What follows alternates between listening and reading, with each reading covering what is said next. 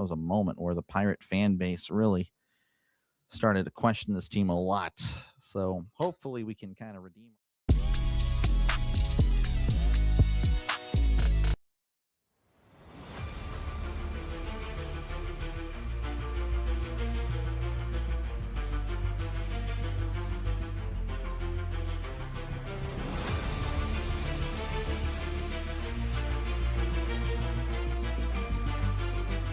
Graduated from Rowan University in the spring of 2022 with a sports communication and media degree.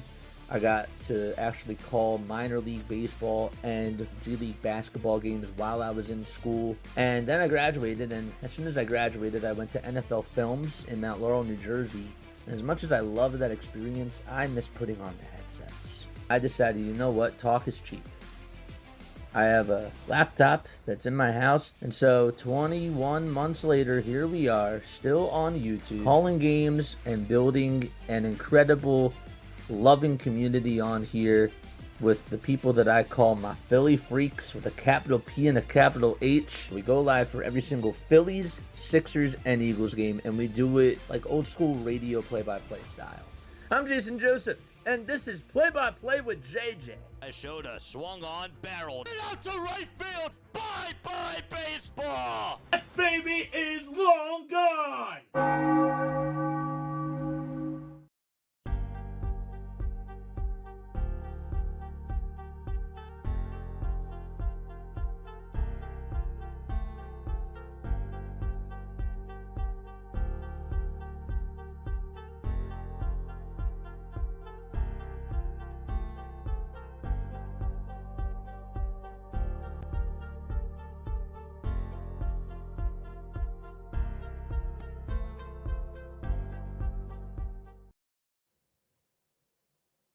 Welcome back on into another pre-series podcast. Today I have a special guest, and this is Dr. DeLay. Dr. DeLay covers the Pittsburgh Pirates, and the Philadelphia Phillies are obviously taking on the Pittsburgh Pirates this week. This is a 4-game set out at Citizens Bank Park.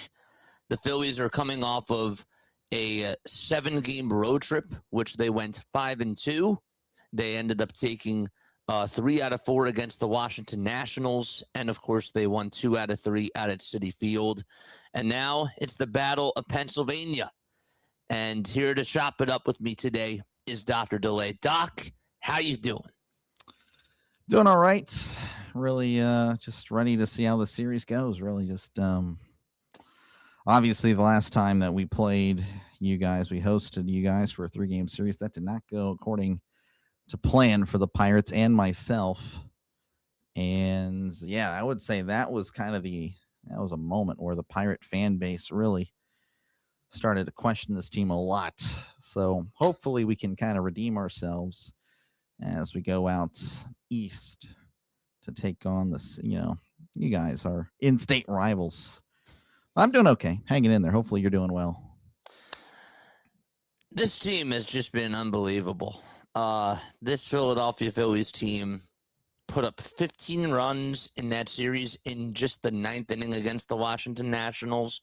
And they didn't put up a lot of runs in the last series against the New York Mets, but they're finding ways to win. And they're playing a very good brand of baseball.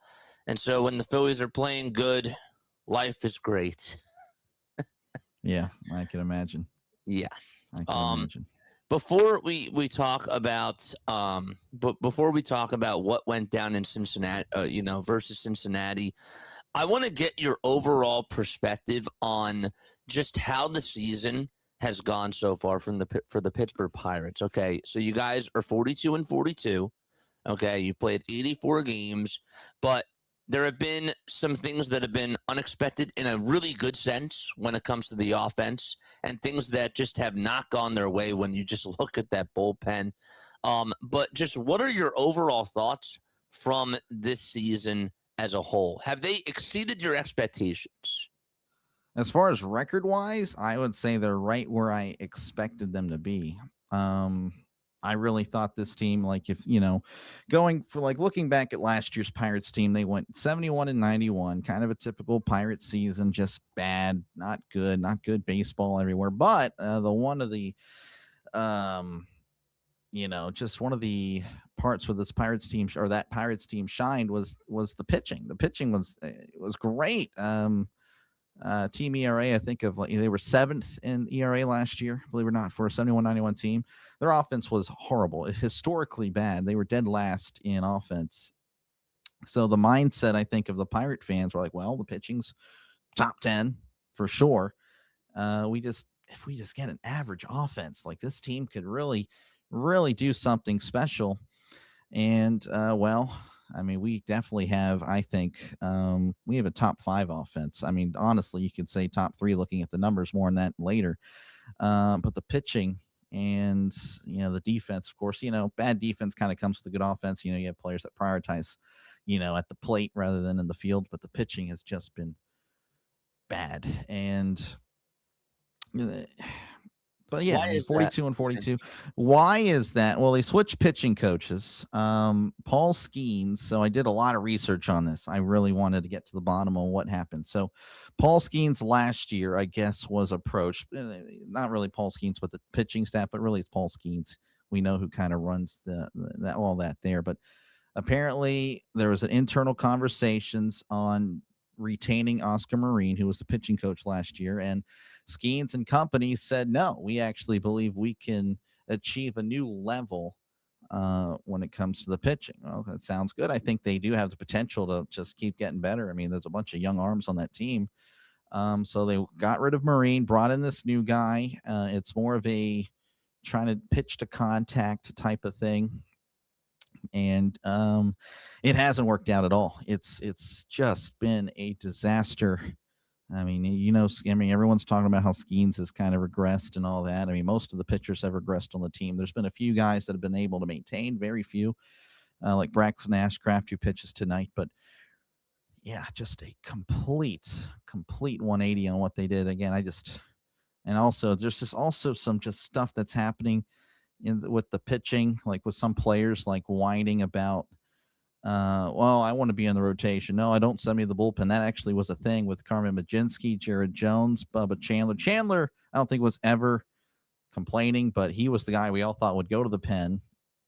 But they ended up sending Majinski, and he pretty much was holding in for a few days, refused to pitch, refused to do anything.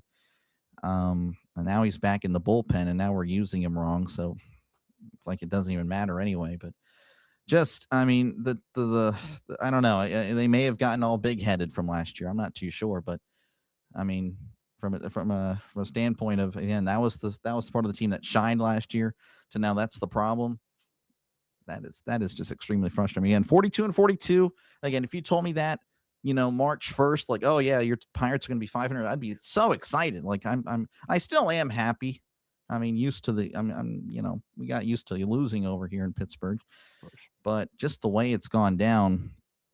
Again, I don't know if we're going to talk more about specifics with the bullpen or whatnot, but I mean, it's just been blown lead after blown lead after blown lead. It's frustrating. Yeah, I can imagine that, especially after, I mean, we played you guys earlier, and of course,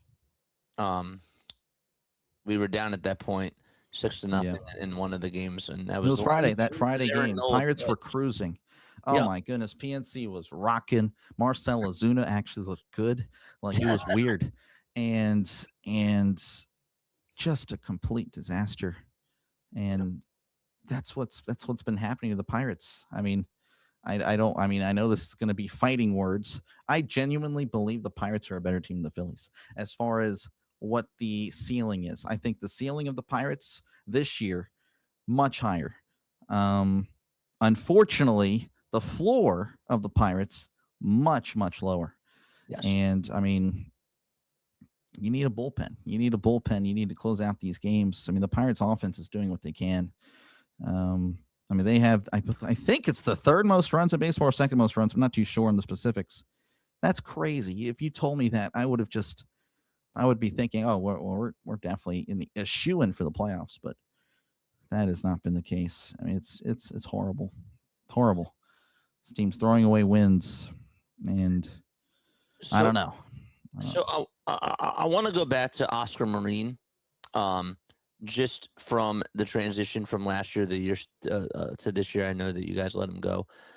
Do you think that their pitching deficiencies would be different under Oscar compared to what's been going on this year as far as a pitching coach It's perspective? really tough because, like, Oscar Marine, like, prior to last year, a lot of people wanted him fired.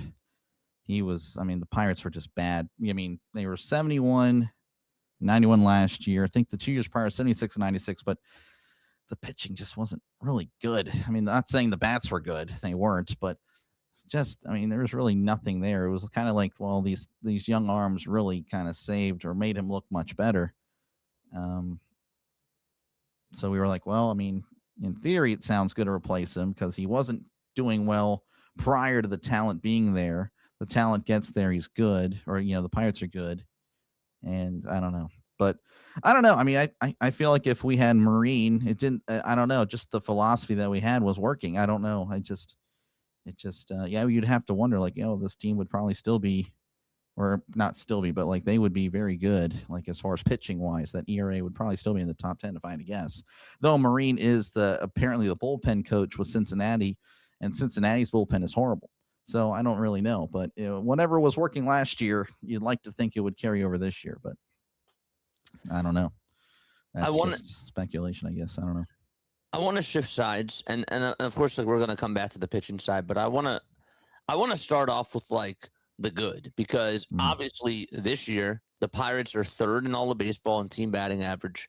They're also third in the league in RBIs, and they're first in the league in hits. Now, in your opinion, is that a testament to Matt Haig and what he's done from just a coaching perspective, or do you think that that's more so on the players, or is it a combination of both? Definitely the players. Last year, again, he was the guy last year, and they were dead last in a lot of those categories. We acquired Brandon Lau, who has been amazing. We also signed Ryan O'Hearn to a 2-year contract. And I think that veteran leadership of what they've been doing for the past 5-6 years in baseball really, really kind of carried over and helped out these younger players. I mean, Reynolds has been there forever.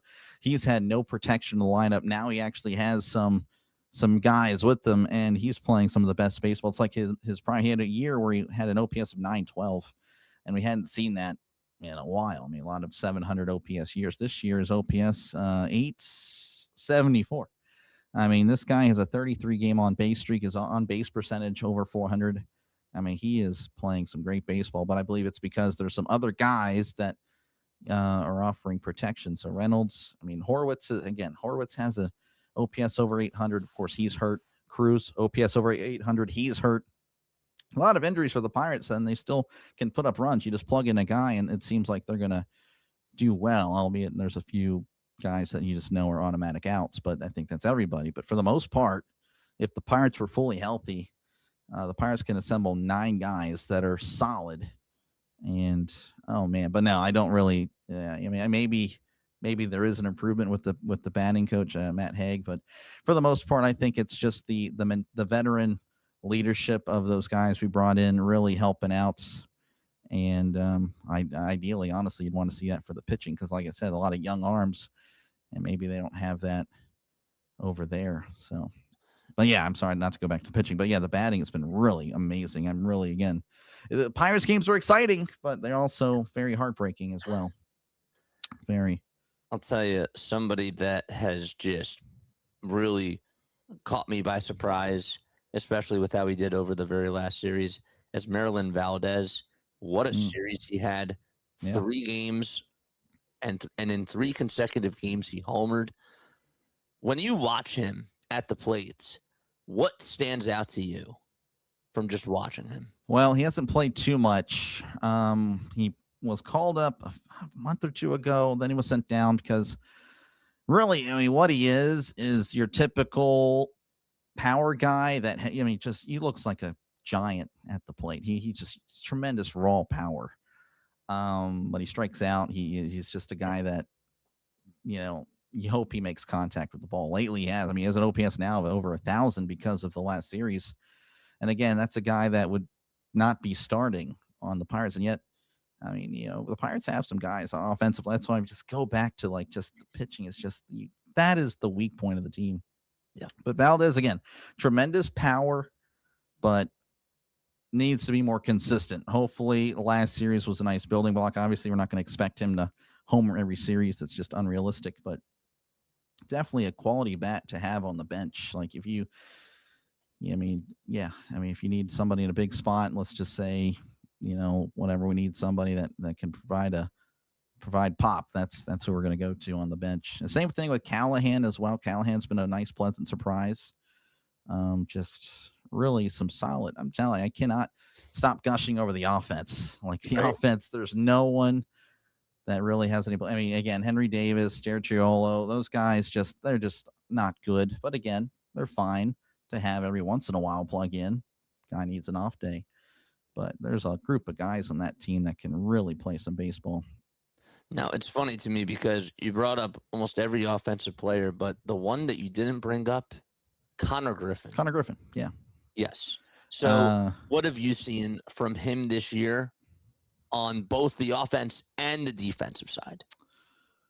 We'll start with the negatives. Unfortunately, defensively, I was told based on all the scouting reports or, my chat, like, oh, yeah, this guy, defense is there. Offense, it's going to take, maybe a few years to really develop. Defensively, honestly, not good. I'll be honest, a little bit disappointing. He's had some rough spots where it seems like a routine play. I don't know what just happens there, but, there's an error. There's now an E something. I guess E6. I don't even remember what it is. But anyway, needs some work there on defense. Offensively, started off really slow. Since he turned 20, his actually last 30 games, I wrote it down. Last 30 games, OPS of 861, is really hitting well, batting 314 in that span as well. 14 stolen bases on the year as well. 52 games. He's missed time. So, but I mean, he's a guy that can steal 30, 40 bases easily. He's got tremendous speed. And whenever he's on first, again, if you just hit a ball in the outfield, that guy is a threat to score. Like he's got tremendous speed. Him and Cruz, that's what we were missing for a whole month. That's why the offense kind of dipped a little bit. But now we got Griffin back. I think we're going to have a little bit more pep in our step again. We're just waiting on Cruz and Horwitz now to come back. Yeah, when is Cruz supposed to come back? Do you know? After the All-Star break. And unfortunately, I thought Horwitz would be back by the Brave series, which is next week. But no, it looks like he's also going to be after the All-Star break. Just again, the Pirates have been beat up offensively. It's a lot of offense that have been just beat up with the injury bug, and yet they still produce. Again, despite all that, they're still third in baseball with the most runs, and again, OPS they're second. Just a lot of good stuff. Like guy gets hurt, plug in the next guy, and they tend to do well, very well. Talk about the leap that Nick Gonzalez has taken this year, because this is a guy who last year batted .260. He had 5 homers. He had 30 RBIs, and this is his 4th season right now with the Pittsburgh I want Pirates? to say so, yes. Yeah, but it just seems like a lot of times, like he already has 86 hits, and last year he had 99. Yeah. So he really seems to have taken a leap in his game offensively. When you watch him at the plate, do you think that he's taken advantage of mistakes more, or is he just doing better when it comes to hitting the curve and just the off-speed pitches? Like, what has he shown you? I think it shortened up his swing. I think he was probably trying to figure out who he was going to be as a ball player. Like, am I just going to be an all-around guy? But I think this year he's prioritized contact, just get on base, because it looked like he was going to be a guy that had no power, no contact, no nothing. But now he's getting on base, or maybe not on base. He doesn't really walk much, but he really reminds me of a faster version of Freddie Sanchez, albeit the fielding not quite there. Freddie Sanchez, really great, tremendous contact hitter, albeit a little bit better at that because he had over 300, batted over 300 a plethora of times. But Gonzalez flirting with that 300 spot. But he's really solid. He's really a guy that is at the plate. I have full confidence that he's going to get on at least once a game. That's really what it feels like, because he's really, again, just trying to get bat to ball, which is such an underrated part in today's game, because a lot of people just go, they swing for the fences or whatnot. But that old style of hitting, you see that in Gonzalez and Mangum. Mangum's been another guy that's like that, just, again, trying to put bat to ball, trying to put the ball in play, because you put the ball in play, you never know what's going to happen, especially when you hustle down the line. A lot of these guys in the Pirates, they're hustling. They're grinding these at bats. They're running to first. It's really awesome to see. Again, I cannot complain about the offense. There's one complaint would be runners in scoring position. This team yesterday, actually, against the Reds, 3 times bases loaded, nobody scored. That's crazy. And despite all that, they're still third in runs. So I know the chat was losing their mind yesterday. I was upset too. I mean, obviously, yeah, you want them to score. You should be pummeling the Reds when you have those opportunities. But at the same time, this offense, despite how bad they are with runners in scoring position, they're still third. So I don't really know how much more you can really complain about the offense, because they're going to do their job at the end of the day. Do you think that the bats tighten up a little bit when there are runners in scoring position? I just assume. I mean, I don't know. Maybe they put pressure on themselves to I have to get a hit here. I have to make something happen. I guess it's easier said than done, obviously, to change your mentality or keep it the same. Like, oh, it's just another at bat. But I don't know. If I had to guess, yeah. But again, I'm not going to complain about the offense. Despite that, they're still putting up runs very, very well. One of the things that fans complain about the Philadelphia Phillies is that Trey Turner always bats leadoff, and people want to see somebody else in the leadoff spot. But the one thing that I've noticed with a lot of other teams is that they go by the analytics, and the lineup is not always consistent. With how Don Kelly has put out the lineup cards, is there anything different that you would do from just the top of the lineup perspective? I saw that Connor Griffin batted leadoff twice in that series, and then I believe it was Jake Mangum who batted leadoff during one of the games. What would your consistent lineup look like every day if you were the manager? Well, so Horowitz was originally like the leadoff guy. That was our guy. And again, obviously, he's slow as dirt. He's not your typical leadoff guy, but that's just the way baseball is nowadays. Like, I've covering the Astros. Yeah, I'll answer your question in a moment, but just a big thing that stood out to me in the Dodgers. Ohtani and Yordan Alvarez, they don't bat third or fourth. They bat second or first. Like, they are, like, that's just the way baseball is now. And honestly, it makes sense. You want your best hitters to bat more times. Sure. Because if they're at the plate more, you have a better chance to win. So I completely agree with that. I know a lot of people lose their minds. Like, why is Nick Gonzalez batting cleanup? It's not really cleanup anymore. It's just right now he's the 4th best hitter on the team. Like, that's ideally what you're doing. But anywho, I actually did write it down. That's actually crazy. You asked me. We did not talk about that. I did write down my lineup. So, and I'm going to provide the OPS statistics or whatever good statistic to pump up my team here. But I would have Horowitz DHing, leading off, OPS of 842. Lau batting second, OPS of 826, of course, leading the team in home runs with 20. Reynolds batting third, OPS of 874. O'Hearn batting fourth, OPS of 820. O'Neill Cruz, again, Cruz and Horowitz obviously still out. He's batting fifth, OPS of 823. Griffin batting sixth, OPS of 744. But again, really, that OPS number just keeps going up. Batting seventh would be the contact hitting Nick Gonzalez, again, batting almost 300.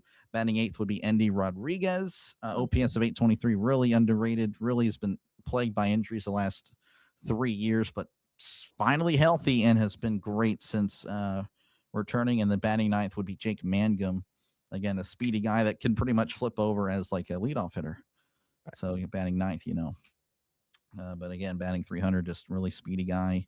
Grinds out those at-bats. I really would love that lineup. And we saw very little of it because just haven't really seen this team fully healthy in a good bit. So, but that lineup to me is, there's no weaknesses. There's no weaknesses. I mean, it's not like there's no superstar on the team. It's just a bunch of solid starters to stars. Again, I think Lau, Reynolds, and Cruz has that star potential. Just a lot of people there that are just amazing and have just done a great job at getting the next guy up to the plate. I obviously understand why you did this, but I just think it's really funny how Marcell Ozuna is not even in the starting lineup. Marcell Ozuna is, I mean, he's actually playing somewhat okay lately, but no, that guy was What's a going to waste of happen to him? 12 million. Is he going to get moved to the deadline, Doc? I don't know who would take him. That's the thing. Everyone's like, oh, we need to trade him. I don't know who takes on. I mean, the Pirates would have to pay. I mean, there's no way like he's getting shipped to someone, and then the Pirates are not going to pay any more of his salary.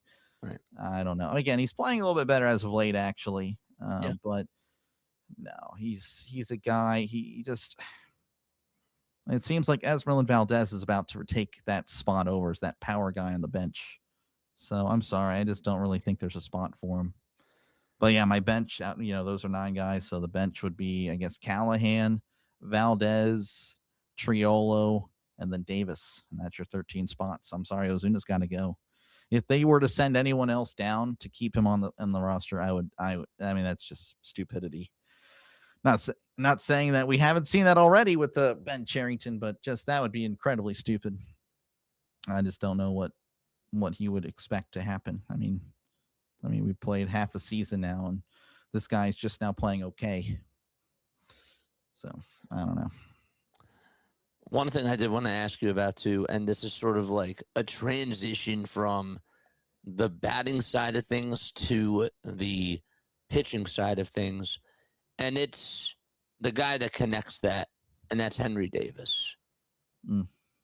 As a catcher, when it comes to calling the game, when it comes to communicating with his pitchers, and when it comes to his performance at the plate,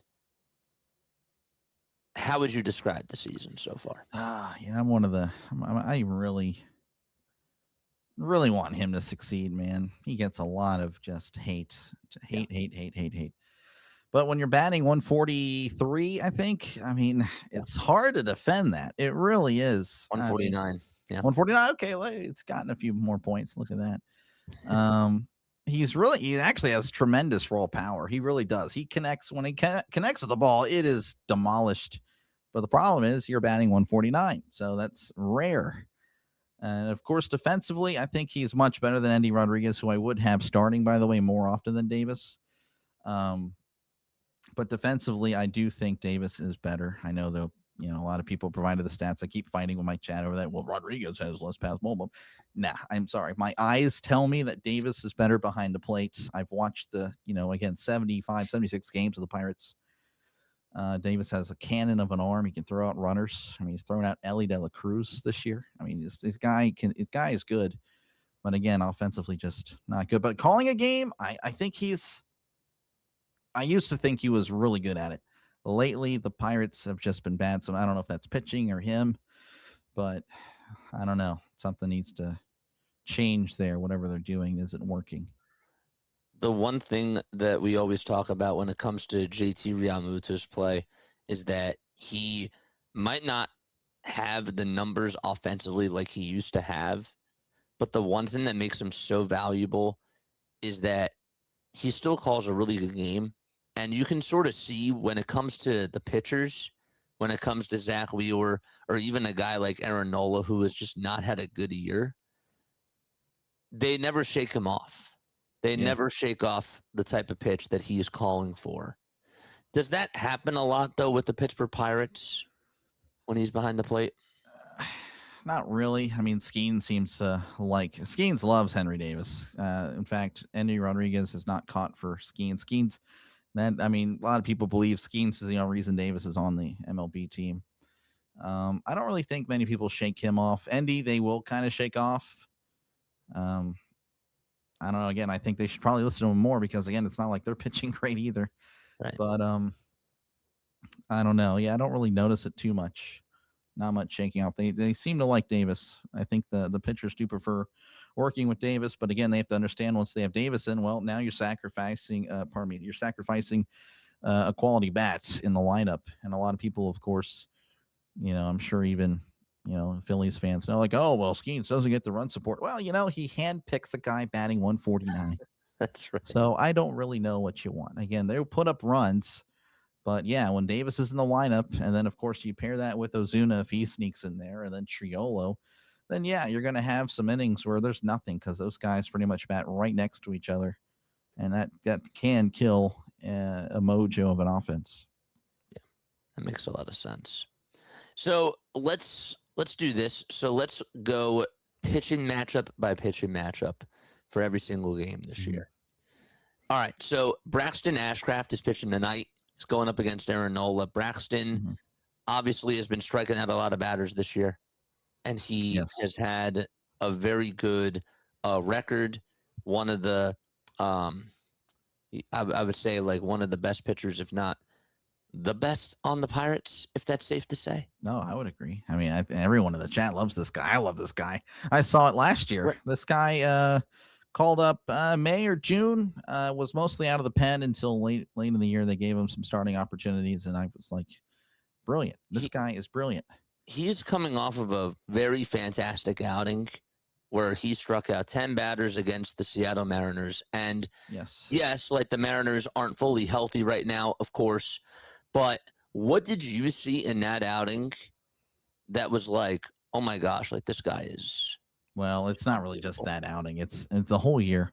He's only had 3 outings where he's given up more than 2 runs this year.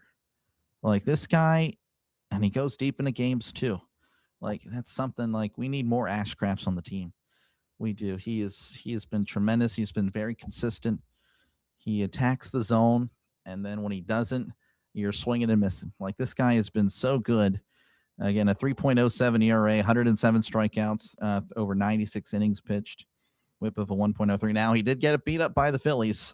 Those were one of the teams that was the Phillies, Braves, and there's another team I can't recall, but yeah, no, I mean, he's by the way, not talking. He doesn't really, he's just pitches. And that's what kind of Skeens was first 2 years. Against Skeens now a little bit more yappity yap, but yeah, Ashcraft just puts his head down, gets to work, and I just love it. He's always on the top step, ready to go out there. He runs to the mound. He's just a baseball player. And I actually included him. I don't know if you knew, I have a Pirates theme song I play right before. I did include him in the song. AI wanted me. AI was like, yeah, you need to put in Mitch Keller. He's been there for years. I'm like, yeah, no more Mitch Keller. I'm sorry, Keller. I'm going to put in Ashcraft. Ashcraft is a master of his craft. Just an expert. He's so good. Yeah, his whiff percentage this year is really high, and the curveball, he throws it 25% of the time. Have you noticed an improvement from that curveball compared to years past, or is it really? Last year was his rookie year. I mean, he was good last year. I mean, this was honestly not a surprise. I was just hoping that he could continue it. Like, well, maybe, people don't have enough film on him or whatnot, but no, he's just mowing him down. He looked like this last year. He had an ERA in the 2s last year out of the pen. And then of course, again, had a few starts. Like this is what he is. He's really good. And I just hope he continues whatever mentality he's got. I hope he just continues because, man, that's the guy I want to give all the money to when it comes to, trying to keep him. Like, obviously, I want to keep Skeens, right? But number 2 on that list is Ashcraft. We all love him. I don't think there's a single Ashcraft hater. And if there is, I will be sure to ban that guy. That guy will never speak on my channel again because, yeah, we don't need. I was thinking about Graham Ashcraft. Yeah, Graham Ashcraft. Hey, he could sling it 100 miles an hour, but no, Braxton, he's great.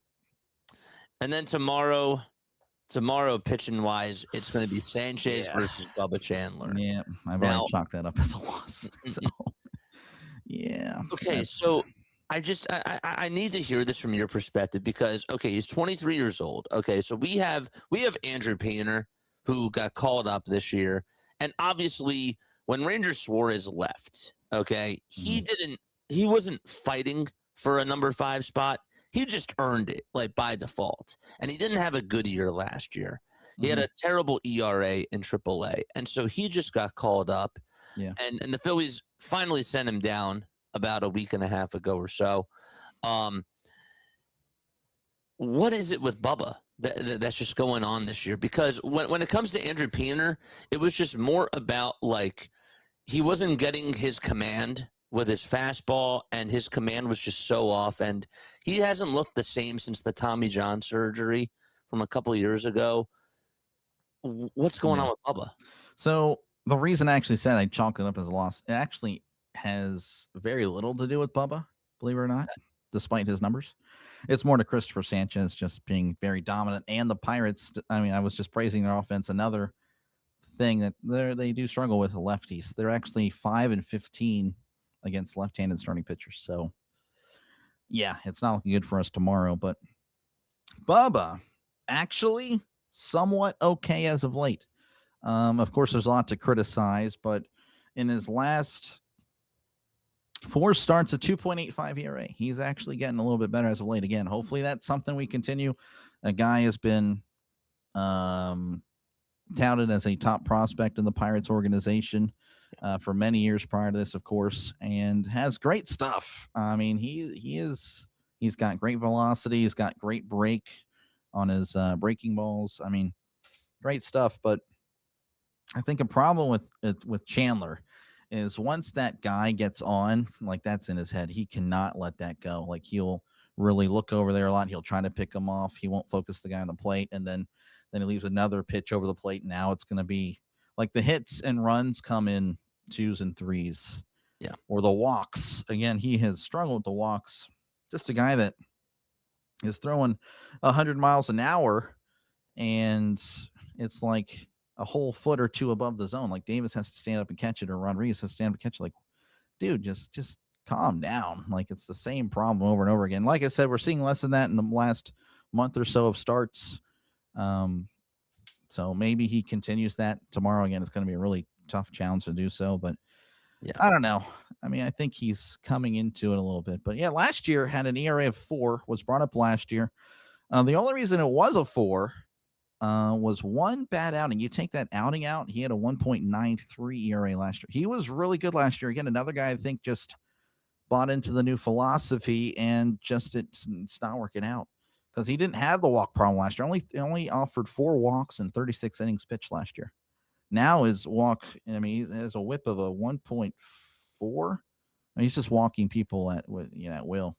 Yeah. So like I said, just another thing where I don't know what happened, but just the whole pitching coach change impacted Chandler as well. That's interesting.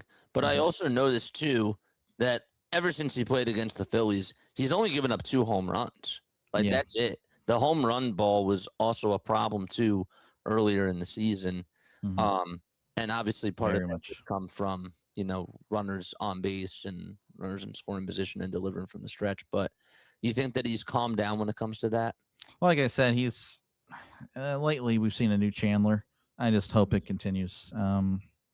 Doesn't seem as rattled, but like I said, you will still see like, oh, you got to hit. Oh, there's another guy. He just walked. Oh, there's another walk. Oh, there's a run scored. So just hopefully that's less and less. But yeah, and he seems like a guy that, well, if he gets it together, could be like just like Braxton Ashcraft, really right there, just missing something. So then on Wednesday, the matchup is Wheeler versus Paul Skeens. Mm-hmm. And Skeens didn't necessarily have his best outing the last time around. No.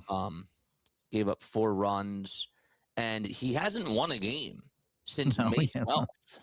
Yep. Since May 12th. Yep. Like I said, I mean, he handpicks a guy that is almost an automatic out. But yeah, on the year, 3.10 ERA, whip of walks, hits per inning is still below a 1, which is still, I mean, that's amazing. And yet, the ERA in the 3s. Believe it or not, I mean, I'm sure you remember that Mets outing at the beginning of the year where he just surrendered like 5 or 6 runs in the first inning and he was done. He actually at one point got it. Yeah, on May 12th, at the end of the day, it was a 1.98 ERA. The walks and hits per inning was a 0.64. Like this guy was actually pitching better than he was last year at some point this season. At the beginning of it, I remember that. Yeah. Last 8 starts, 4.4 ERA. A guy that just seems to allow runs like very early, like in the first or second inning, and then we'll kind of settle down a little bit after that, maybe. But just a guy that I don't know. His philosophy his philosophy and velocity have kind of dipped. His velocity is no longer at 100. Like he was consistently throwing 99, 100 last year. This year, 96, 97. He actually threw a fastball earlier in the year. Really scared me. 92. I'm like, what the heck? That's not good. Yeah. So I don't know, again, if he's just trying to save his arm for the future. I don't know. I mean, the guy is 6'6", 250 pounds. He can naturally throw 100. Yeah. Like a Aroldis Chapman. Like, there are not many guys that can actually do that. A lot of people are going above and beyond what they can. But I don't know. I just hope he just needs to attack the zone, too. And another criticism of Skeens, he had an interview with Pat McAfee, I think it was prior to the season, and he pretty much told everybody what he does. Like, he wastes pitches. Like, he will set up, that's what you kind of do already. But, like, he put it out there on the record. Exactly. And now as a batter, I'm like, oh, well, I guess I'll just be a little bit more patient. And now, again, he's not going deeper into games. A lot of these starters, like, I will hate on this bullpen with everybody else, but the starters need to go 6, 7 innings. They really do. Okay. Yeah. I mean, they need the bullpen has been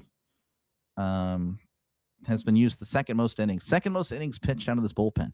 We're gonna get to that. Yeah. Sorry. No. But yeah, Skeens needs to go deeper into games. This guy, that's your ace.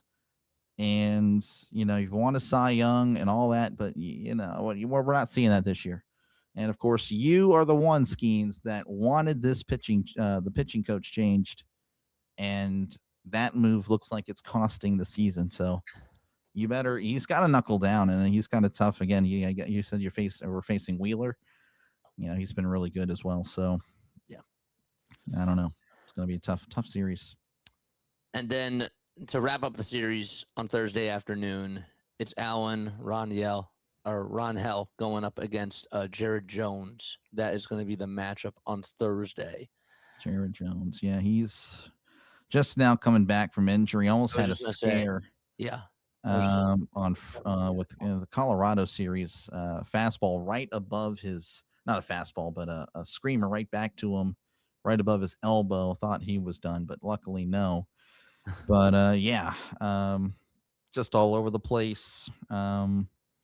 Has only had one outing go 5 innings, and it was 5 innings, and he allowed no runs that outing. But you just don't really know what you're going to get from him. I mean, his first outing allowed 5, then it was 0, 2 runs, 5 runs, 1 run, 3 run. And again, he's not going deep at all. He's going about 3 or 4 innings. So just that's not helping anybody. He's got to.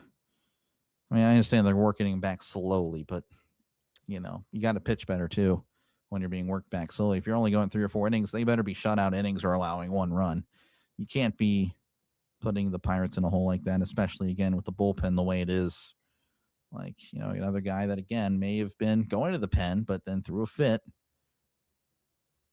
These egos of these guys are just throwing me. Again, pitching side, offense, I am not going to criticize. Yeah, the pitching, these young guns, they better shut up and just play. Yeah. Oh my gosh, so annoyed with them. I have to share my screen for a second because when I click on Jared Jones, okay, if you go under status on ESPN, it says no.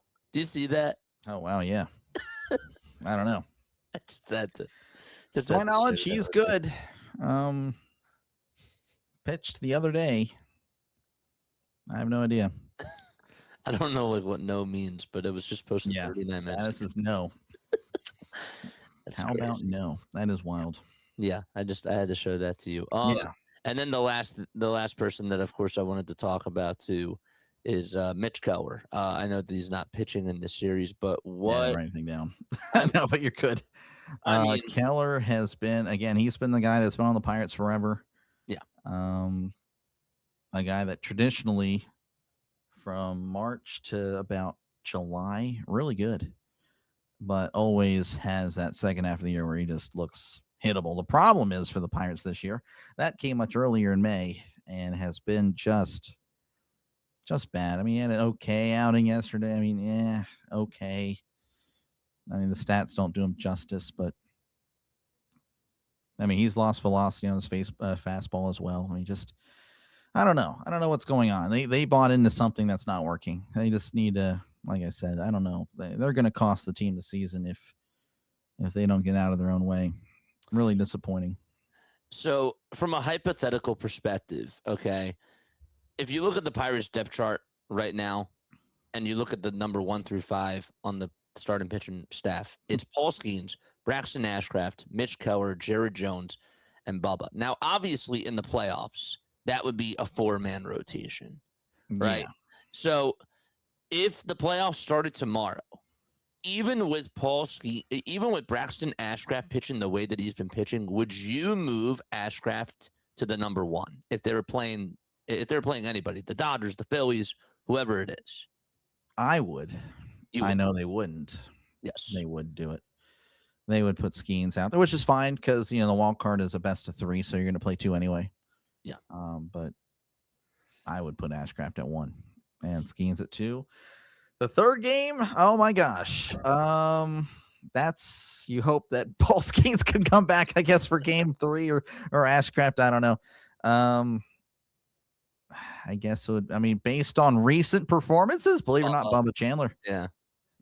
But again, we'll see if that's actually for real. You'd like to put Keller, but again, it's just been not himself. Yeah. But Jones, yeah, see you later. You're going to the pen, buddy, and you're going to like it. I mean, you're going to be a long reliever. Yeah, because I mean, it's what he is essentially. Again, 3 or 4 innings to start. Like, what are we doing? Yeah. Like, again, oh my gosh, I could spend an hour ranting. Yeah. But again, my chat does that enough, and I have to calm them down because some of them are just ridiculous with the pessimism. But anyway, I hear you. Yeah, I hear you. That for another time. So we've went over the starting pitching, we've went over the offense, and now, of course, the elephant in the room, and that has been the bullpen. Oh yeah, we haven't really talked about the bullpen. Yeah. Yeah.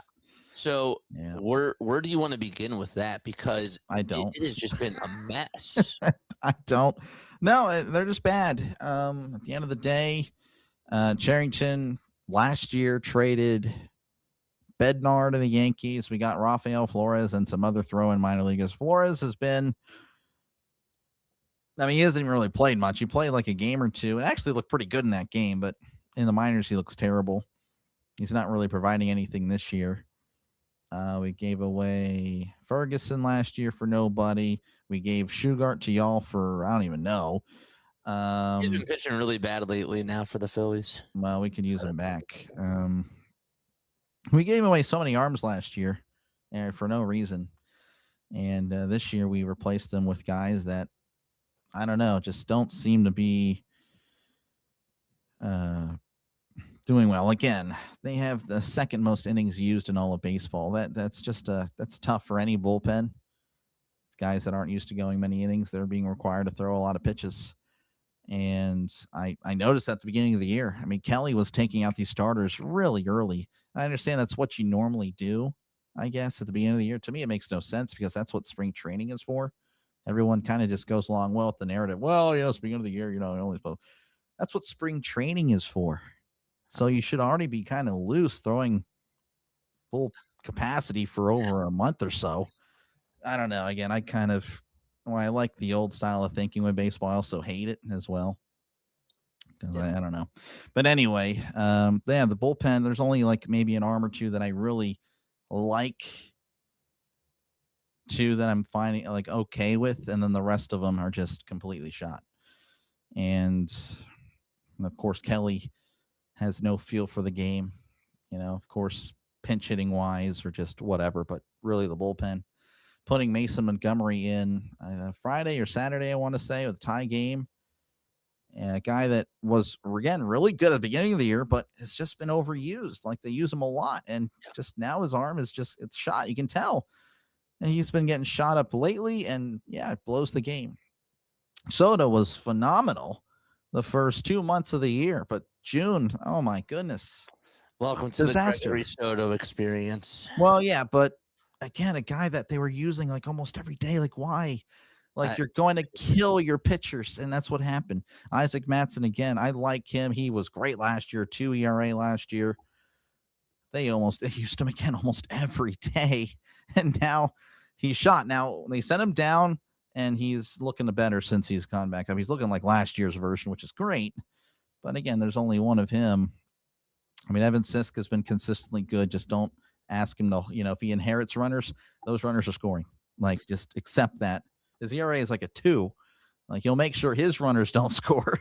But anyone that he inherits, like, oh, yeah, they are a guaranteed run. So just bad. And, of course, the rest of the guys aren't even worth mention. Oh, Johan Ramirez, up and down. Really, the good is really good. Sorry, I didn't mean to bump that. The good is really good. The bad is really bad. But everyone else is just bad. Don't even, yeah. Well, I do have to ask about Dennis Santana because last year that was a guy that was a guy last year that I wanted at the deadline. Yeah. I really wanted Dennis Santana, and he was perfect in the setup role for Bednar, it seemed. It's great, and then he became a closer and was pretty solid at that too.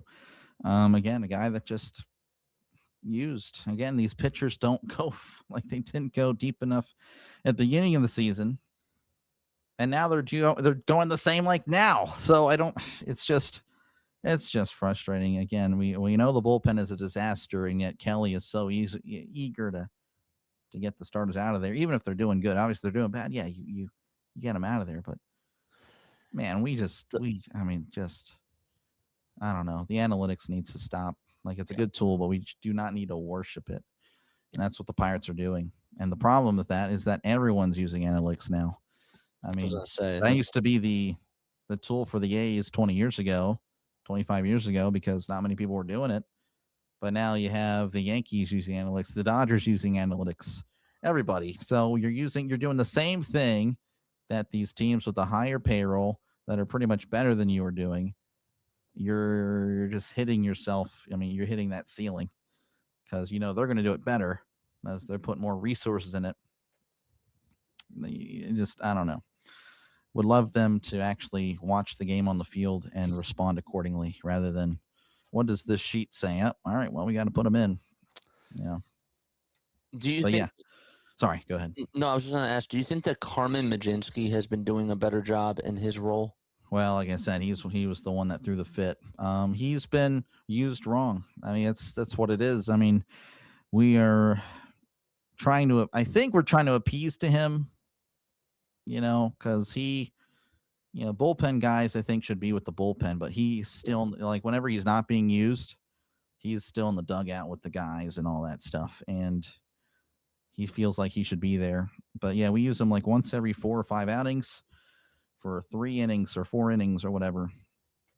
And that does us nothing. I'd rather have him available every few days, like once every now and then, like for 1 inning or 2 innings, just using him wrong. But yeah, he's doing fine. I mean, it's not like he's had a bad performance. I don't think he's had a bad performance coming out of the pen. But again, I mean, he's being asked to be that other starter on the back end of the game, and I don't know. It just doesn't really work.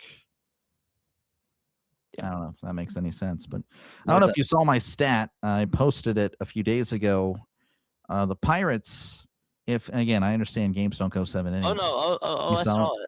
I saw it. 55 and 27. This is as of a few days ago. Ridiculous. Like, I mean, everyone that says the Pirates are bad, blah, blah, blah, blah, blah. No, my eyes tell me this team's good. And that stat backs it up. I'm like, yeah, I knew I wasn't going crazy. What stat was it again? Just for my audience. The records. The record of the Pirates, if games would be 7 innings, 55 and 27 would be their record at the end of the 7th inning for the Pirates. Like, that's really good. That's winning 2 out of 3. But now we're 500. So if you just want to know how bad is his bullpen, well, yeah, okay, that's pretty bad. And again, you can't blame the offense. They're doing their part. They are really doing their part. Yeah, it's just this bullpen and the misuse of it.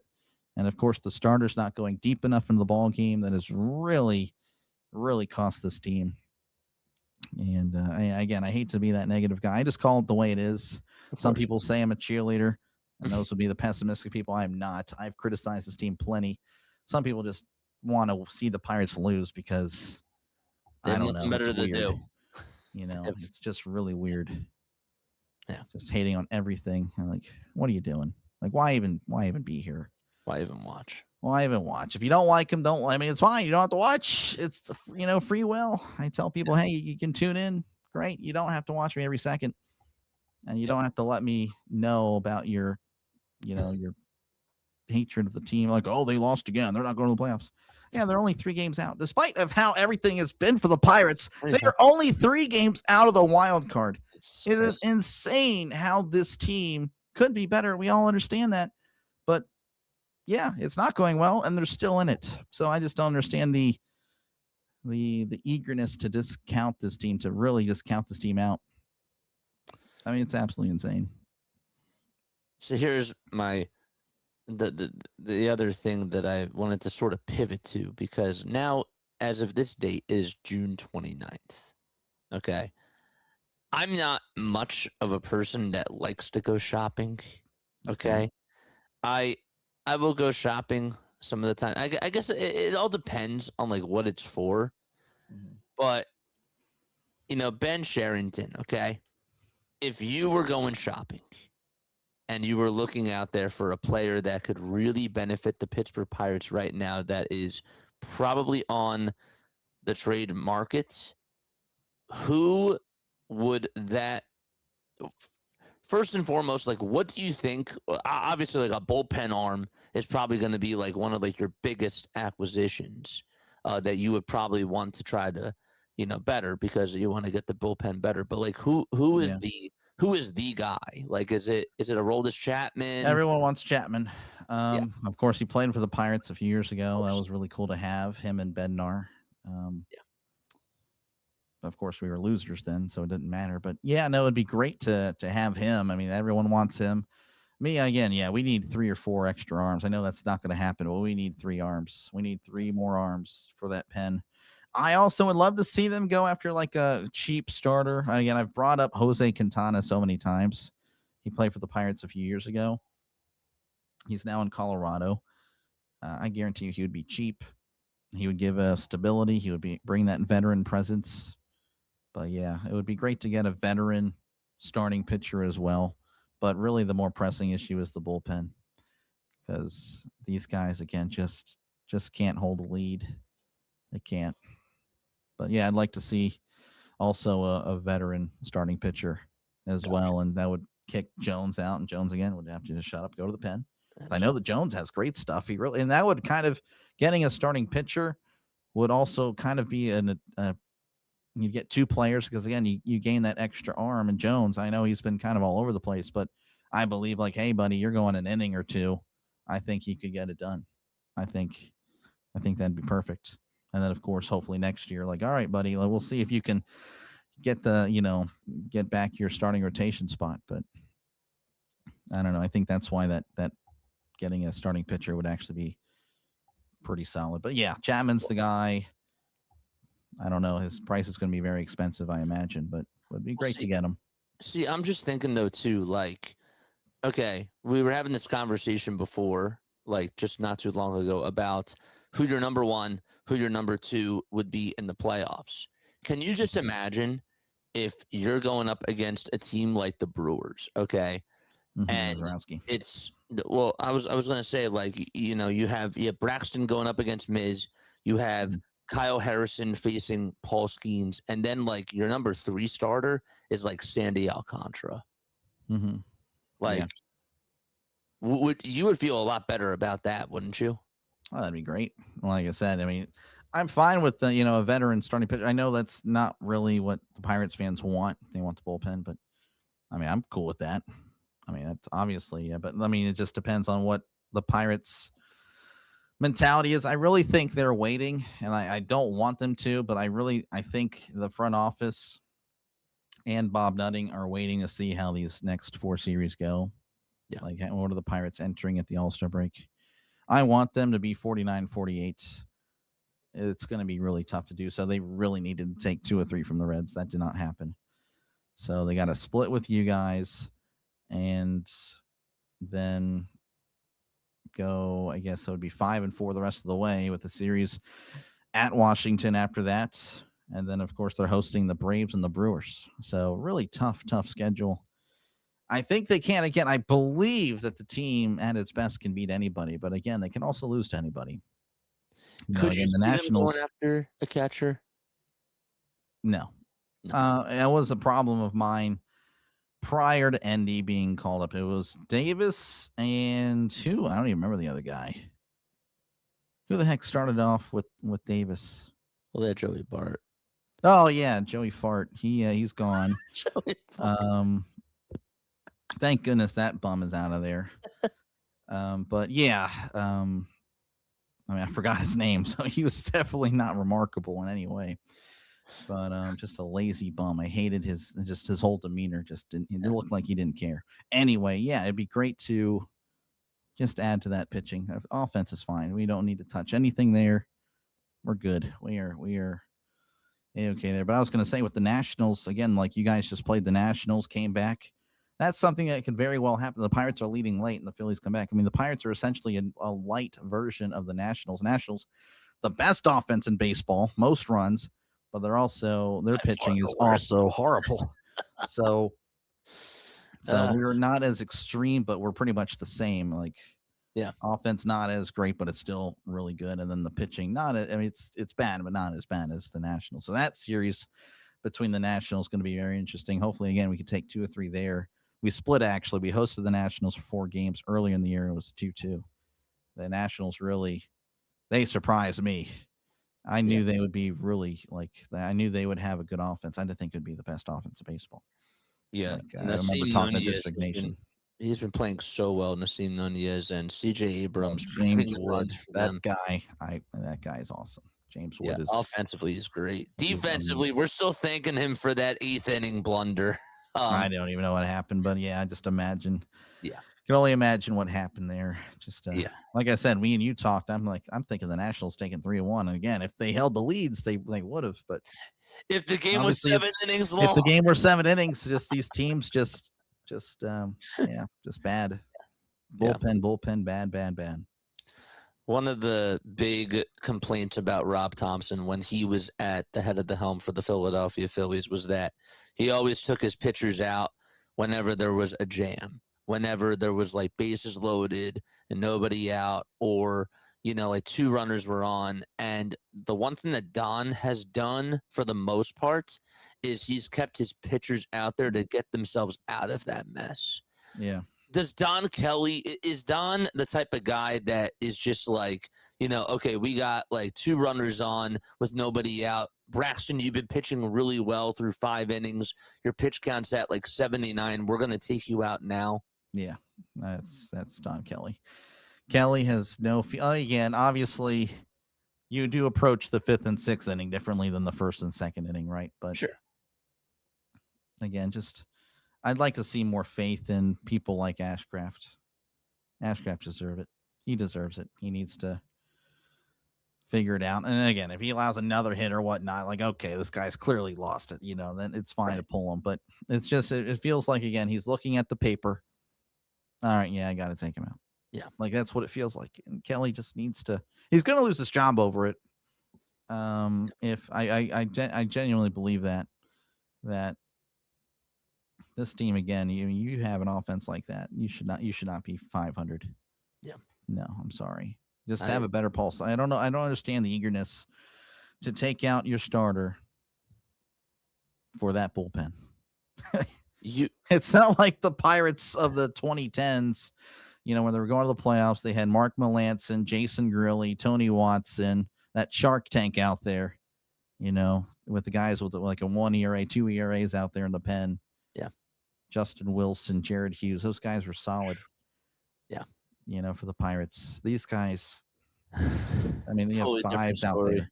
You have 5 ERAs out there in the bullpen waiting to allow more runs. Why are we rushing to put them in the game? Yeah. Just watch the game and respond accordingly. That's all I ask. Like, do your job. Do they do a lot of mound visits or no? Sometimes it feels like they overdo them. Sometimes it feels like why are we not talking to this guy? Like it's so weird. Like again, just no pulse of the game. It I is always very loved frustrating. it. I always loved it how last year Caleb Cotham wouldn't go out there if his starting pitcher allowed like 4 runs, and then he would, after the 5th run, he would finally go out there to talk to That happened to Keller this year, hosting Colorado. Keller was like through 4 innings, didn't allow a single hit. Single, home run. Yeah. Oh, we're going to talk to Keller now. Okay. After he was pitching great, just starts getting shelled. And now, after the damage is done, we're going to talk to him.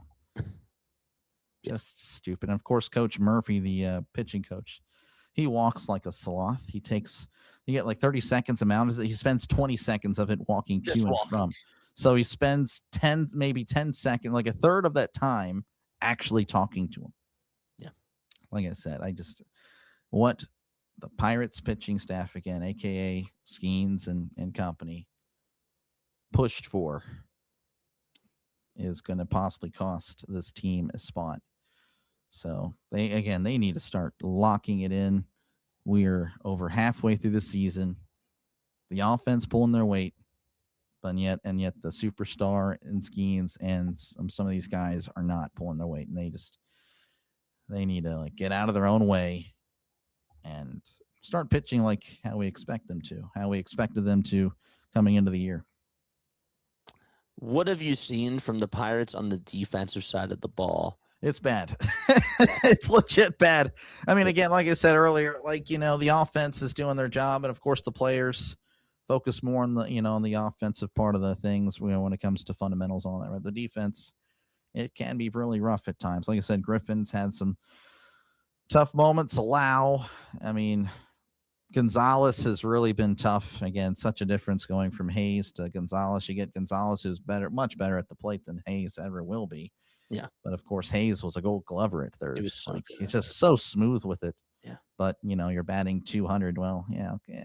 Yeah, we don't really want that, especially from a third base spot.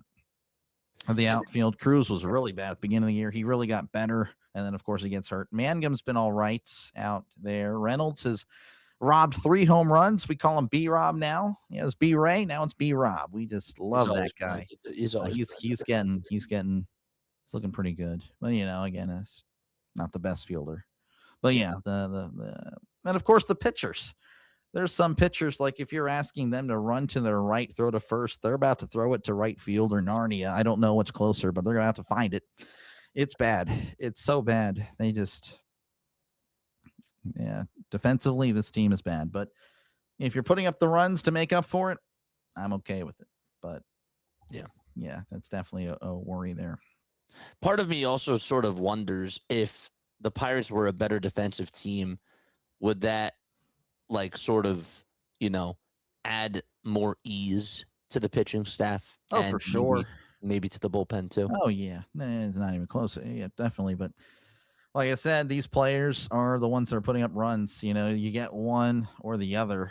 Last year we had really good defense, but we were last in hitting. So that's what we have. I mean, do you want Brandon Lau over there at second, or do you want Jared Triolo? Jared Triolo is a Gold Glover. He actually won a Gold Glove as a utility fielder, but his OPS, he hasn't even hit a home run this year.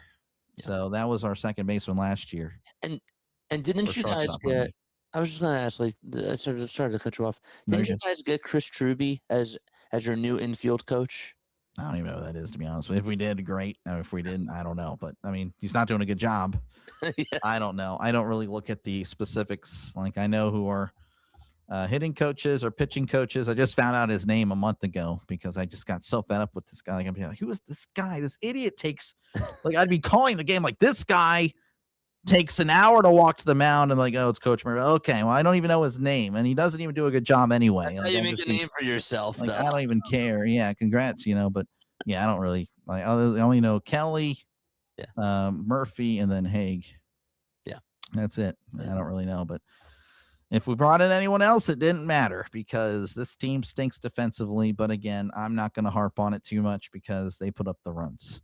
Right. Much more exciting baseball team than last year's pathetic. Again, last year was my first year on YouTube. I called 77 games of the Pirates. I was more of a mercenary last year. I called the Pirates game, but I'm also calling something else, or I would just skip the Pirates entirely because I didn't want to. I didn't want to watch them lose 1-2. Yeah. Like those boring games. No one would show up anyway. It was just, again, that's what I remember. You and not to pivot to another conversation. I remember you and Prior Gentleman were talking, and he was talking, it's like kind of a, a little down year because, for the Mets, and in turn, like, the viewership taking a hit. I totally remember that from last year. It was really bad for me. And of course, when the Pirates are losing this year, everyone's gone. Everyone leaves. We go from 300 down to, 100. Of course, I'm very appreciative of that. I mean, that'll never be lost on me that people are watching me watch a game. Sure. Well, that's crazy. I still can't get over that.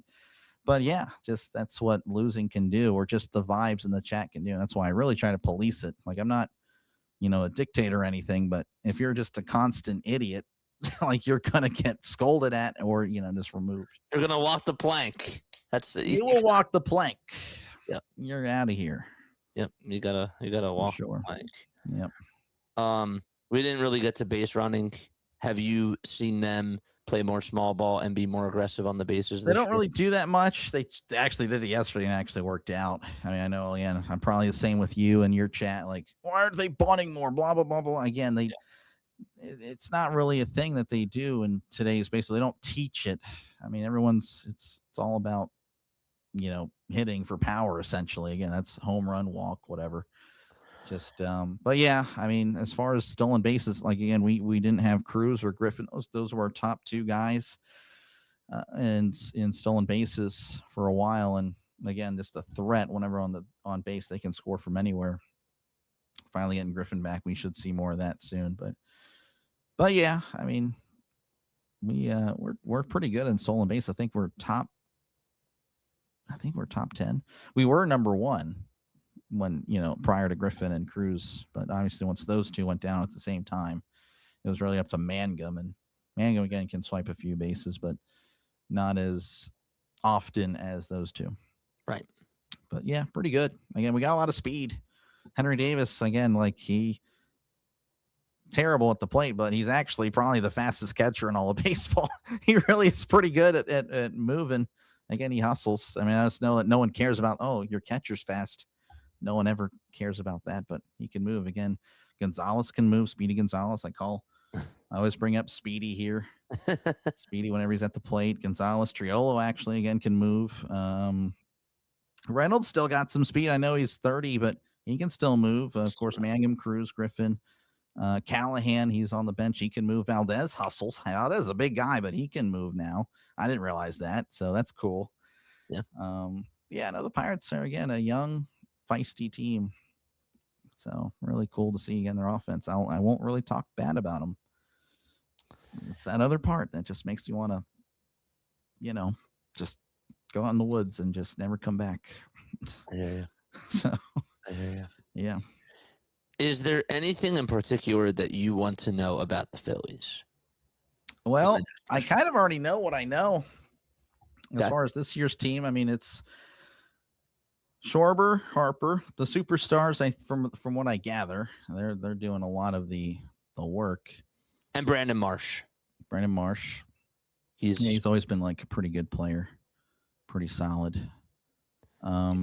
And yeah, the pitching is pretty good as well for the Phillies. You got some really solid, again, the superstars, Sanchez and Wheeler. I mean, it's really a team that I think, again, it could sound very negative, but carried by the elite talent.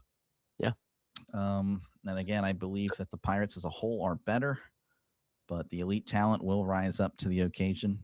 The one thing that I will tell you is that Bryson Stott and Alec Boehm have been hitting really, really well with runners in scoring position. They've really been driving in runs, and they've been getting on base. And Boehm, I checked it like 3 days ago. His batting average with the runners in scoring position is like over 400. Wow, it's like really good. Just in the month of June, what I'm talking about. But no, they've been driving in a lot of runs. And Brandon Marsh, honestly, arguably, has been the best hitter on the Philadelphia Phillies. He is like putting it all together. Kyle Schwarber is having a magnificent season. Obviously, the 30 home runs, ridiculous. It's amazing. But Brandon Marsh really has like put it all together. And the one thing I will say about the Phillies is that they sort of have this next man up mentality now. Derek Hill gets traded to the Phillies after Adolis Garcia gets his season-ending surgery, which really sucked. But he comes over to the Phillies, and 2 nights in a row, he hits a homer in the 9th inning, and then the very next day, he robs Juan Soto on a home run. You know, they have these guys now that are just really stepping up and that are making an impact. So, you know, obviously, like you watch out for the Harpers, you watch out for the, you know, for the Schwarbers, but these other guys are just. Their play can definitely elevate a team for sure. Like, just the whole mentality of the team. It's like, oh wow, well, I mean, they're doing their part. Well, I got to step it up, or just.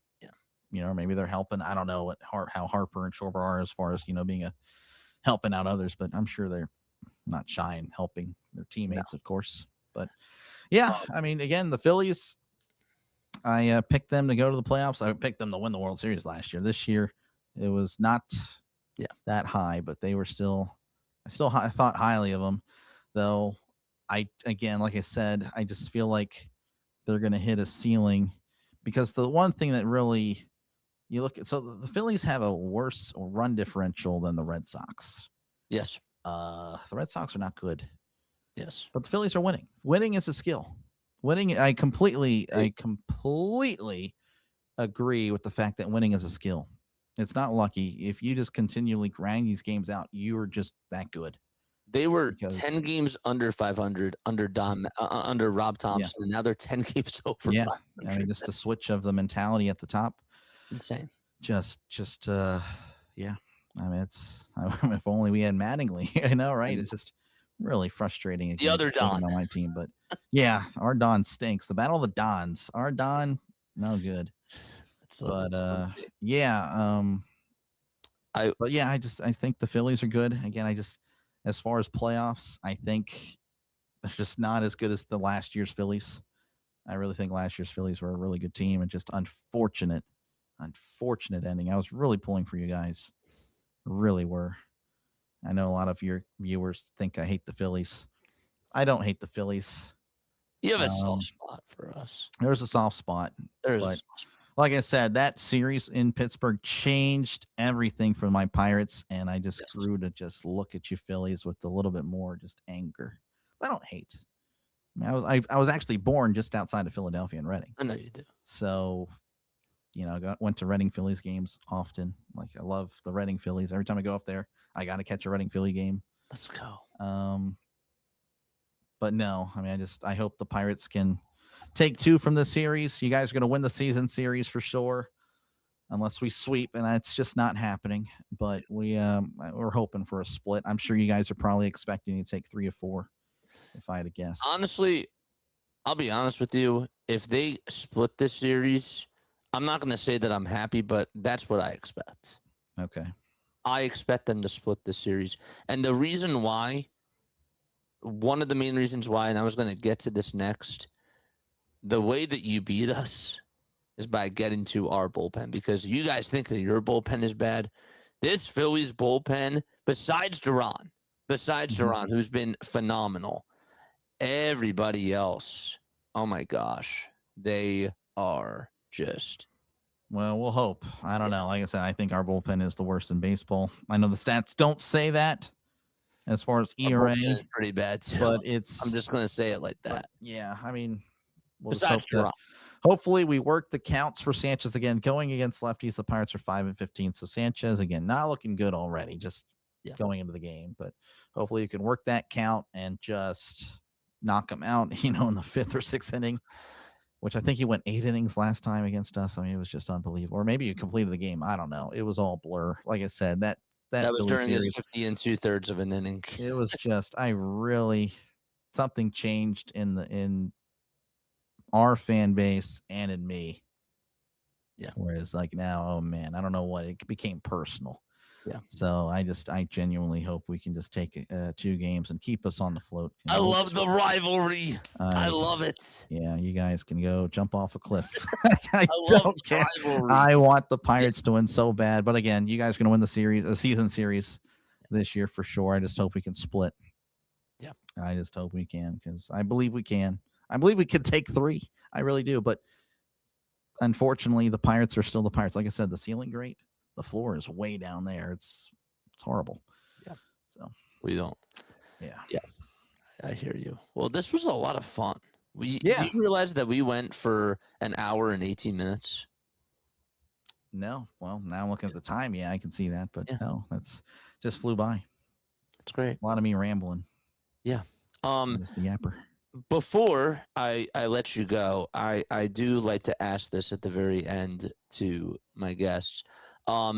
3 things, 3 goals that you want or that you have for the Pittsburgh Pirates heading the rest of the way. 3 goals. I don't know if I can provide 3, but that's fine. Just compete. I mean, they need to. I still believe this team can make the playoffs. I really do. Again, only 3 games back. Get some help in the bullpen. I don't know. I don't really know what to say other than that. They need help in the bullpen or just pitching. And then they just, I don't know. The offense is doing fine. Just keep doing what they're doing. Just hopefully we get Cruz and Horwitz back, and really excited to see what the offense operating at 100% capacity can do. Because at 80%, they're awesome. They're still the 3rd best in baseball at 80%. But yeah, they really the front office needs to help out the pitching because clearly the guys they have there, the 13 guys, that ain't cutting it. They need to switch out a few of them, and of course for the Pirate fans, just it's okay. We're fine.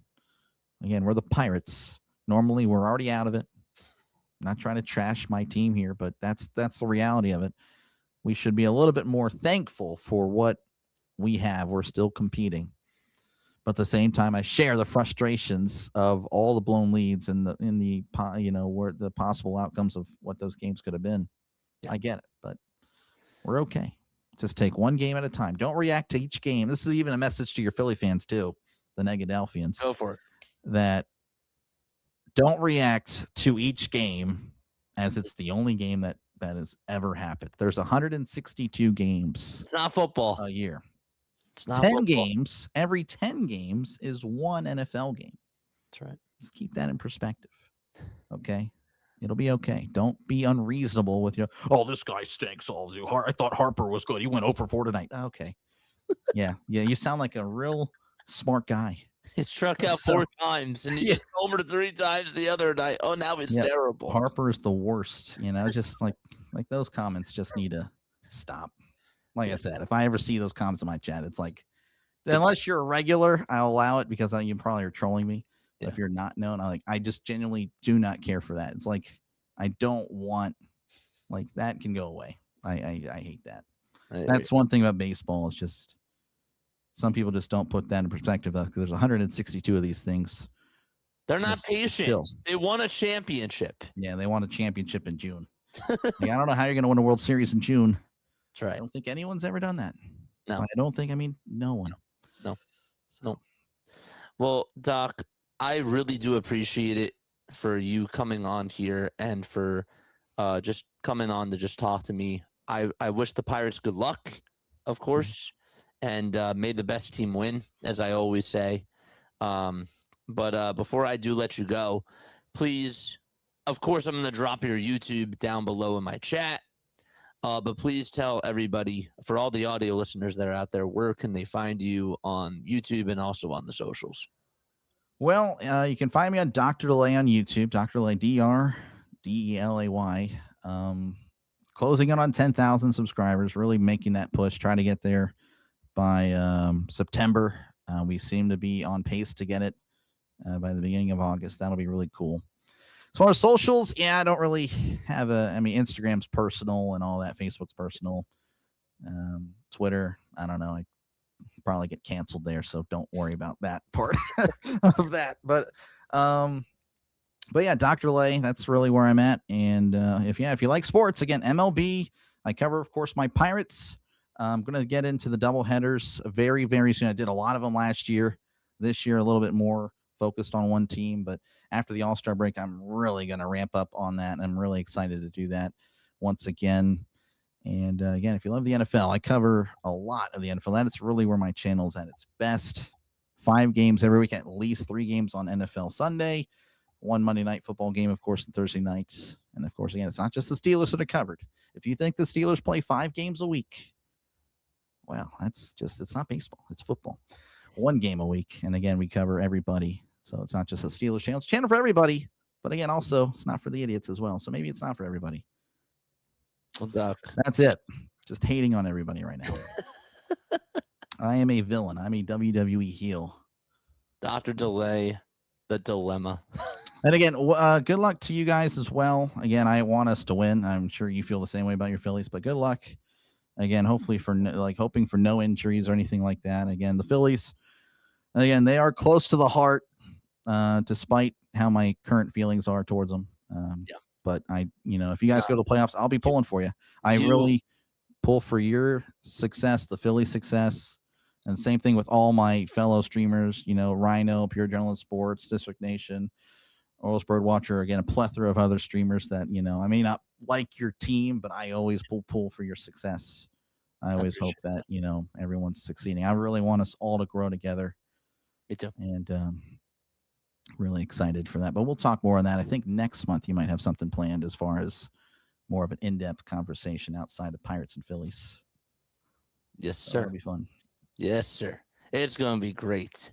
All right, chat. That is going to wrap things up for our pre-series podcast with the Philadelphia Phillies and the Pittsburgh Pirates. We'll be back in about 30 minutes or so, and then first pitch will be underway, and I will see you all then and there. Peace out.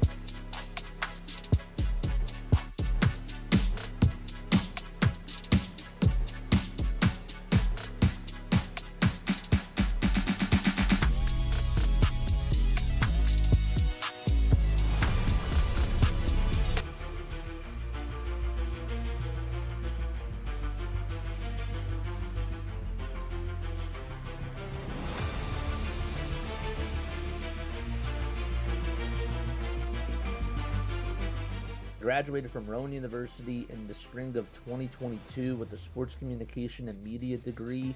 I got to actually call minor league baseball and G League basketball games while I was in school. And then I graduated, and as soon as I graduated, I went to NFL Films in Mount Laurel, New Jersey. And as much as I loved that experience, I miss putting on the headsets. I decided, you know what, talk is cheap.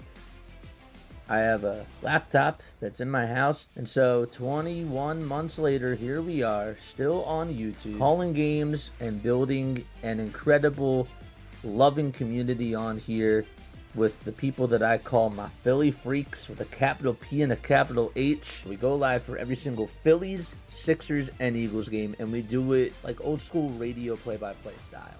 I'm Jason Joseph, and this is Play-by-Play with JJ. Shota swung on, barreled out to right field. Bye-bye baseball. That baby is long gone. Hello, everybody. Hopefully you're all doing well and having yourselves a very fantastic day. My name is Jason Joseph. This, of course, is Play-by-Play with JJ. We got the Philadelphia Phillies taking on the Pittsburgh Pirates tonight. Make sure that you guys hit the thumbs up button, hit that subscribe button as well, and turn on the notification bell icons too. And that way you will know when we do go live. My Philly freaks, how we feeling, baby? It's good to see everybody on here. Absolutely. First and foremost, thank you so much to Dr. Delay for coming on, for doing another pre-series podcast with me. I really appreciate that. This was our third pre-series pod that we have done in the last 2 weeks, which has been a lot of fun. I really enjoy getting on guests and doing more collabs and letting people know what's going on the other side, and just trying to get more insight of what's going on when it comes to facing our opponent. I think it's a really cool thing. I really do. I believe in collaborating. I believe in trying to get people's communities involved, and also just get different voices on here. I really do. Also, thank you so much to those of you who did tune on into our simulcast last night of Sunday Night Baseball with District Nation. That was a lot of fun too. Please make sure that you guys go subscribe to District Nation as well. That was a lot of fun. I had a blast doing that. And yeah. So, yes, the Philadelphia Phillies are taking on the Pittsburgh Pirates. So we talked a lot about this series, of course, during our pre-series podcast. But Braxton Ashcraft has been the best pitcher for the Pittsburgh Pirates this year. And yes, when the Phillies faced him the last time, they did really good against him. But this guy has really done a much better job with his command. He's done very good at getting batters off balance. And I just really want to see the Philadelphia Phillies make a statement tonight and try to get to him early, because we know that a recipe for success against this Pittsburgh Pirates team is to just get to their bullpen, get to Santana, get to Gregory Soto, get to all those guys in the bullpen and just make them work. Take the starting pitcher out, work up that pitch count, let Don Kelly make his moves, and then you find ways to just pour up those runs against that Pittsburgh bullpen. That needs to be the recipe for the Philadelphia Phillies tonight. Aaron Nola is going to be on the hill for the Philadelphia Phillies. Yes, Aaron Nola is out there, and we have talked so much time again about Aaron Nola this year, because it has just not been what we've expected, what we have wanted from Aaron Nola. A 5.58 ERA. Some of us actually, to be honest with you, did expect this, but it's been really bad. The bottom line is that it's been horrible, and he has to do a good job today. He actually didn't really pitch bad in his last game. He pitched okay, but he went 5 innings. He allowed 2 earned runs, just give up 2 solo homers in that game, 2 walks, and also 5 strikeouts. Just do not allow the home run ball today, please. This Pirates team loves to swing for the fences. They got guys like Brandon Lau and Ryan O'Hearn, and also it's Marilyn Valdez, who is all three of them just love to hit for power, and they just have very good high volume swings, and I need Aaron Nola to not get teed up tonight. That's all I'm asking for Aaron Nola. Give you 5 innings of work.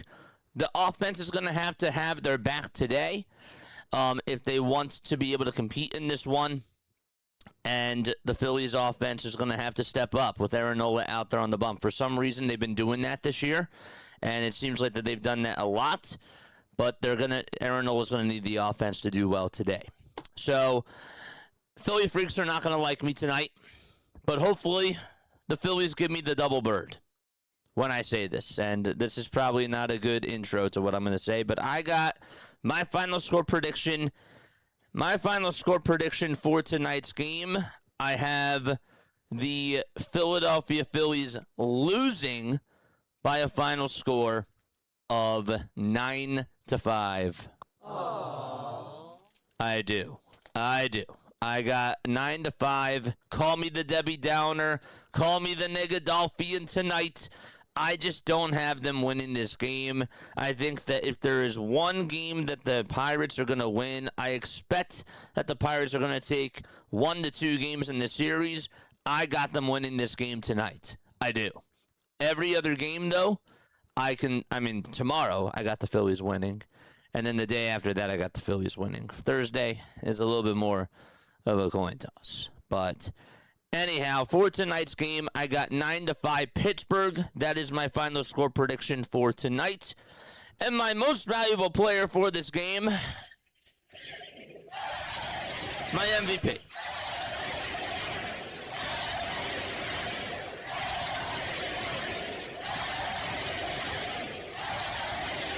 My most valuable player, chat. My MVP. For the game, it's going to be Ryan O'Hearn.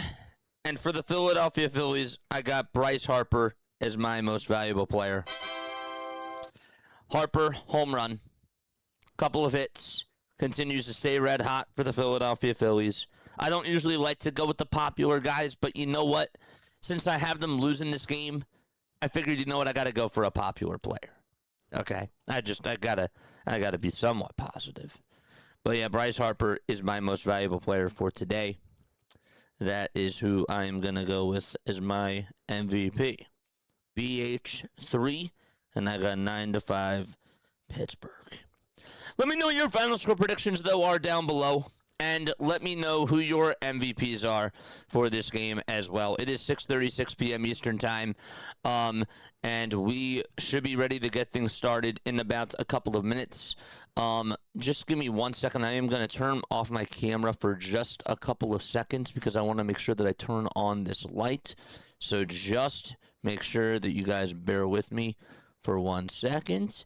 Actually, what we can do is where is it? Where's my camera? There it is. All right, yes. Let me make sure that I turn on my light. Good. Great stuff. And now we can turn this back. Nice. Cool stuff. All right, B-Blazin is here. Larry is also here. What's going on, guys? How are you all doing? Yeah, the next time that I do a pre-series podcast, because it's pre-recorded, I'll make sure that I put in the ticker that it's pre-recorded, because I know some people are like, well, why aren't you looking at my chat? Why aren't you acknowledging me?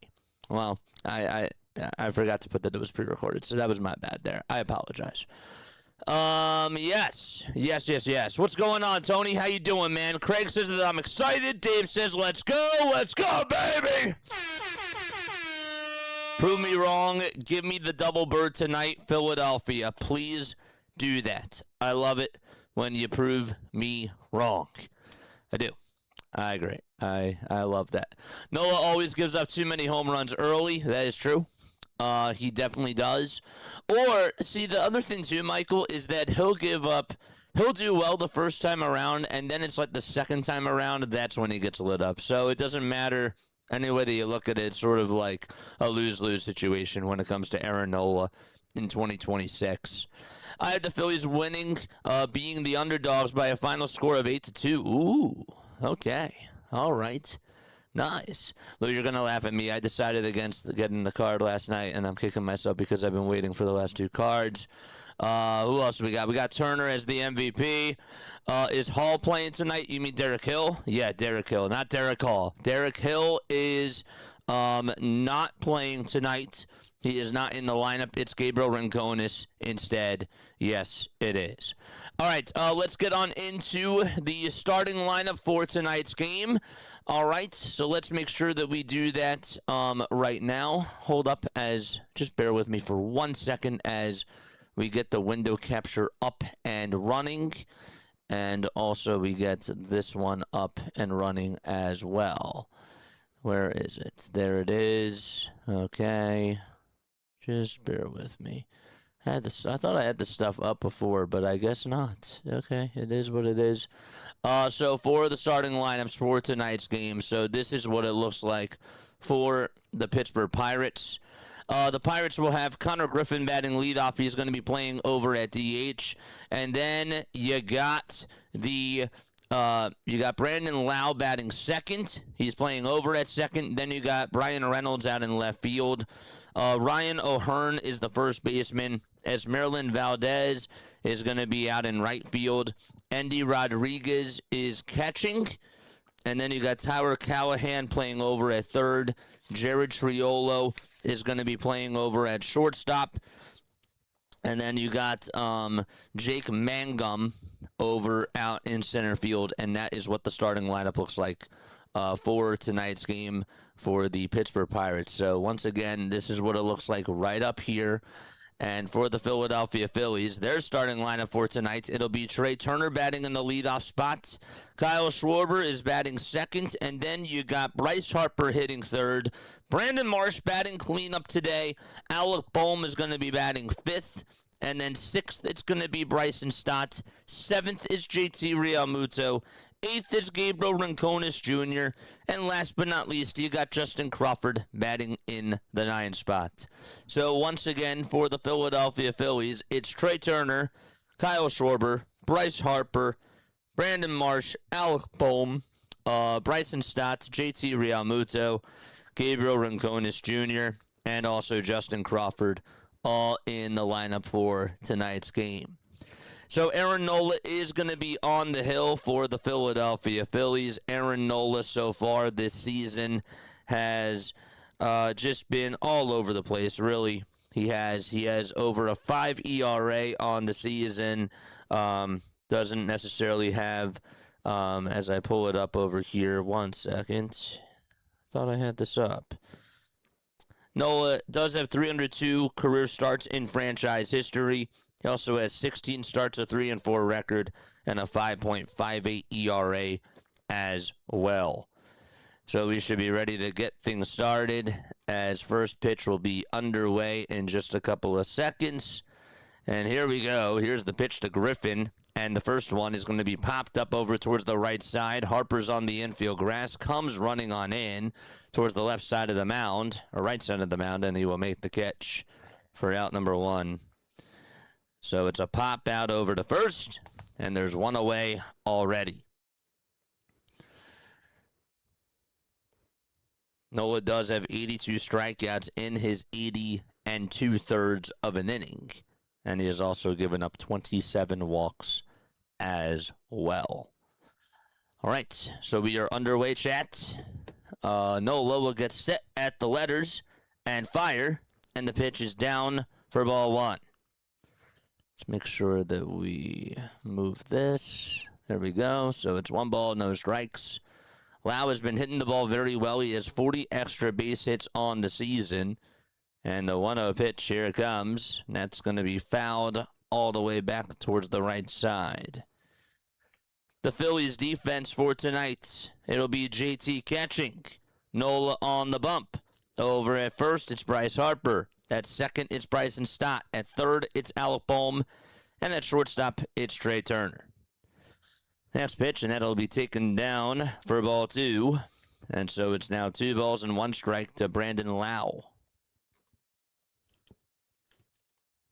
So 2-1 is the count. Nola gets set at the Phillies letters, and the 2-1 delivery is outside for ball 3. Went to the sinker there. Is behind in the count. In the outfield from left to right, it'll be Brandon Marsh in left, Justin Crawford in center, and Gabriel Rincones Jr. out in right field. The 3-1 pitch from Aaron Nola, and that's a called strike 2. He placed the knuckle curve on the outside edge and did a good job with the placement, and the count is now full. Don't forget to like, don't forget to subscribe, and turn on the notification bell icons too, and that way you will know when we do go live. I'm going to keep it positive and optimistic, and I'm going to say 6-5 Phillies winning the 10th, says Dave. Nice. Haley says I got 6-5 Phillies, and Stott's my MVP. 3 balls, 2 strikes, and here's the payoff pitch from Aaron Nola. Swung on and missed. Excellent knuckle curve thrown by Aaron Nola right there. And there's 2 outs here in the top of the first inning. Got him to swing right over top of it. And Nola gets himself his first share of the ball game.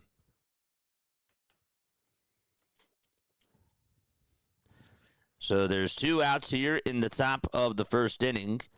And Brian Reynolds, the switch-hitting outfielder, comes up, and he pulls this one towards the right side on the ground. Stott shimmies towards his left, picks it up, and throws it over to first for out number 3. And the inning is over. So Aaron Nola does get himself a 1-2-3 inning. Let me go to the bottom of the first. Turner, Schwarber, and Harper will come on up for Philadelphia. And the rest of the lineup will look as follows. Brandon Marsh batting 4th. Alec Boehm 5th. Bryson Stott 6th. JT Realmuto 7th. Gabriel Rincones Jr. 8th. And, of course, Justin Crawford batting in the 9th spot. So it's Turner over at short. Schwarber DHing, batting 2nd. 3rd, it's Harper playing over at 1st. And then you got Marsh out in left field batting 4th. 5th is Boehm. He's playing over at 3rd. The second baseman, Stott, is batting 6th. 7th is JT, who is catching. And then you got Rincones out in right field, batting 8th. And Crawford out in center field tonight, batting in the 9th spot. The Philadelphia Phillies will have to go up against Braxton Ashcraft, who has just been absolutely magnificent. Over his last 3 outings, he has gone 16 innings. He has not allowed a homer, and he has given up just 4 earned runs on a total of 14 hits. And he has also struck out during those innings of work. In those 16 innings, he has struck out a total of 21 batters. And he has also won 2 games, too. So ever since the Phillies faced him, I mean, his ERA was at a 3.09. He has not allowed 4 runs ever since then. Actually, that is a lie. He did allow 6 earned runs against the Atlanta Braves. But besides that, though, he's been really good. He's been really, really sharp. So 26 years old, 6 feet 5 inches tall. He is a righty, and he also weighs 218 pounds. And he will be facing Trey Turner to start off the bottom of the first. Turner is just 1 for 5 against him. He is struck out against Ashcraft. And the first pitch that he takes is down for a ball. Braxton gets set, kicks, and deals. And Turner slaps it foul over towards the right side and out of play. Turner on the road trip did have a .281 average, 2 doubles, and 5 RBIs as well. Starting to hit the ball better, which is great news. The 1-1 pitch, and the curveball was going to be tapped foul over towards the third base side. The umpires for tonight, Andy Fletcher is at home plate. Alex Tosi's over at first. Corey Blazer is at second. And Jansen Visconti is at third. The pitch to Turner, and there's a high fly ball hit out to deep left field. And that ball goes into the second deck.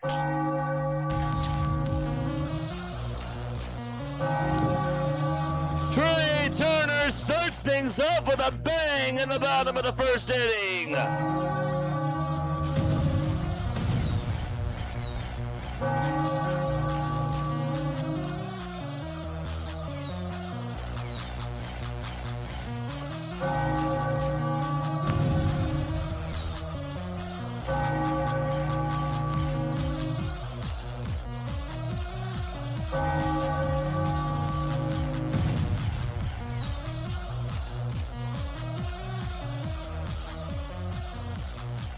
That's Trey Turner's first home run that he's hit since the Phillies played against the San Diego Padres.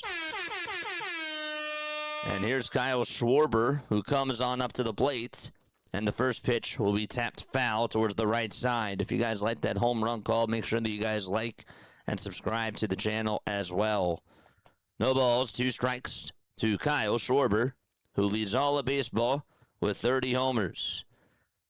The 0-2 pitch to Schwarber, and that ball is going to be grounded foul. I mean, that ball went into the second deck out in left field. There's not a lot of times where you see that, especially out at Citizens Bank Park. It went 424 feet, and it just went into that first row out in left field. The 0-2 pitch, and that is going to be called a ball. Looked like it hit the outside corner there. It was a curve, and the ball was actually dropped by Rodriguez. I think that may have sort of shifted Andy Fletcher's call there. The 1-2 pitch to Schwarber, and he fouls one off at 99 miles per hour, and the count is still 1-2. Let's go, baby. Charge! Time is going to be called. So it's 1 ball and 2 strikes.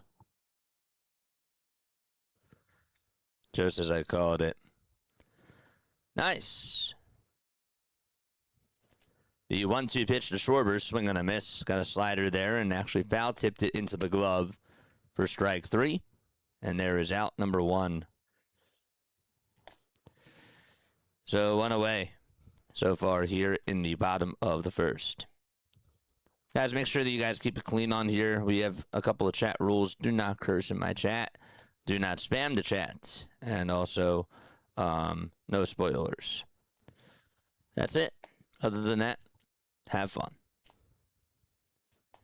Harper's going to call for time. He has a 276 average on the season so far. 1 away, bottom of the first. Trey needed that. Yeah, he did. I can't believe that he hit it that far.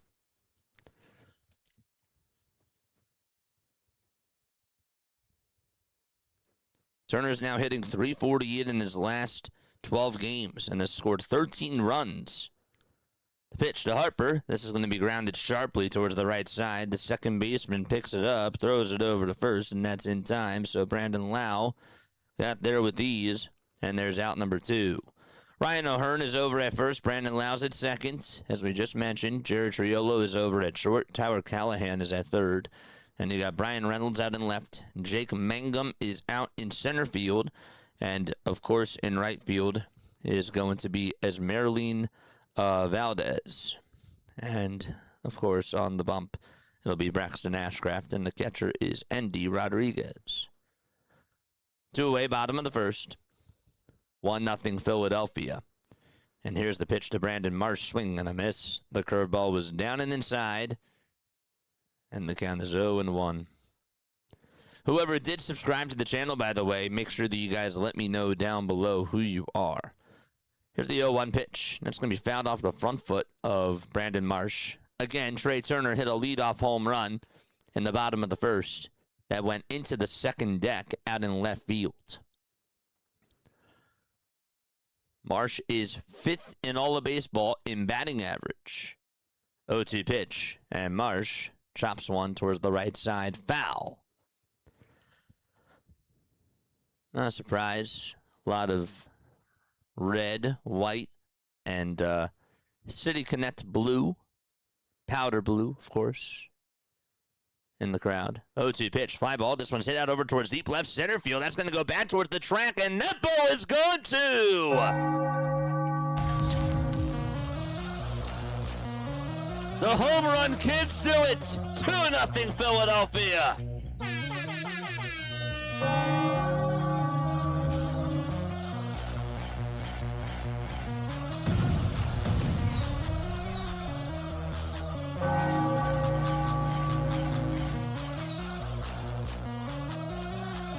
The curveball's just not getting down, and the Phillies are taking advantage of the mistakes.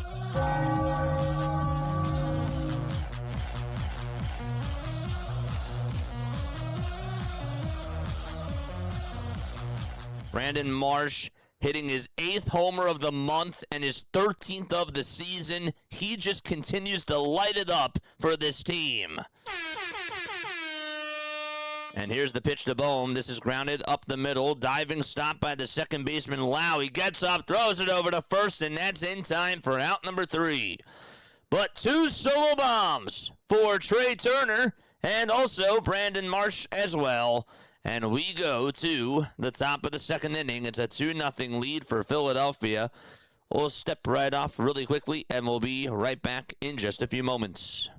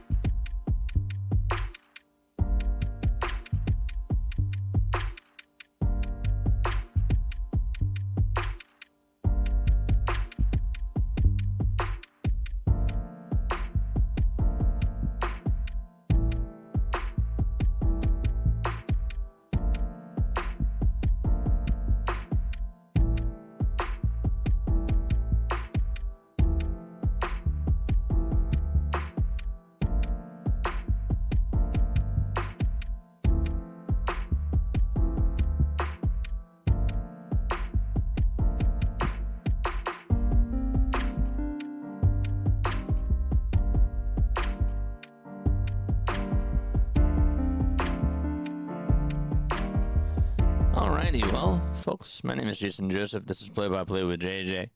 Hit the thumbs up button and hit that subscribe button as well. Turn on the notification bell icons too, and that way you will know when we do go live. Yes, sir. Trey Turner and Brandon Marsh each had a solo home run in the bottom of the first inning for Philadelphia. They lead it 2-0, and they will go to the top of the second inning. Let's see how Aaron Nola does in this inning right now. There's a sign that is rolled out in one section that says "March to the polls, vote for the All-Star game." I believe that's what it says out in left field, the pitch, and that's going to be taken for a strike. They have to cut really quickly. I don't know if the producers will bring that back. March the polls. I like that. No balls, 1 strike. Ryan O'Hearn is up. The pitch, and that is down for a ball. Marsh is batting .333 in the month of June. 1 ball, 1 strike. Nola gets set and delivers. Swing and a miss. Another really good knuckle curve there. Usually in the first couple of innings, it looks good. The question is, can he sustain it today?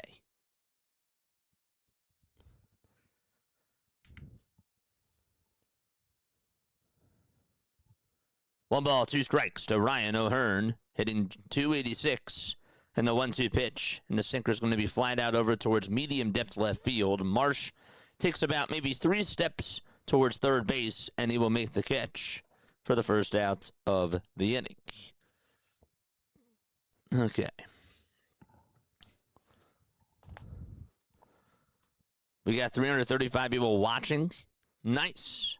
Make sure that you guys hit that thumbs up button and subscribe to the channel as well. Good start to the game, absolutely. Here comes Valdez, and he looks at a beautiful knuckle curve at the knees for a called strike. Valdez has homered in each of his last 3 games.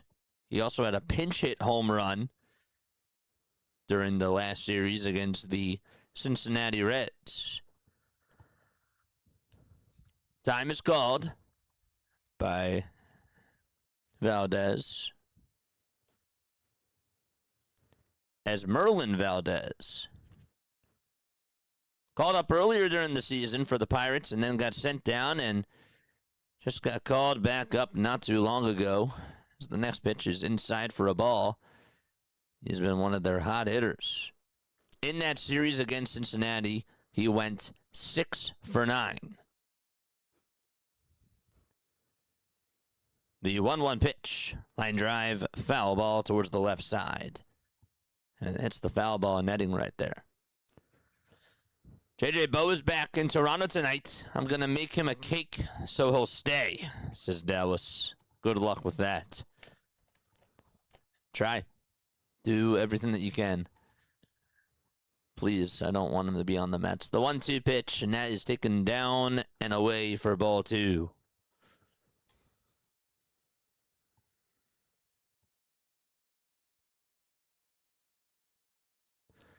Two balls, 2 strikes. 1 out, top of the second. Nola gets set and fires.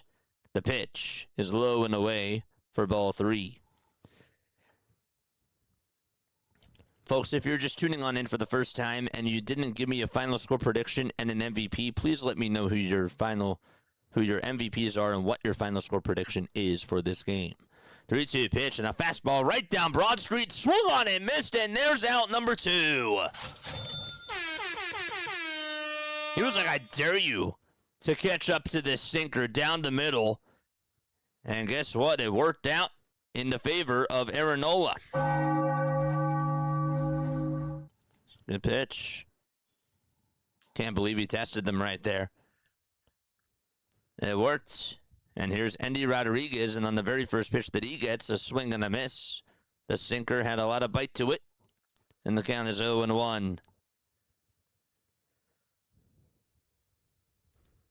No balls, 1 strike. Nola gets set, kicks, and deals, and this will be lined out over towards left center field, and that'll get down for a base hit. It'll take 1 hop in front of Brandon Marsh, and Andy Rodriguez makes contact with the baseball and goes the opposite way and gets on with a 2-out single. This is where I get a little bit nervous when it comes to Aaron Nola pitching, because he needs to stay locked in. And Rodriguez on the bases can definitely distract you. Tyler Callahan is up. First pitch, and the changeup is fouled towards the left side. And by the way, going back to Trey Turner's homer, that was his first homer in over a month. We mentioned that it was back against the San Diego Padres when the Phillies were at Petco Park. No balls, 1 strike, the toss back over to first, and the throw is not in time. That was on May 27th. If you guys remember, he actually homered the day before that. That was his first homer of June. This was his first homer of June. The 0-1 pitch. That's going to be called a ball. There was a pitch thrown earlier by Ashcraft that was also called a ball in that same spot by Andy Fletcher. It was a knuckle curve. Nola gets set and deals, and the 1-1 will be flied foul and out of play towards the left field corner. 2 knuckle curves thrown in a row. I got 6-4 Phillies win. I got 5-3 Phillies. Brandon Marsh is my MVP. Nice. I got 6-4 Phillies. Nola's my MVP. I don't think we've heard anybody say that this year. 1 ball, 2 strikes. And the 1-2 delivery, here it comes. That's a pie for ball 2. Almost got Callahan the chase.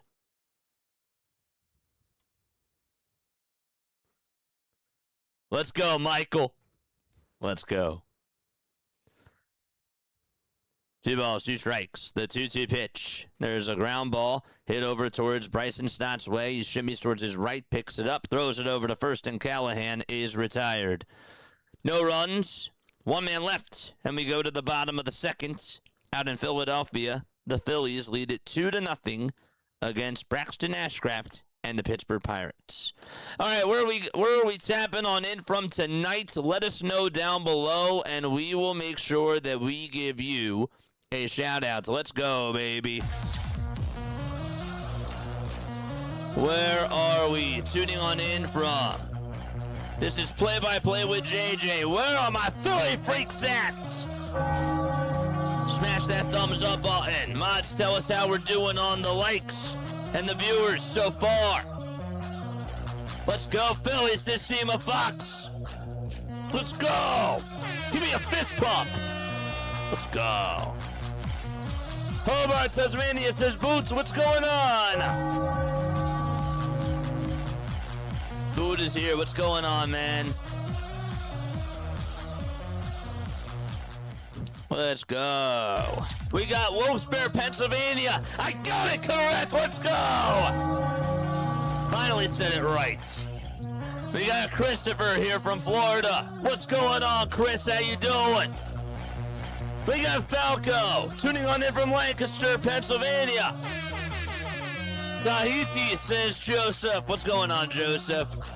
We got Cincinnati, Ohio. Gon is here. Minnesota, Stevens here. Fort Wayne. What's going on, Danny? How you doing? All right, hit that thumbs up button. We got 158 likes, 401 people tuning on in. West Point, Pennsylvania, says Eric. A town in Pennsylvania. Let's go. Cape Coral, Florida, Nevada, the mountains, and Everett, Pennsylvania. Here is Bryson Stott, and the first pitch that's going to be taken for a called strike as we are back to call the bottom of the second. We'll do some more in a little bit. No balls, one strike to Bryson Stott. And the 0-1 line drive played on the hop by Lau, and he scoops it up, throws it over to first, and that is in time for out number one. JJ, you didn't get to my shout out yet. Well, I'll do it when we go to the bottom of the second. Relax. We're good. It's Donnie Baseball, baby. I don't know if he said anything, but I like kind of mocking myself in my voice. Or mocking other people in my own voice, too. In my mockery voice. The pitch. And that is taken inside for a ball to JT Realmuto. Shout out to the chat. Everybody in the chat is an MVP. One ball, no strikes, and the 1-0 pitch that'll be in there for a called strike at the knees on the inside edge to make it 1-1. A 205 average for Realmuto, 5 homers and 24 RBIs as well. The 1-1 delivery, swing and a miss. The slider was nasty. It came back on into the zone, and JT swung right on through it.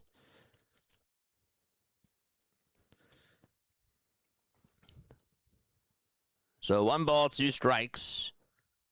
So far this season, JT is 1 for 7 against the Pirates with 2 runs scored, 1 walk, and a strikeout.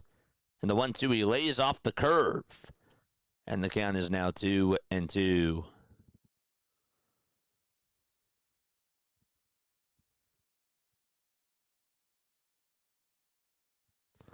2-2 pitch, and that's going to be fouled off over towards the left side. JJ, enjoyed your interview with Dr. DeLay. I saw another side of you that I like. You actually can listen. Of course I listen to people. 2-2 pitch, grounded over to third, and the throw over to first is in plenty of time for out number 2. So there's 2 up and 2 down. Of course I listen. I like to get people to come on and interview. You just don't see me do it. You're funny, though. You don't see me get on other people. 2 outs, bottom of the second. The pitch. Outside for a ball at 98 miles per hour. That's funny. The 1-0 pitch. Swing and a miss. Curveball was down and inside. There's Gabriel Rincones Jr.'s family.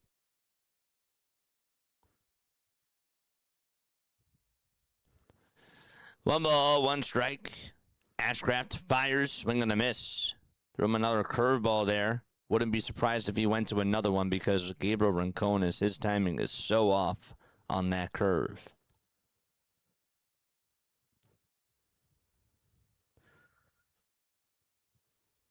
The Pirates are 19-20 away from PNC. 1-2 pitch. He takes the curveball there. It's down for ball 2.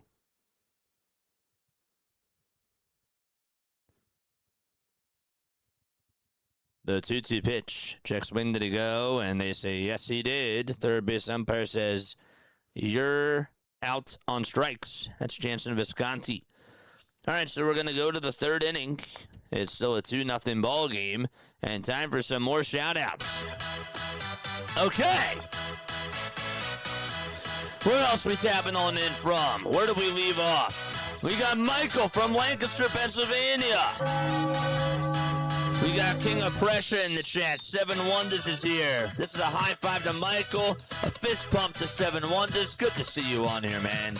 We got Tennessee in the chat as well. What's up, William? How you doing?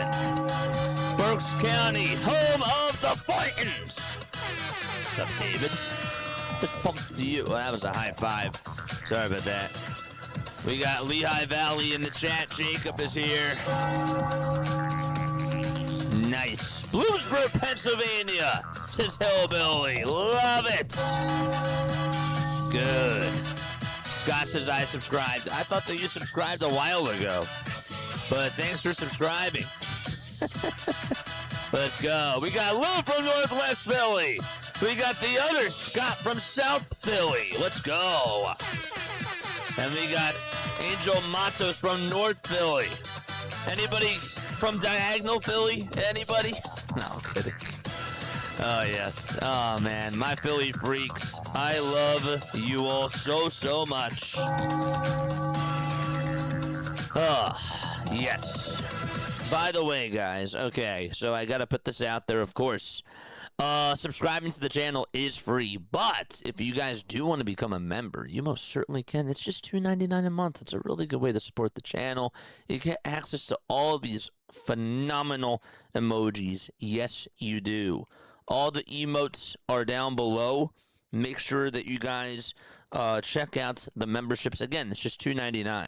And so if Bryce Harper hits a home run, we drop the Bryce Harper emotes. When Duran comes on in for the 9th inning, we have Duran emojis. It's so cool, and I love it. I love to see when you guys are posting those in the chat. It gets me all fired up. Here's the pitch, and that is taken outside for a ball. So it's 1 ball and no strikes here in the top of the 3rd inning. Nola gets set and fires, swing and a miss. Wow. The knuckle curve looks good. It's 1-1. Just want him to keep it up. 5 seconds left on the pitch clock. Nola gets set, kicks, and fires again. And that is down in the way for ball 2. It was a good one, too, but Triolo decided not to bite there. There we go. Yeah, those Phillies win emojis, those are so cool, too. 2 balls, 1 strike. The next pitch, chopper, hit over towards shortstop. Turner has it, flips it over to first, and that is in time for out number 1 in the top of the 3rd inning.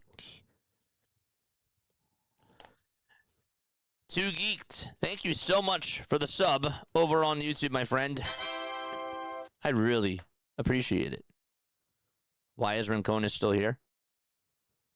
Why am I still calling games? I don't know. I just like to. But I don't know why Rincon is still here. I don't have the answers. The pitch. That's down for a ball. Jake Mangum is up to bat. A .297 average with 1 homer and 14 RBIs. The 1-0 pitch. Swing and a miss. I hear you, though, with the complaints about the right field. About playing right field when it comes to Gabriel Rincones Jr. He's just not a good right fielder. He's not. The hitting, I think, is going to take a little bit of time. The 1-1 pitch. Chopper hit over towards the right side. Harper has it, and he steps on the bag, and there's out number 2. So you had Jake Mangum diving on into first base right there because he thought that he could be able to beat it out, and he didn't want to get swiped by Bryce Harper there. So that is hand on the bag, but it was just a little bit late as Harper stepped right on it. Yes, he did. So there's 2 away. I know that people usually don't like the diving to first base, but that was close. Connor Griffin is up, and he swings and chases after the knuckle curve again for strike 1.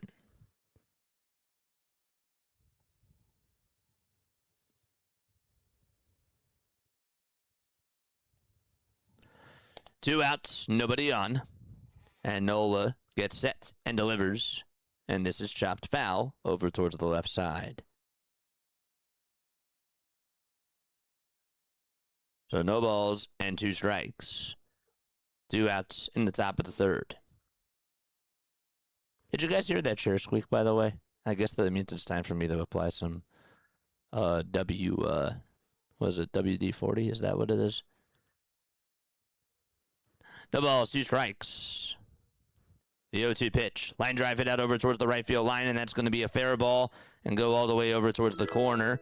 Rincones just cut it off. Here's the throw over to second. That is going to be cut off by Bryson Stott. And there's a 2-out double allowed by Nola to Connor Griffin. That was a mistake. Left it out over the middle of the plate. And Griffin did take advantage of it. Kept that ball fair. Rising Rhino is here. What's going on, Rising Rhino? How are you doing?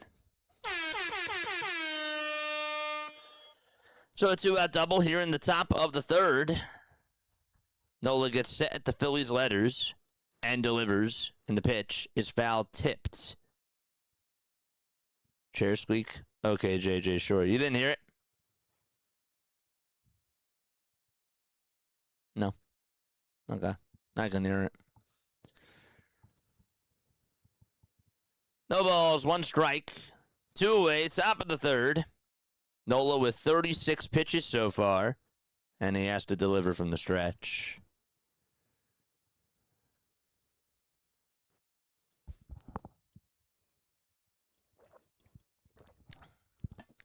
Folks, make sure that you guys go subscribe to Rising Rhino for all of your football needs. The 0-1 pitch, swing and a miss. A changeup right down Broad Street. And the count is 0-2 to Brandon Lau.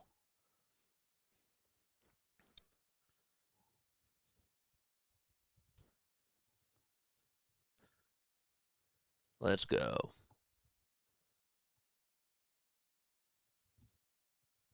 No balls, 2 strikes. The 0-2 pitch.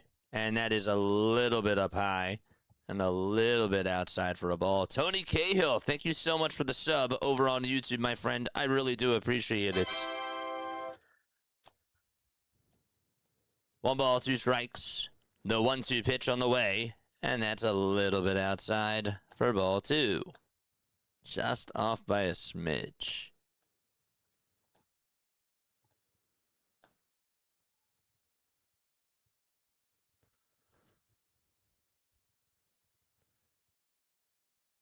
This Pirates team in offense has just been unbelievable. The 2-2 pitch, and that's going to be fouled off of home plate, and then it ricochets and hits the home plate umpire Andy Fletcher's mask.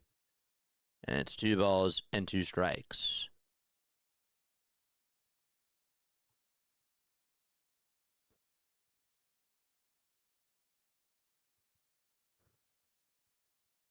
The 2-2 pitch, here it comes. Check swing, did he go? They say, yes, he did. And there's out number 3. Nola's on fire.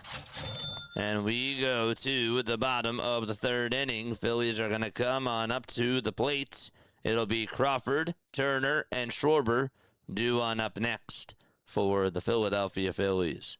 I was up at 3:30 to cover Wimbledon. Oh, were you really? I need some coffee? Ask Dallas. Dallas was on here before. Ask Dallas. Okay, scores. Yes, let's look at the out-of-town scoreboard, shall we? So, going on in Major League Baseball right now, you got the Texas Rangers, who are scoreless with the Cleveland Guardians. That game is in the bottom of the 1st inning. The Mets and the Blue Jays are playing against each other. Toronto does have a 1-0 lead in the bottom of the 1st.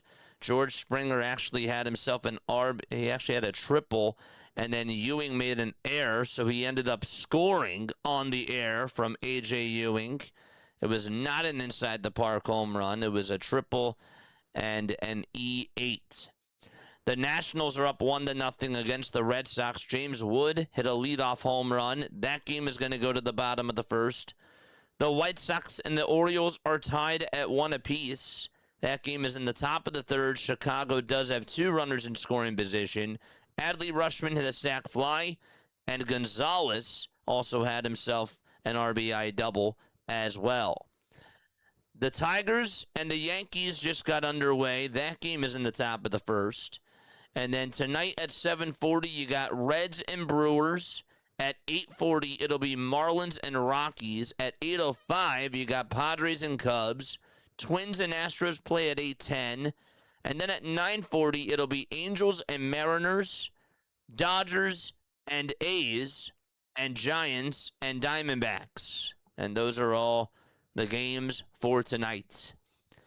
Here's the pitch to Justin Crawford. And the first one is a curveball that is in the zone at the knees for strike 1. Braxton Ashcraft with his 32nd pitch of the game. And here it is. It's a foul ball over towards the left side. I subbed. Wait, who said that they subbed? Who said that they subbed?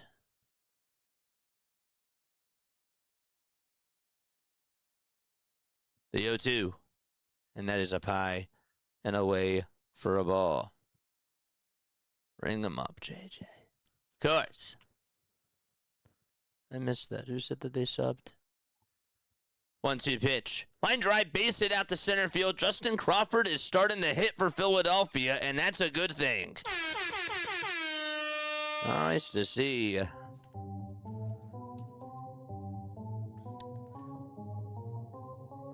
Leadoff single for Crawford, and Trey Turner, who had a leadoff solo homer, is up.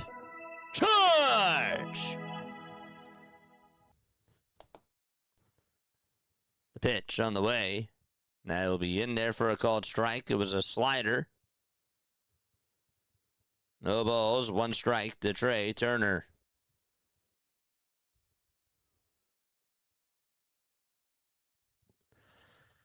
Nothing in 1 is the count. We got 500 people tuning on in. The next pitch to Turner, and he slices that one foul, but he got a very good cut there. He really did.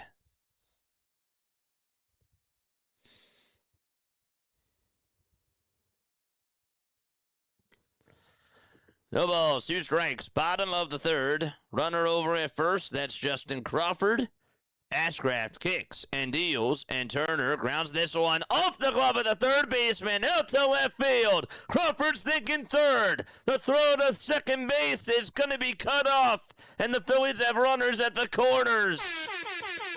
That ball was deflected off the glove of Tyler Callahan, and it ricocheted off his glove. It went out over to shallow left field, and Turner gets on for the second time today, and Kyle Schwarber is going to come on up.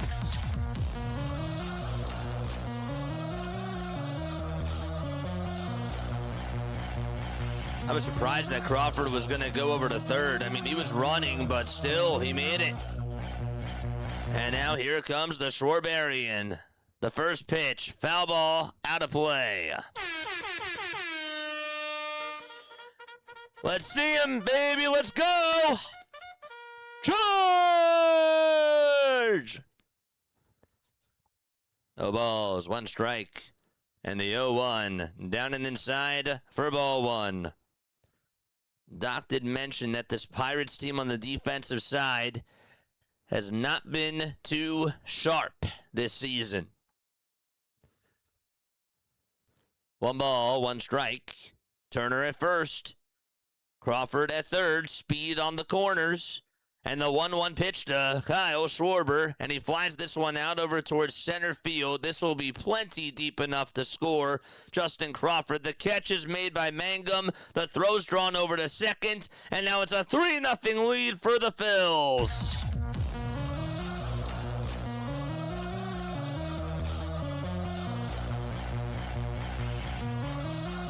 Schwarber gets a sacrifice fly, and Bryce Harper is up next.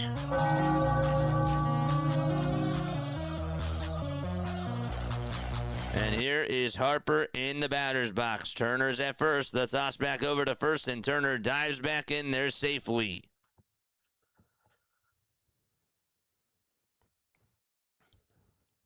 We're at 206 on the likes. 494 people watching. Keep it coming, baby. 3-0 Phillies. Bottom of the third. One out. The pitch to Harper. Swing and a miss on a curveball that was at the knees, and he swung right on through it. Oof.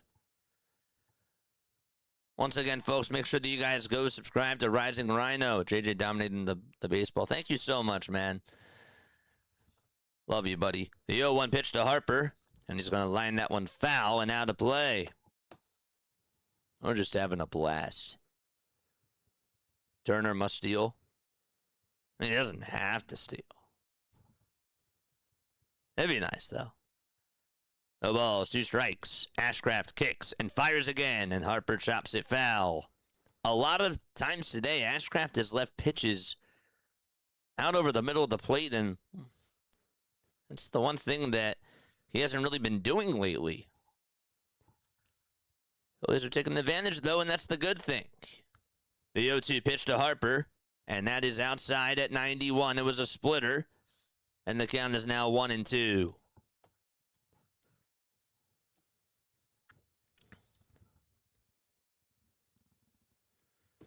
Ashcraft is going to take a very quick step off.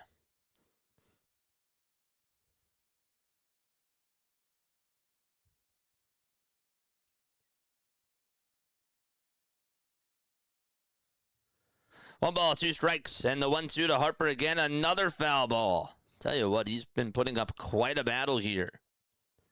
There's Charlie Emanuel over in his suite with Larry Boa over towards his left side. 1 ball, 2 strikes to Harper. Ashcraft gets set above the belt, gets the signs, the 1-2 pitch, and Harper rips it out to right field, and that ball is crushed. That fastball was right down Broad Street, and Bryce Harper said, "See you later."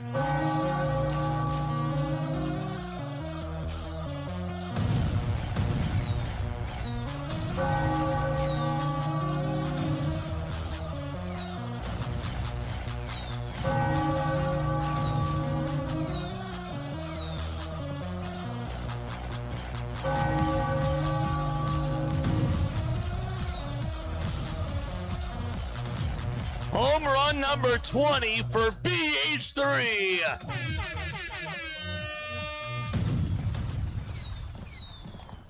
Here's the pitch to Brandon Marsh, and that ball is fouled off over towards the left side. Bryce Harper heating up in the month of June.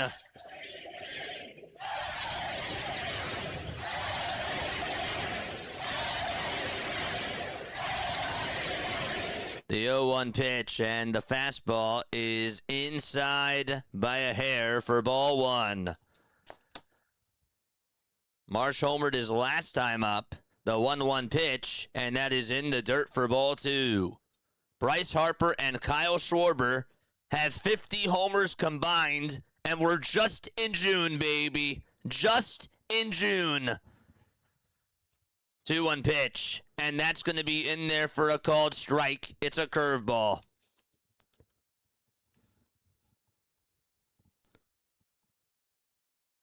The 2-2 pitch to Brandon Marsh, swing and a miss. Got a curveball that was inside and low, and he strikes out, and Ashcraft gets his 3rd strikeout of the ball game.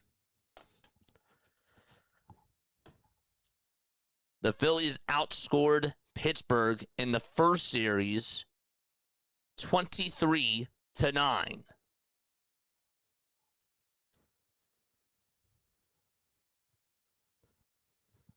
The pitch to Bohm, and he will foul off a curveball towards the left side.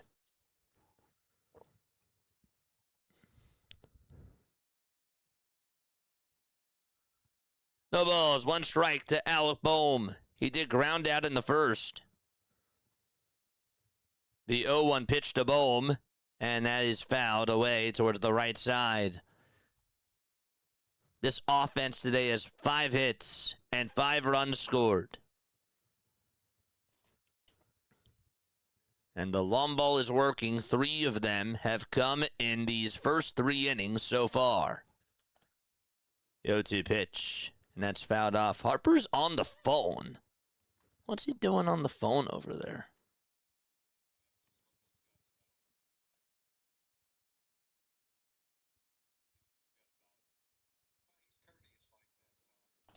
What's he doing? 0-2 is the count, and the pitch to Bohm, and that's fouled away. I'll have to go back during the break.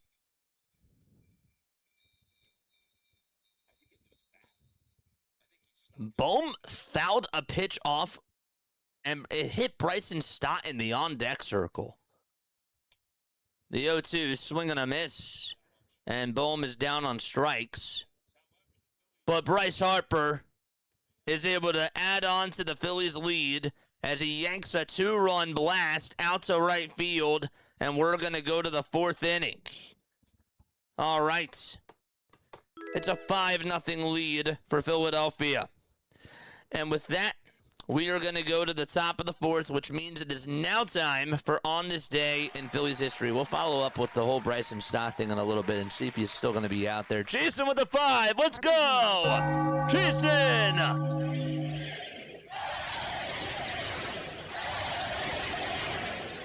Appreciate you, my friend. Drop the MVPs in the chat for Jason with a $5 super chat. He says, Harper, Homer, let's go, baby. Let's go. You go, my friend. Love it. Okay. Oh, yes. It is now time for On This Day in Phillies History as we go to the top of the 4th inning, which, of course, is posted on broadandpattison.com, of course. On this day, Ben Chapman, who in 1945 was a pitcher/outfielder, is named player manager, replacing Fred Fitzsimmons, who resigned. Fitzsimmons' managerial record was 104, 180, and 2. Also, that was back in 1945 on this day. In 1971 on this day, Tom Seaver records 13 strikeouts in a 3-0 victory over the Phillies. Willie Montanez is the victim of his 1,000th career shutout. 1,000 career strikeouts. That's a little bit different, JJ. Yeah. My eyes are good. I made up for it. In 1987, on his way to a Cy Young, Steve Bedrosian records his 12th straight save, breaking Sparky Lyle's Major League record. He extended the streak the very next day. And here we go to the top of the 4th inning. The pitch is taken inside for a ball. It appears that Bryson Stott is still out there. So just wanted to let you know. 1-0 pitch, and there's a swing and a miss. Good knuckle curve again thrown from Aaron Nola.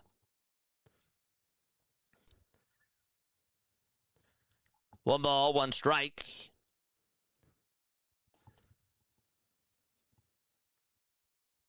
And that is to Brian Reynolds, batting on the left side.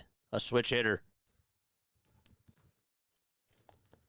The 1-1 pitch, here it comes. And that is swung on and missed for strike 2. It was a changeup. Nola so far, 3 innings, 2 hits, no walks, and 3 strikeouts. It's a 5-0 Philadelphia lead. The 1-2 delivery and a foul ball hit back towards the screen. 2010 for 12. Thank you so much for the sub over on YouTube. I do very much appreciate it. 1 ball, 2 strikes. Nola gets set, kicks, and deals. And the pitch is fouled away again. It was low, and the knuckle curve was thrown again by Aaron Nola. It's been sinker, knuckle curve, changeup, sinker again, and knuckle curve again as the pitch sequence. 1-2 pitch. It goes back to the knuckle curve. Didn't have much bite to it, though. It's 2-2. So with that home run, by the way, chat, Bryce Harper has now passed Ryan Howard on the all-time home run list. The pitch. That is down for ball 3. He also needs one more homer to get his 200th career homer as a Philly.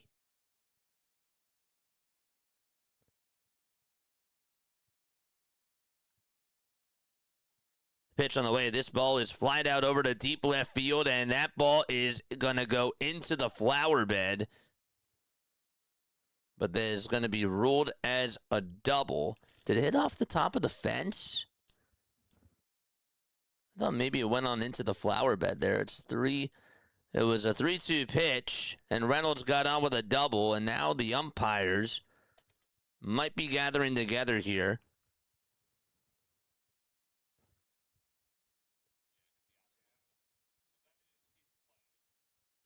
So it hit the sign out in left field, the as-planned sign, which is technically in play. The umpires are gathering together, though.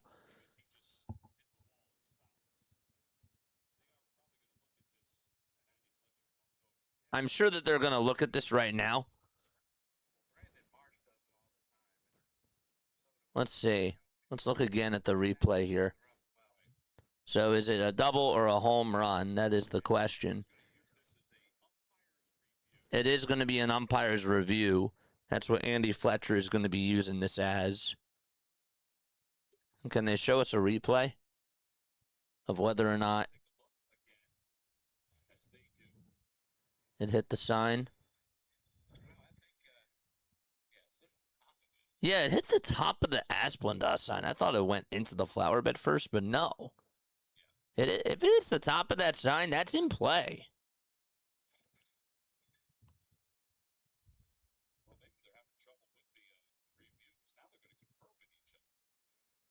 Huh. So now the umpires are gathering together. Fletcher still has the earpiece on. Up next, anyways, is going to be Ryan O'Hearn. Yeah, again, they're going to show one more replay. And this one, you're not going to really be able to tell, I don't think. Right off the top of that sign. Originally, first, it was sort of hard to tell if it did go into the flower bed, because I thought that it went into the flower bed first and then it just bounced back onto the field. But this is why we're waiting.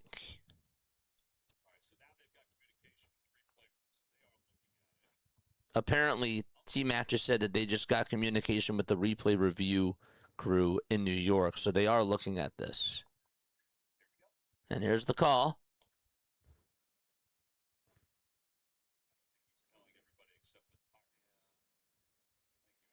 Made a signal to the Pirates, and now he's going to turn on the mic. Right? Did he not tell everybody?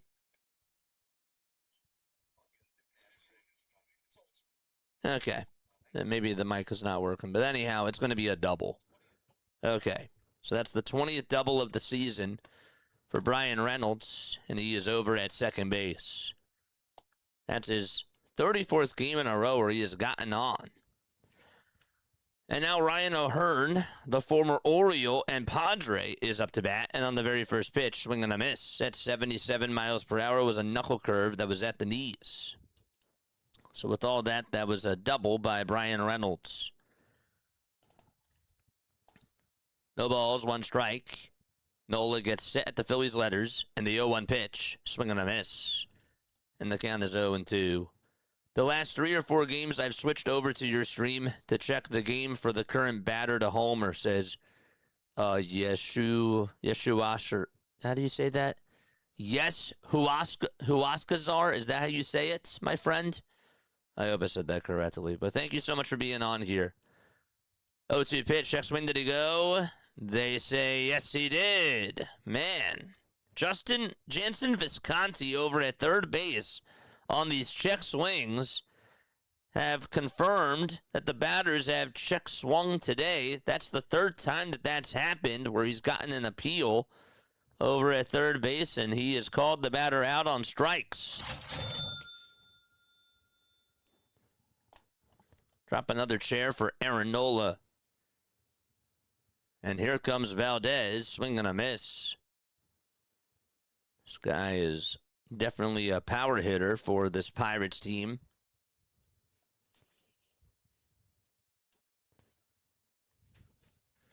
As Merlin Valdez. 0-1 pitch, up high for a ball. I'm feeling increasingly optimistic. Yep. Feeling good so far.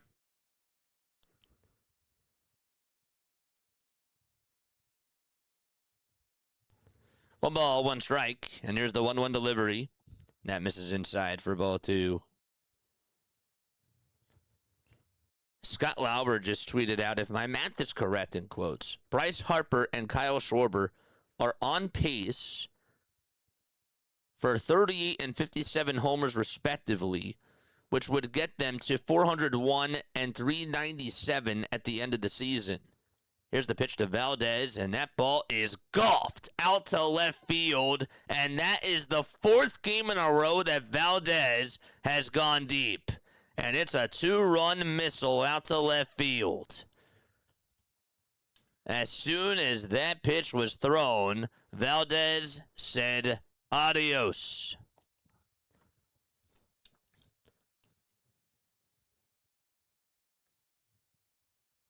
This guy is on an absolute tear right now for the Pittsburgh Pirates.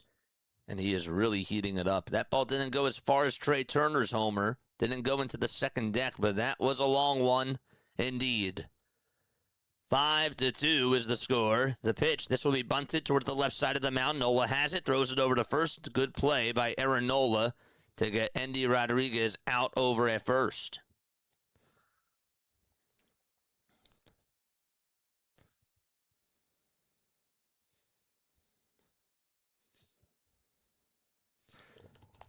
And that'll bring up Tyler Callahan to the plate.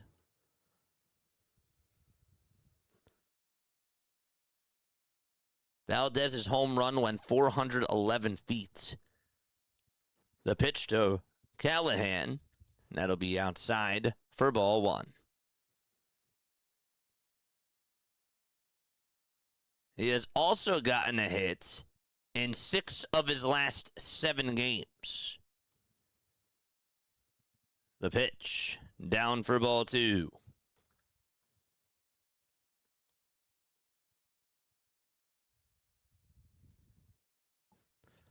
Two balls, no strikes. The 2-0 delivery, swing and a miss.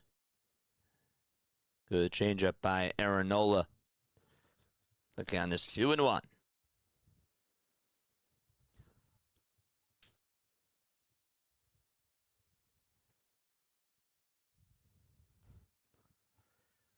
Two-one delivery, swing and a miss. Changeup was thrown right there. 2 good changeups by Aaron Nola.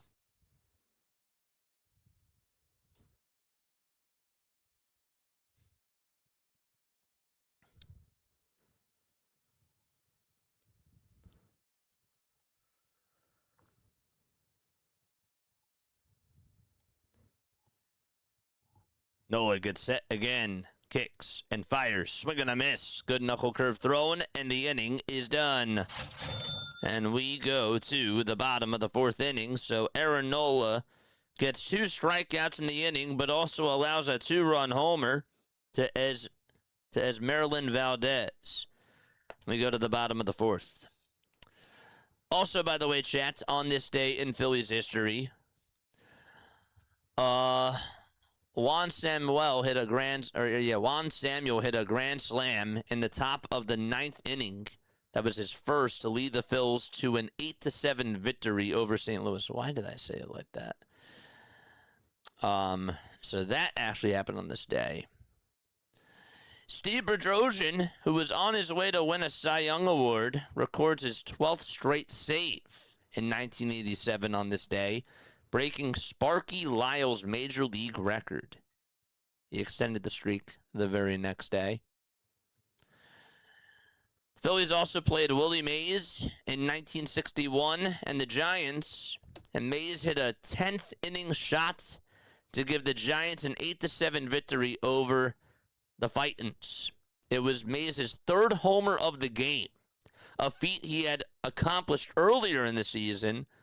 Before Game 1, Gene Malk tried to hide the identity of his starting pitcher by submitting a lineup with several pitchers at other positions, including Don Ferrarese in center and Jim Owens in right, and Chris Short, who was catching, which is pretty interesting.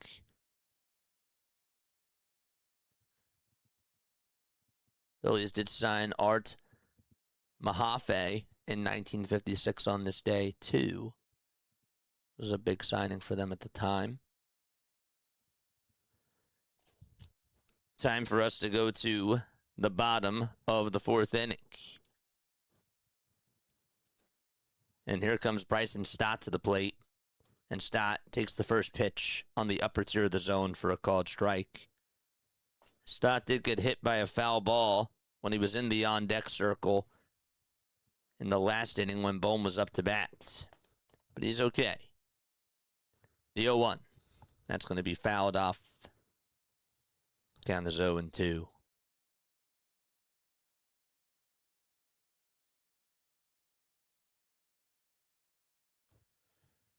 O2 pitch. Stott's going to foul this one over towards the right side. Don't forget to like, don't forget to subscribe, and turn on the notification bell icons too, my friends. That way you will know when we do go live. We have 554 people watching. Over 200 of you have hit the thumbs up button. The 0-2 pitch. That is down in the dirt for ball one. It was a slider.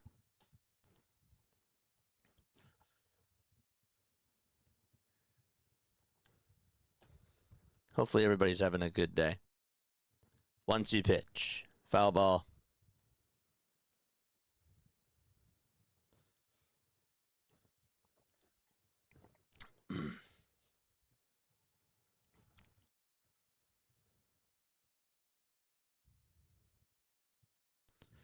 The 1-2 pitch to Stott, swinging and a miss. Waves the high fastball. And so Ashcraft does get his 5th strikeout of the ball game. And Stott is down, swinging on strikes. Ugh. I was like, wait, what's that noise? Then I realized, wait, that was me. That was my video. Pitch. That'll be in there for a called strike, so it's no balls, 1 strike. Phillies today have already hit 3 homers against Braxton Ashcraft. The 0-1 pitch, and JT will fly this one over towards straightaway center, but Mangum has plenty of room, takes about 4 steps towards second base, and makes the easy grab for the second out. Turner homered in the bottom of the first to give the Phillies a 1-0 lead. Brandon Marsh also homered in the bottom of the first, and that gave the Phillies a 2-0 lead. Here's Gabriel Rincones, who looks at a wicked curveball at the knees for strike 1 on the outside corner. Ashcraft, not wasting any time, throws the 0-1, and it's fouled away. In the bottom of the third, the Phillies actually added on 3 more runs, including a sac fly from Kyle Schwarber and a 2-run shot by Bryce Harper. Pitch. That is down for a ball. As Maryland Valdez did hit a 2-run homer against Aaron Nola, and that was his 4th day in a row that he has hit a homer. 1-2 pitch, and that's a foul ball. Right off the foot of Gabriel Rincones Jr. For Harper, that was number 20. 1-2 pitch on the way, swing and a miss. Got a splitter, and Rincones swung right on through it, and the inning is done. We played 4 frames, and we go to the 5th. It's a 5-2 ball game. Triolo, Mangum, and Griffin are going to come on up to the plate for the Pittsburgh Pirates. Oh, boy. All right. On a scale of 1 to 10, chat, how are we feeling right now? Give us a number on the JJ Freak scale. 1, feeling not good at all. JJ, there's plenty of baseball left. I don't feel so good. I don't like this bullpen. This bullpen is terrible. I don't feel good. Or 10, I feel phenomenal. JJ, this offense is lighting it up against Braxton Ashcraft. They're doing a great job. We're going to win this game. I'm feeling great. Where are we on the number scale? Leonard says, I'm at an 8. I love it. Bradley says, I'm at a 7. Craig is off the charts right now. He's at a 15. Colton's at an 8. Old Fart is at a 9. What's going on, you old fart? Haven't seen you on here in a while either. Hope you're doing well. MC Spank says, I'm at a 7. Danny's at a 6. Williams at a 9. Gon is at an 8. Okay. This is what I kind of expected. John is also at an 8. E says that I'm at a 7, completely based on the current score. Okay. I think that this is all fair. By the way, Just Baseball just posted this as far as Merlin Valdez has gone. We said that he has homered in 4 straight games. He has an OPS of 1.069 in his first 16 career games, which is just unbelievable. Okay. So that is where we are. We go to the top of the 5th inning. Okay. The Pirates are going to come on up to bat. The replay review team is out there. They are putting Andy Fletcher's mic on. They are attaching a new mic to his mic pack because, again, he had issues with the mic when he was making the call after it was confirmed that it was a double by Brian Reynolds instead of a home run. I'm okay. Life has been interesting lately and not a lot of free time. Well, I'm glad to see you on here, man. I really, really am. It's always good to see you. And you're welcome back on anytime. Top of the 5th, Nola kicks and deals. And the first pitch that he throws to start off the 5th is a slider that misses wide for ball 1. 554 people watching, 263 likes. Let's go. Let's get to 300 before the 7th inning. The 1-0 pitch, and the knuckle curve is outside for ball 2. A slider off the plate, and a knuckle curve off the plate, and that's how we start off the 5th. Jared Triolo grounded out to short his first time up, and the 2-0 pitch to Triolo, and the sinker is downstairs for ball 3.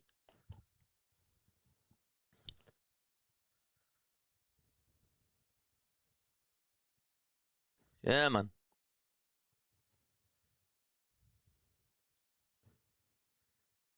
Nola kicks and fires again, and the 4-seamer is down the middle.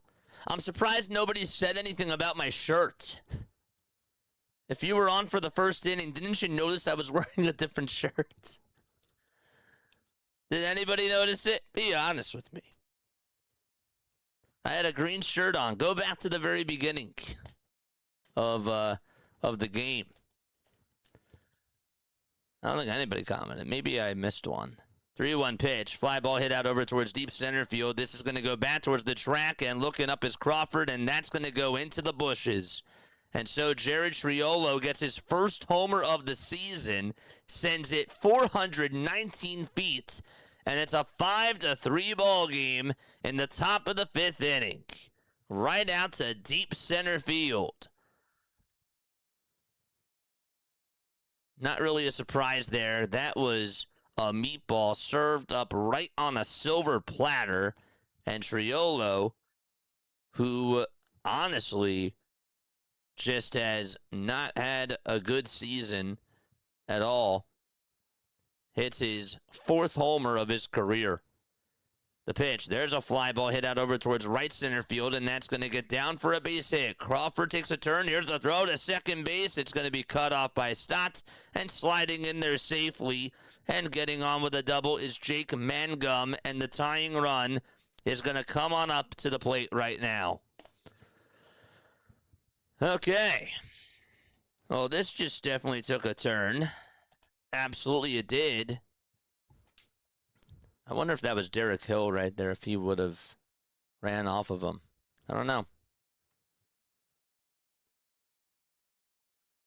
Here's Connor Griffin. Didn't want to say anything, but okay, good. Nice. You did notice the pitch. This is going to be grounded over towards the left side. It's really bunted, and everybody's going to be safe, and the Pirates are playing small ball, and Connor Griffin gets on with a bunt single towards the left side of the mound. Yep. Nola backhanded the 2 and just had to eat it up. Man.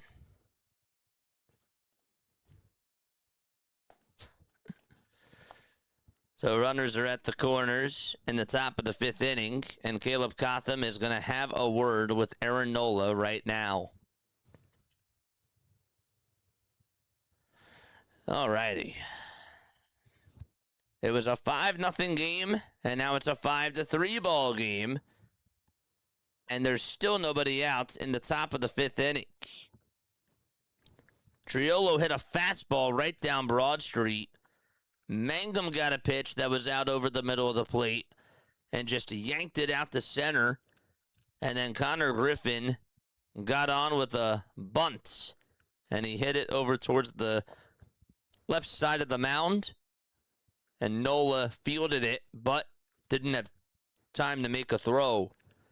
And Brandon Lau, who leads the team in homers, is going to come on up representing the go-ahead run here.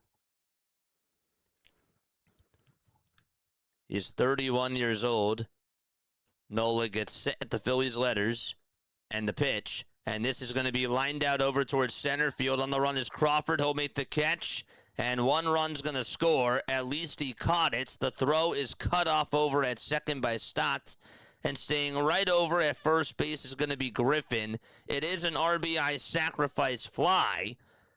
But there's still, well, now there's 1 out. But there's still a runner over at first.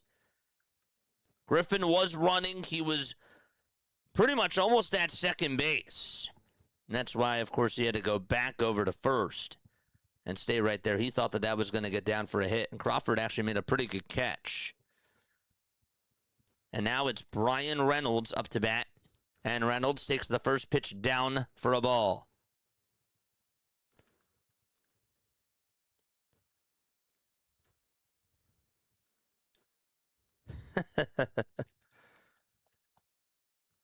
One ball, no strikes, and the 1-0 pitch outside for ball 2.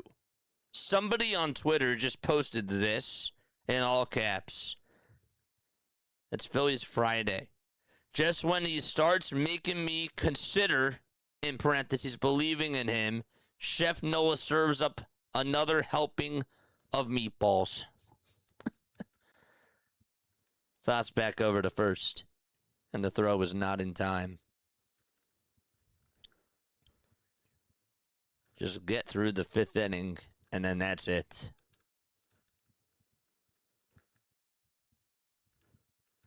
Brian Reynolds is in the box. Nola gets set and deals. The pitch is on the outside corner. The throw to second base, that's wide by JT, and that's going to go out over towards center field.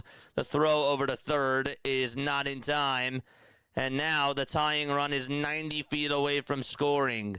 JT just has sort of lost his touch behind the plate when it comes to throwing out runners, it seems. He'll either throw a skip bounce over towards second, or he'll throw it above the defender's head. And so they're going to call that an E2. 1 away, top of the 5th. It's a stolen base and an E2. And small ball is why the Pirates got back in this. The 2-1 pitch, and that's inside for ball 3. As well as the long ball, too.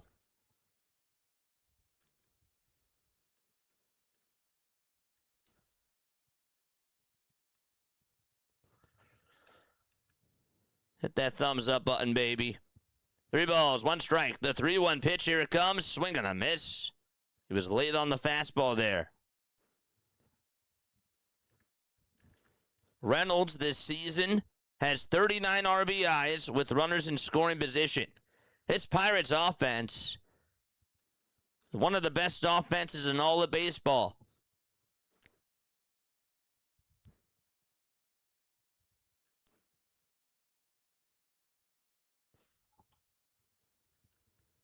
Don't want to leave them any sort of mistakes. 3 balls, 2 strikes. Nola kicks and fires again, and the pitch is downstairs for ball 4. Didn't get him to bite after the knuckle curve. Didn't have enough movement right there. And that puts runners at the corners. Nola shakes his head. And Ryan O'Hearn is up next. Nola had 8 pitches in the first, 17 in the second, 16 in the third, 21 in the fourth, and so far 14 here in the 5th inning. And here comes Ryan O'Hearn to the plate. Yellow batting gloves, a yellow elbow guard as well. And the first pitch to O'Hearn, swing and a miss. Can't believe that he couldn't catch up to that knuckle curve there.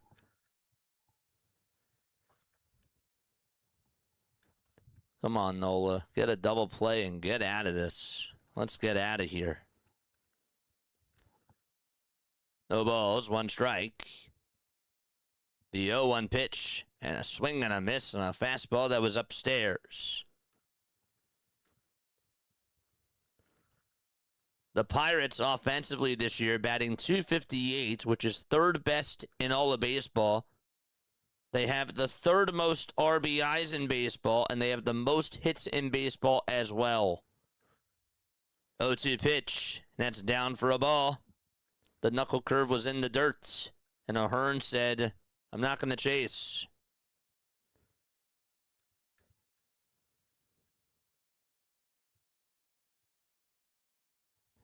One ball, 2 strikes. The tying runs at third. The toss back over to first, and the throw is not in time to get Brian Reynolds. Another guy that certainly likes to run. This season, Reynolds does have 5 stolen bases. He's not, hasn't ran like he used to, but he can still do it though. 1-2, and that is outside and high for ball 2.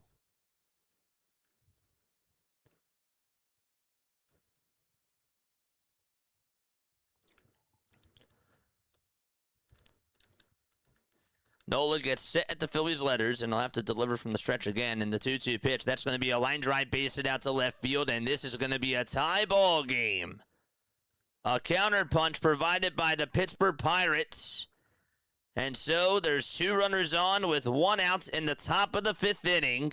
It's a 5-5 game out in Philadelphia. And this is just what they do. Got a pitch down the middle. And O'Hearn turned on that fastball and just pushed it out over to left. How much longer do you leave Aaron Nola out there? As Merlin Valdez homered his last time up. We've been talking a lot about him. 1 out, 2 runners on, and the first pitch is down and away for a ball. Keep it clean in the chat. Do not curse or else you're getting timed out. That's the truth. 1 ball, no strikes. The 1-0 pitch, that's down for ball 2. Please, mods, if you see anybody cursing, you guys know what to do. Seth Johnson is warming up in the bullpen.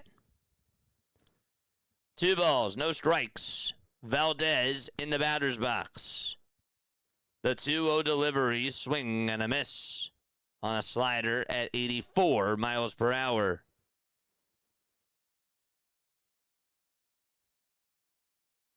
Can't even find a way to get through the 5th. I mean, come on. So far. The 2-1 delivery. That misses low again for ball 3. The sinker looks flat. The knuckle curve isn't getting the arc that it was earlier in the game. The changeup is missing its spots. And Nola is out of sorts. The 3-1 pitch outside again for ball 4, and the bases are loaded for the Pittsburgh Pirates. And Mattingly stays still.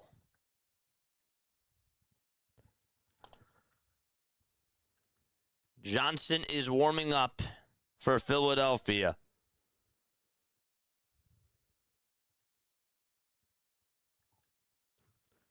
We all remember what happened the last time that Nola pitched against the Pirates. Gave up 6 runs. Phillies were down 6-0, but of course they came back and they won that game in extra innings, and JT is now going to call for time. And we have a timeout taken. Bohm, Turner, and Stott, and now Harper are joining in on this conversation.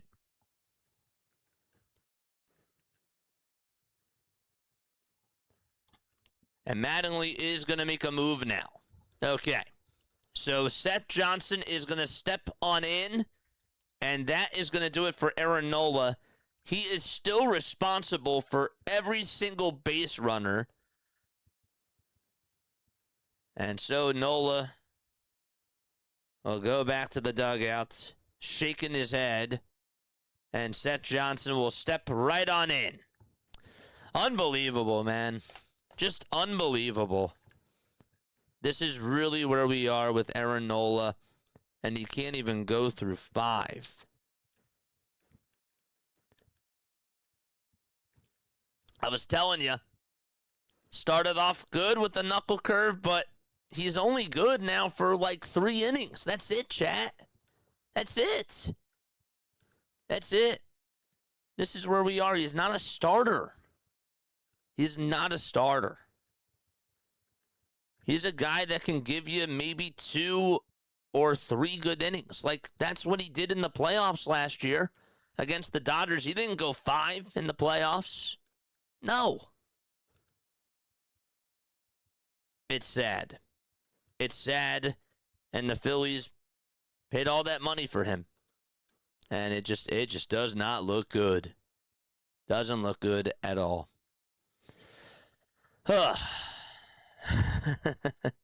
It's amazing how 1 inning can change how we feel about things. And there's still plenty of baseball left to go, by the way, chat.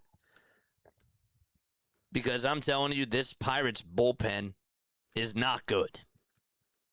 It's not good. So, but we'll see.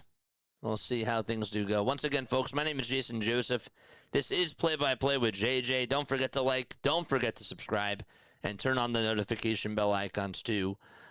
We do appreciate you guys for being on here. Obviously, I can't control the game, but if you guys are enjoying my call, please consider subscribing to the channel. Seth Johnson is going to pitch. Andy Rodriguez is going to step on up to the plate for the Pittsburgh Pirates. They tied it up on a sacrifice fly. An RBI single by Ryan O'Hearn. There was a sac fly, though, hit by Brandon Lau. The pitch from Johnson upstairs and outside for ball 1. Seth does have a 5.87 ERA, 8 strikeouts as well, and a 1.57 whip. Here's the 1-0 pitch to Rodriguez, swinging a fly ball hit out over towards right field and foul. Got out in front of it, and it went into the upper deck.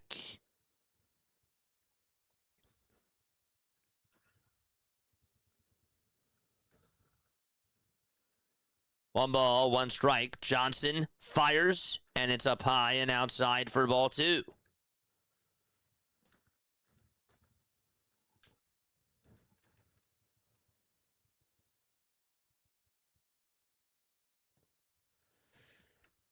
Two balls, 1 strike. Rodriguez 1 for 2 tonight so far. The 2-1 pitch, and that misses high again for ball 3. And Johnson was trying to tap his cap there. Maybe I'm wrong. So it's now 3-1. Rodriguez in the box. The 3-1 delivery. Swing and a miss. He swung at ball 4. Oh my goodness. And the count is 3-2.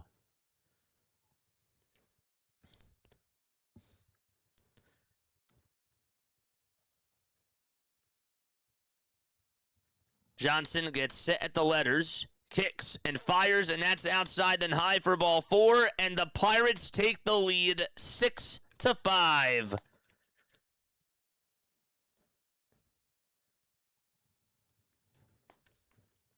They've sent 8 men up to the plate. 1 out, top of the 5th. Phillies are winning games under Donnie, but I would be hard. And it's a 6-5 lead. With Sanchez tomorrow. Callahan is up. Sooner. Johnson fires, and the first pitch is in there for a called strike. So the runner that scored, that was Reynolds. Now O'Hearn is over at third. Valdez is at second, and Rodriguez is over at first. 0-1. Johnson fires, and the pitch is inside at 99 for ball 1. Jack with a 5. Thank you so much. I'll get to that in just a second, my friend. Thank you so much, though. 1 ball, 1 strike. The 1-1 pitch on the way. Ground ball hit over to first. Harper has it. Throws it to second for 1. The throw back to first. That's going to go over the head of Johnson. And another run is going to score. It's a 7-5, 8-5, ball game. And so, as we are in the top of the 5th inning, there's 2 away. First of all, I thought that Harper actually took a gamble making the throw over the second, and it actually worked out well there. But Trey Turner really should have just kept that baseball. Should not have thrown it over to first. And it went over the head of Johnson, and the Pirates just continue to put up runs here. They've now put up 6 in this 5th inning. The pitch, and that's going to be lined foul by Triolo. What was Trey Turner doing?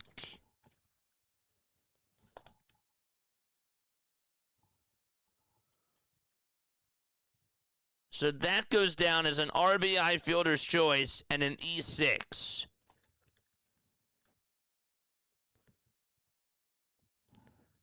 And the 0-1, that'll be in there for strike 2.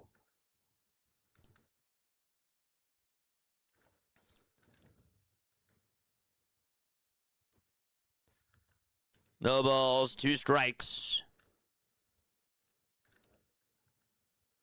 Johnson gets set at the Phillies letters, and the 0-2 pitch on the way, swing and a miss, and the inning is finally over. But the Pittsburgh Pirates put up a total of 6 runs in this 5th inning on a homer by Triolo, a sac fly by Lau, an RBI single by O'Hearn, an RBI walk from Rodriguez, and an RBI fielder's choice along with an E6 from Trey Turner, and Callahan's the one that grounded into the fielder's choice. Jack with a 5. Thank you so much.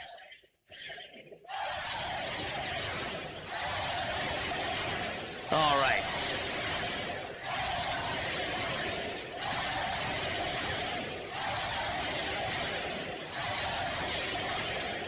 Phillies are winning games under Donnie, but I would be hard-pressed to say it's because of him. With Sanchez tomorrow, he should have pulled him sooner.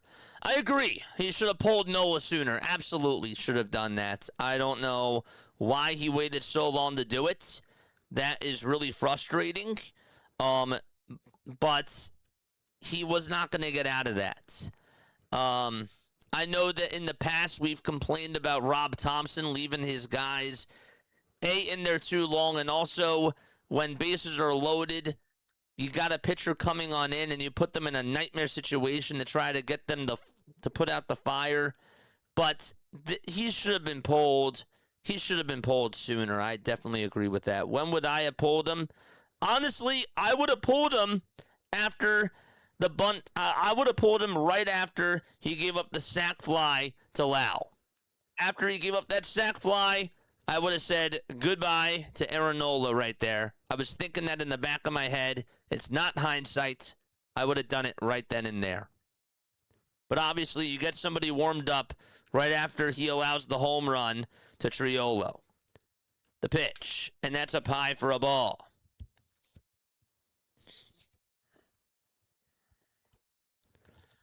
So it's 1 ball, no strikes to Justin Crawford. Phillies down by 3. The 1-0 pitch, swinging a line drive hit out over to left field. It's going to be caught, and there's out number 1 in the bottom of the 5th inning. Ashcraft is still pitching. The tables have turned. We'll see if the Phillies can put pressure on him.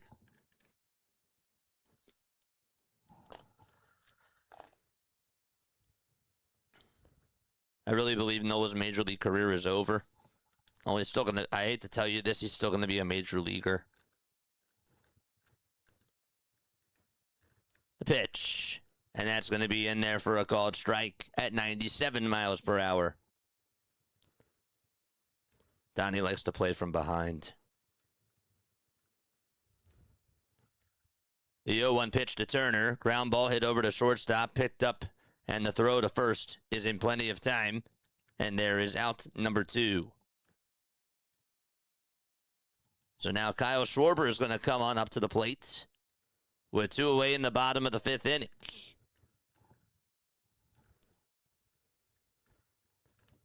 Folks, don't forget to hit the thumbs up button and hit that subscribe button as well.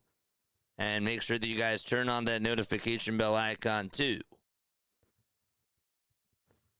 The pitch on the way is swing and a miss to Kyle.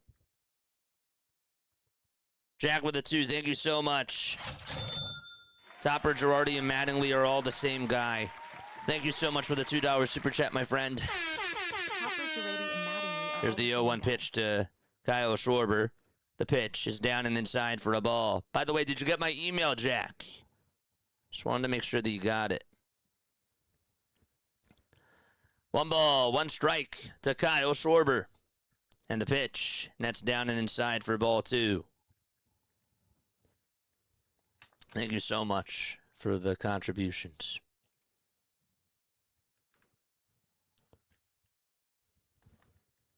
Two balls, 1 strike. The 2-1 pitch to Schwarber. That misses down for ball 3. I don't like to have this on.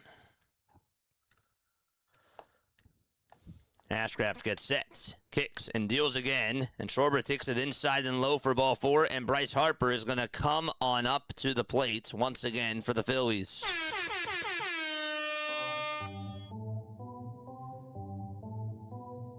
Got it. Good. Thank you again for reaching out to me, my friend. Just want to make sure that you got my email back. Charge! And please do not curse in my chats. The pitch to Harper. It's outside for a ball. I got kids that are on here. And I try to keep it as PG as possible. 1 ball, no strikes. The 1-0 pitch to Harper. Swing and a miss. Got a curveball and he swung over top of it.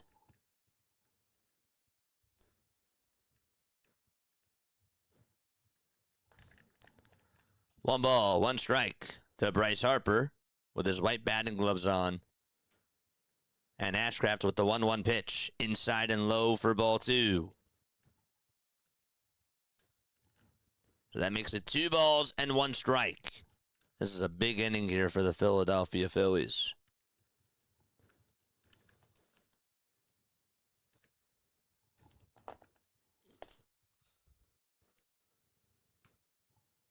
The 2-1 pitch. That'll be a splitter. Called strike 2, but Harper will challenge this. I don't know. Is that a strike or not? That is a strike. I don't know why I challenged that. It looked like it was a strike. So it's 2 balls and 2 strikes.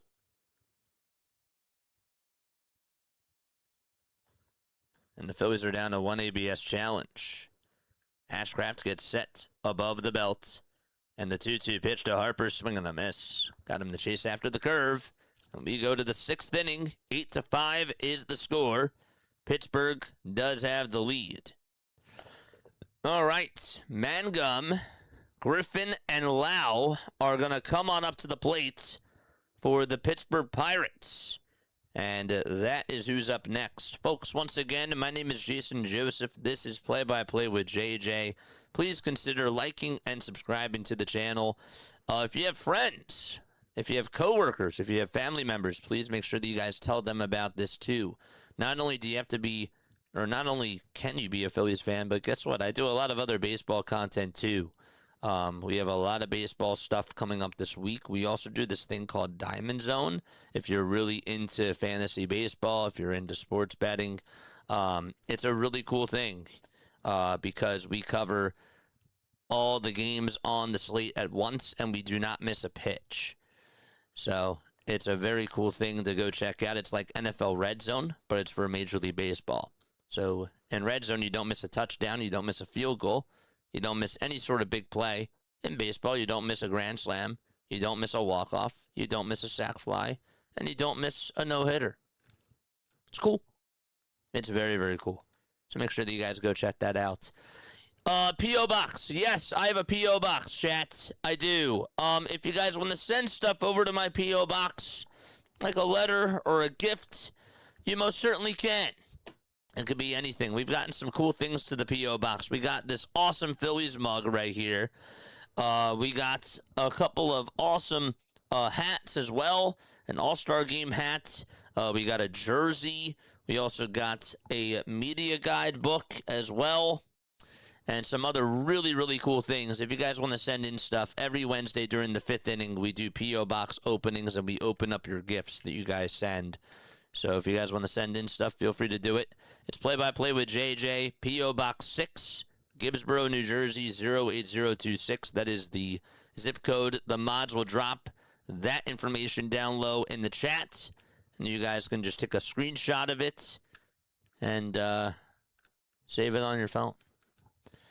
The pitch. That'll be taken for a strike to Jake Mangum. Seth Johnson is still pitching. And the 0-1 is upstairs. Went to the curve, and the count is 1-1. Can a pitcher digress that badly? I mean, we've seen plenty of pitchers just lose it. We really have. A 1-1 pitch. That'll be in there for strike 2 on the outside corner at the knees. I missed a no-hitter once. Yes, you did. Yes, you did. The day before my birthday. The 1-2 pitch. Swing and a miss at 98 miles per hour. And there's out number 1 in the top of the 6th inning. Sorry if that sounded like I took it personally. I did not take it personally, Larry. I promise. I promise you. So there's out number 1. Yeah. I made it sound that way. I can see why I made it sound that way. My bad.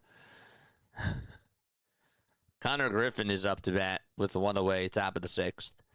And here's the pitch. Swing and a miss. If you're just tuning on in, it was a 5-0 Phillies lead. And all of a sudden, ever since the 4th inning, it's been an 8-0 run for Pittsburgh.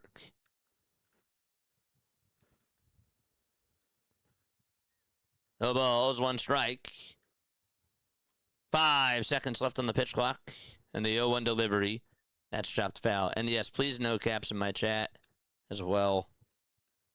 Gets a little bit annoying if you do it like all the time. Larry says, no, you're all good. No balls, 2 strikes. The 0-2 pitch. That's chopped foul. That's why I put you in timeout the next day. I took it that personally that you weren't here. the day before my birthday for that no. Just kidding. 0-2. The 0-2 pitch swung on and missed 100 miles per hour right down the middle. I'll tell you what, Mangum did not anticipate that coming. And so there's 2 away. 2 gone in the 6th inning. Take the lead in the 7th. No worries, my friend. You're good. You're totally fine.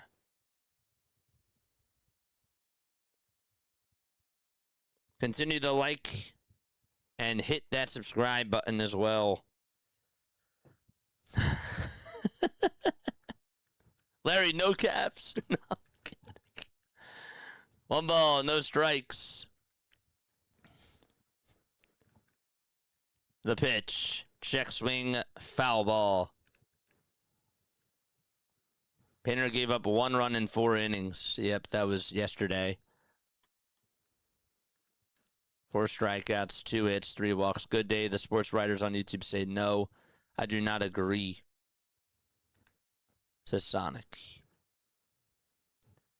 The 1-1 pitch. That's a called strike 2.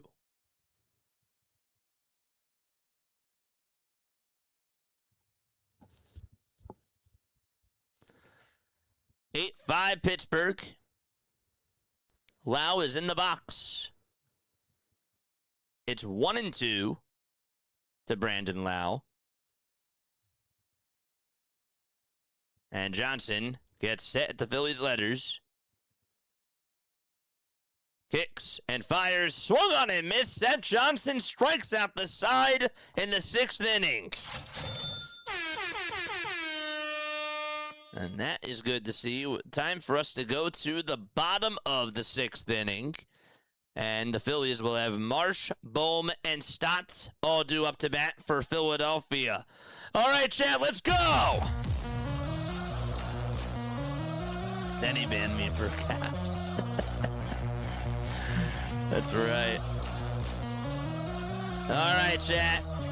Time to get some runs. Drop the clocks. Wake up. We got some work to do. Yes, indeed, we do.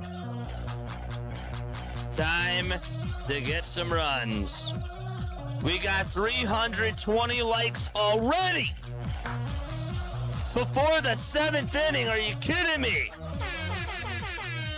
That's pretty cool. That is absolutely awesome. Yep. All right. Oh, good. Okay. All right, so Marsh, Bohm, and Stott are due on up to bat for the Philadelphia Phillies. Marsh did homer back in the 1st inning. Bohm is 0 for 2 with a strikeout, and Stott is also 0 for 2 with a strikeout as well. Oh, boy. Todd Zalecki just posted 20 minutes ago, quote, Aaron Nola hears a few boos as he walks off the mound in the 5th inning.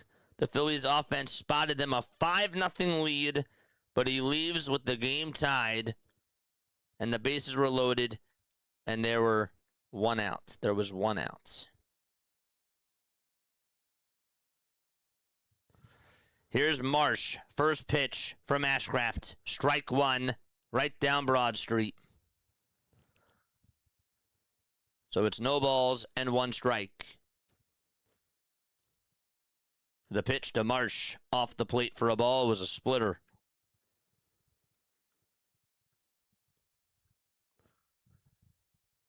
Ashcraft, 26 years old, right-handed pitcher. The 1-1 pitch upstairs for ball 2. The curveball just did not come back down to earth. The Pirates are 9.5 games behind Milwaukee in the NL Central.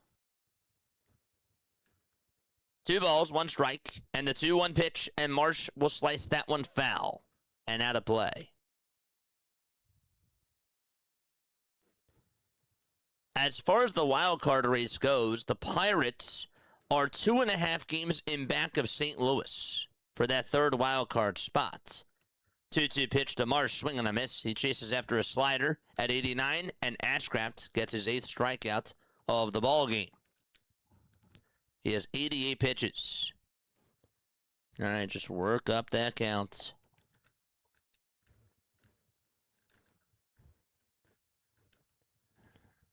This game is far from over. 1 out, bottom of the 6th. The pitch to Bohm, inside, way inside for ball 1. He will come back.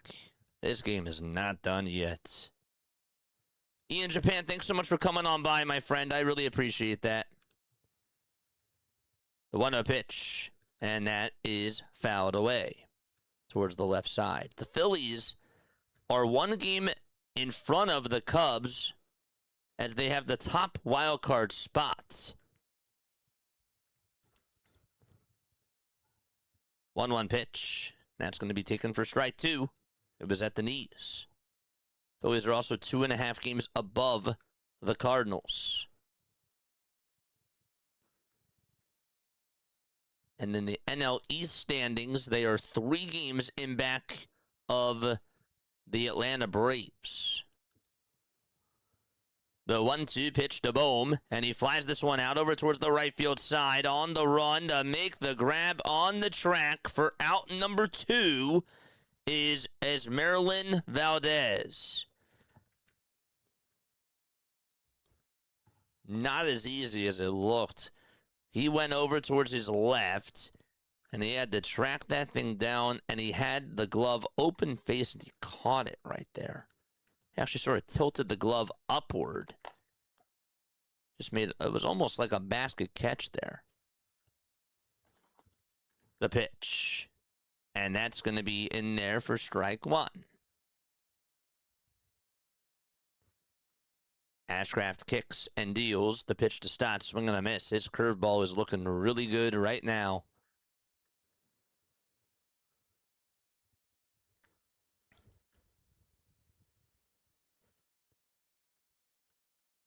The ball's 2 strikes. And the 0-2 to Stott. Fouled back towards the left side.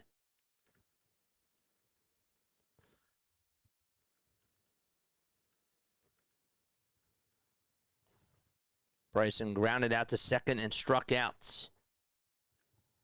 The 0-2 pitch. Low for a ball. Too bad we got to pounce. Yes, we do. Yes, we do. 1-2 to Bryson Stott. The pitch. And this is going to be grounded over towards the left side of the mound. Ashcraft makes a really good play there on the hop and tosses it over to first. And there is out number 3. Time to go to the 7th inning. 8-5 is the score between Pittsburgh and Philadelphia. A battle of Pennsylvania. That's what it is. Okay. Let's take a sip of water, shall we?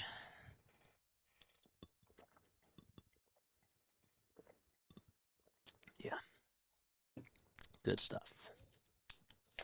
Don't forget we have trivia in the bottom of the 7th inning. Make sure that you stay on for this trivia question. It should be very interesting. Should be fun. The team that has the best record in all of baseball, of course, is the Dodgers. The Brewers are 2.5 games in back of L.A. The Braves are 4 games in back of L.A. And then you got the Rays, who are 1 game above the Yankees and 4.5 games in back of the Dodgers. And then the Yankees are 5.5 games in back of the Dodgers. The Phillies are 7 games in back of the Dodgers. Excuse. The Phillies technically are 1.5 games in back of the New York Yankees and 2.5 in back of the Tampa Bay Rays. Phillies at home this year are 23-19. On the road, they are 24-18. The interesting part, though, chat, and I understand that it comes from them starting off the season with a terrible start. They were 10 games under 500. Now they're 10 games over 500. Their plus run differential is just at a 2. That's it. They're at a plus 2. The Dodgers are at plus 152. The Brewers are at plus 120. The Braves are at plus 88. The Rays are at plus 24. The Yankees are at plus 101. And the Phillies are just at plus 2. Pitch. Fly ball hit out over towards right field. On the run towards the left side is Rincones, and he will make the grab. Tim Meza is pitching, and on the very first pitch, he gets the first batter to fly out to right. And O'Hearn is up next. So that was Brian Reynolds. Flied out to right field. Hit that thumbs up button and subscribe to the channel as well.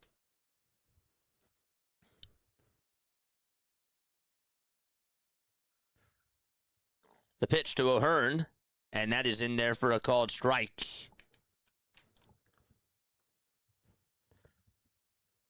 Evan Sisk is warming up now in the bullpen for Pittsburgh. The 0-1 delivery fouled off towards the left side. And that'll make the count now 0-2.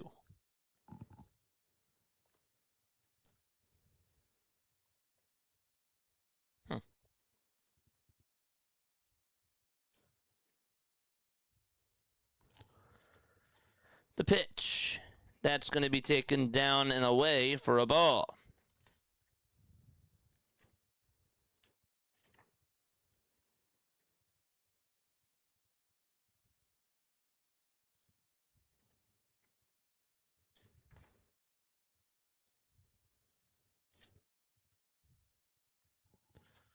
One-two pitch.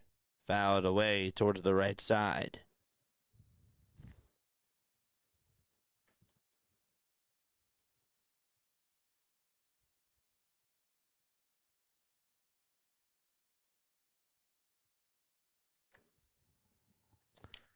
The 1-2 pitch off the plate for ball 2.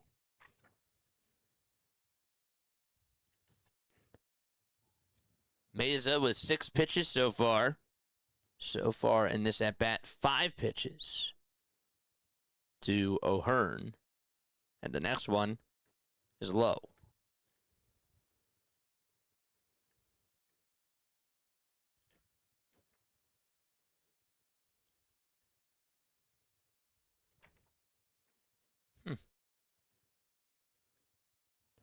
The 3-2 on the way. Grounder hit over to first, played on the hop by Harper, and he'll take it over to the bag and get the second out all by himself.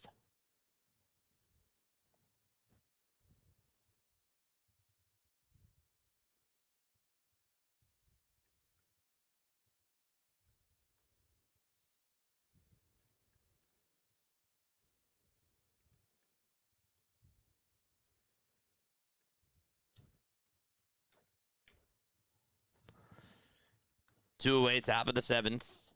And Valdez is up. And he swings and misses at the sinker at 95 miles per hour.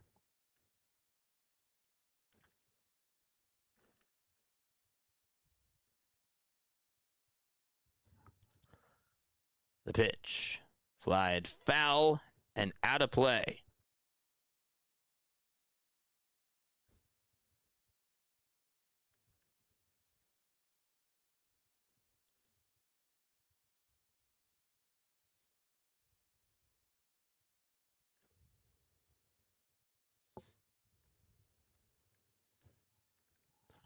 No balls, 2 strikes. Meza with 10 pitches.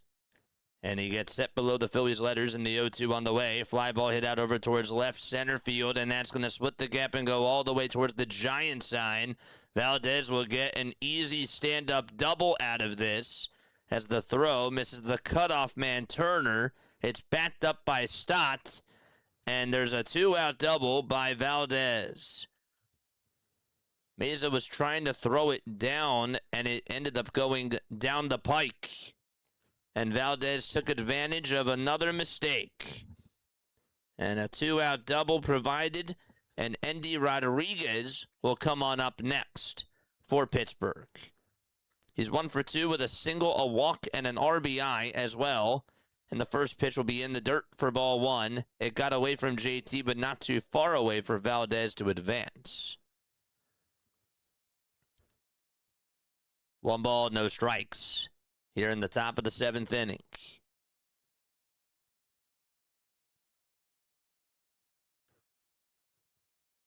Mays' ERA is at a 2.95. The 1-0 delivery, low for ball 2.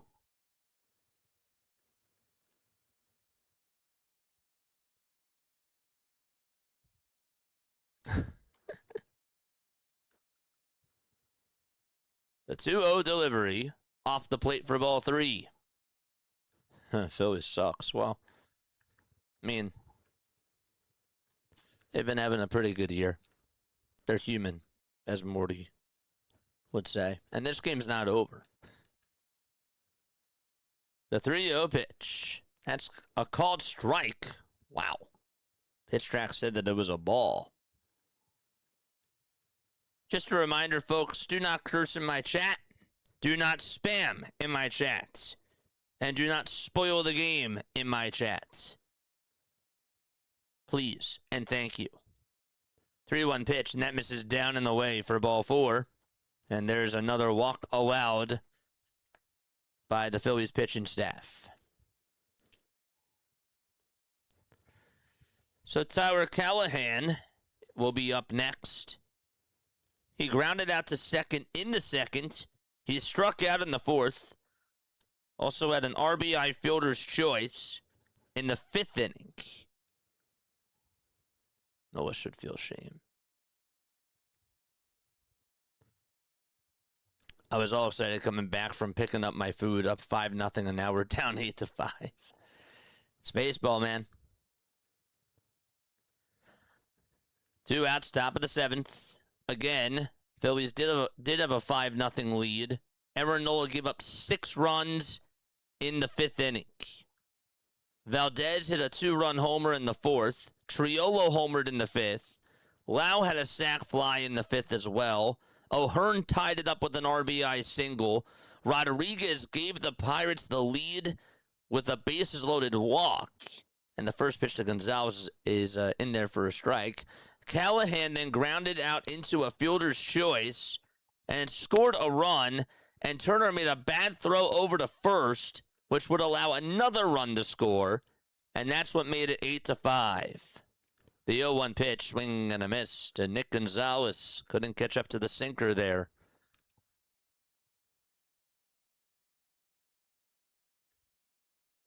Got to get out of this.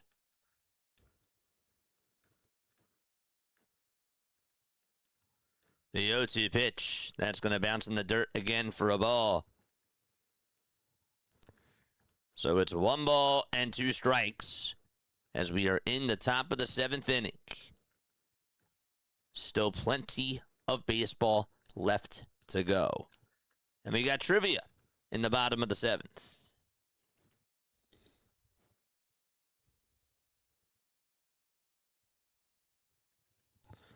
One-two pitch.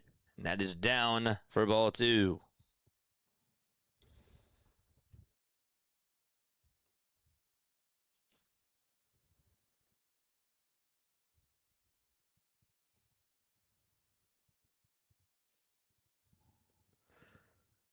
The 2-2 delivery.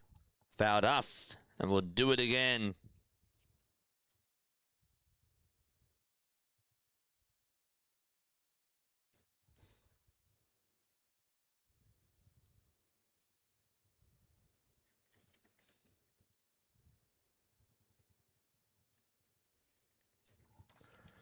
The 2-2 pitch. Gonzalez fouls off another one, and he stays alive. We just heard from Underdog NBA that DeAnthony Melton declined his $3.5 million player option in the NBA, and he's going to enter free agency.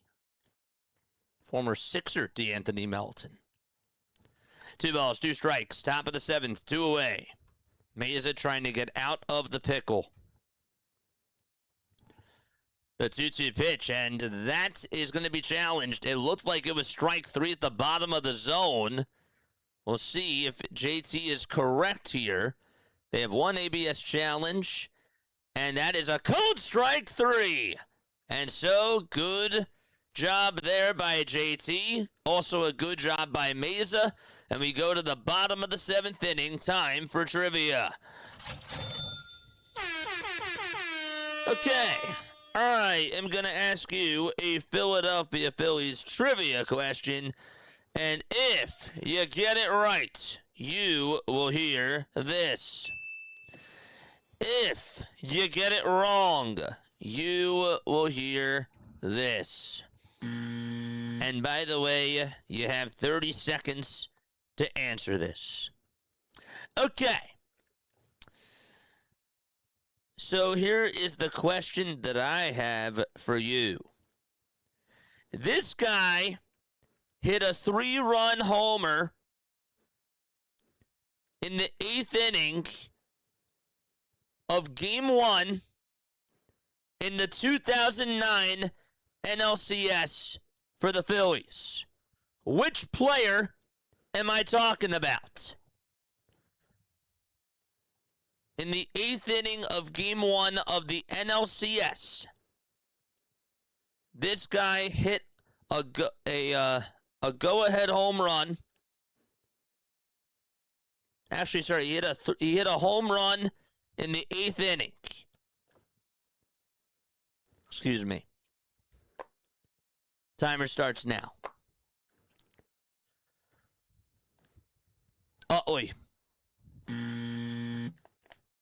2009 NLCS Game 1. Not Howard. Ibanez. Raul Ibanez added a 3-run homer of his own in the 8th inning of Game 1 of the NLCS against the Dodgers. Lidge came out for the 9th to get the save, and that is correct. Good job. Good job by you.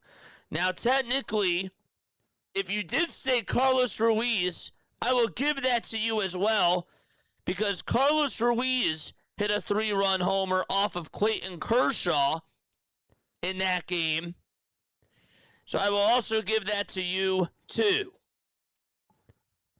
Bottom of the 7th. And JT is up. But Ibanez did it in the 8th. That is correct. JT is up to bat. The pitch. And that is called a strike on the outside corner at the knees. Good job to those of you who got it. The balls, 1 strike. This is Evan Sisk who is pitching. And the 0-1 is in there for a called strike at 93 miles per hour.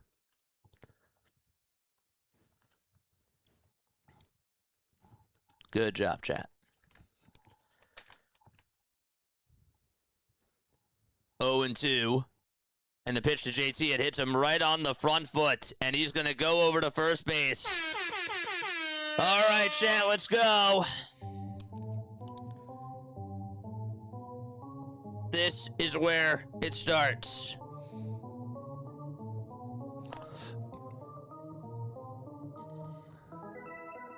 Charge!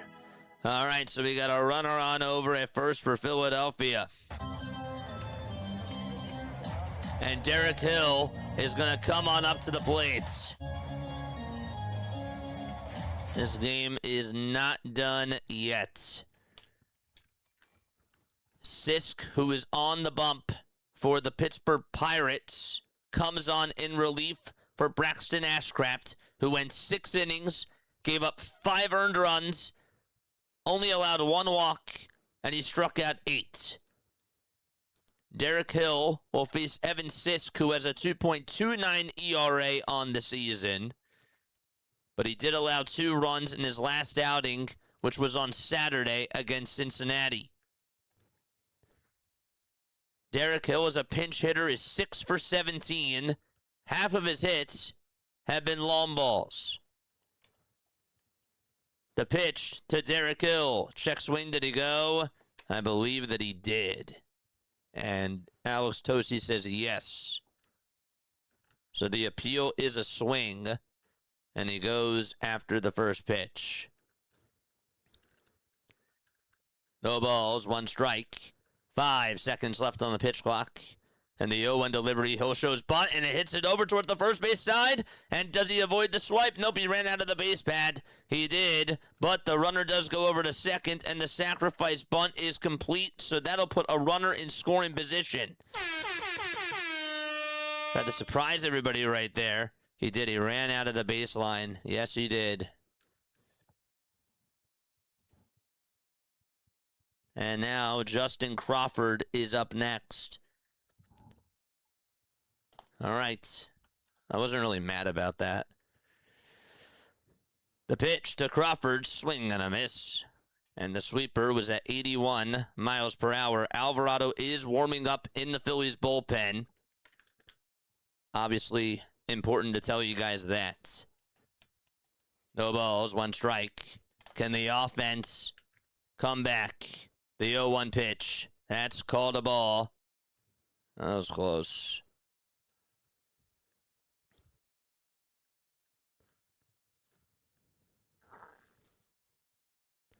One ball, 1 strike to Justin Crawford. The pitch to Crawford. Chopper hit over towards the first baseman. The throw over to first, and Crawford, he beats it out. Sisk tried to get over towards the bag. I thought he had him, and Crawford just at the last second able to beat out that throw. Let's go. He got there. Wow, good for him. What a big stride he took over to first base. Got his right foot on that bag.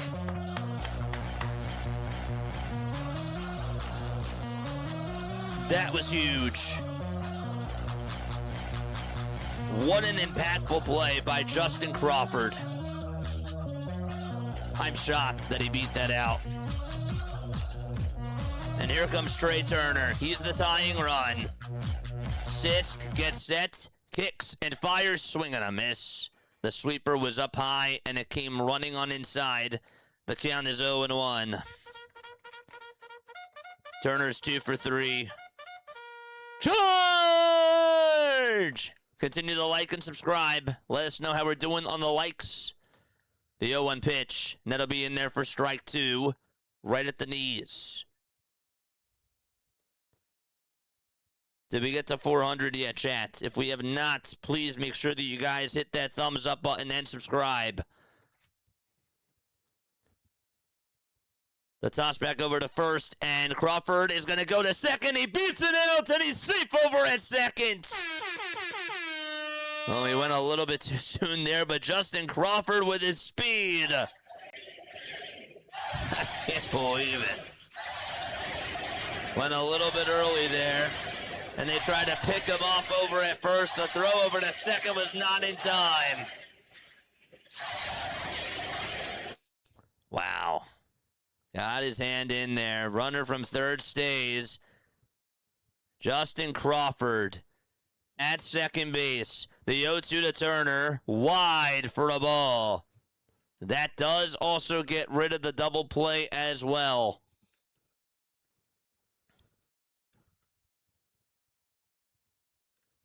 One ball, 2 strikes to Trey Turner. The 1-2 on the way to Trey. Swing and a miss. The curveball was outside and low. And there's out number 2. And Kyle Schwarber is going to come on up to the plate for Philadelphia. He's been asked to do this a lot of times. Does he have another one in him, chat?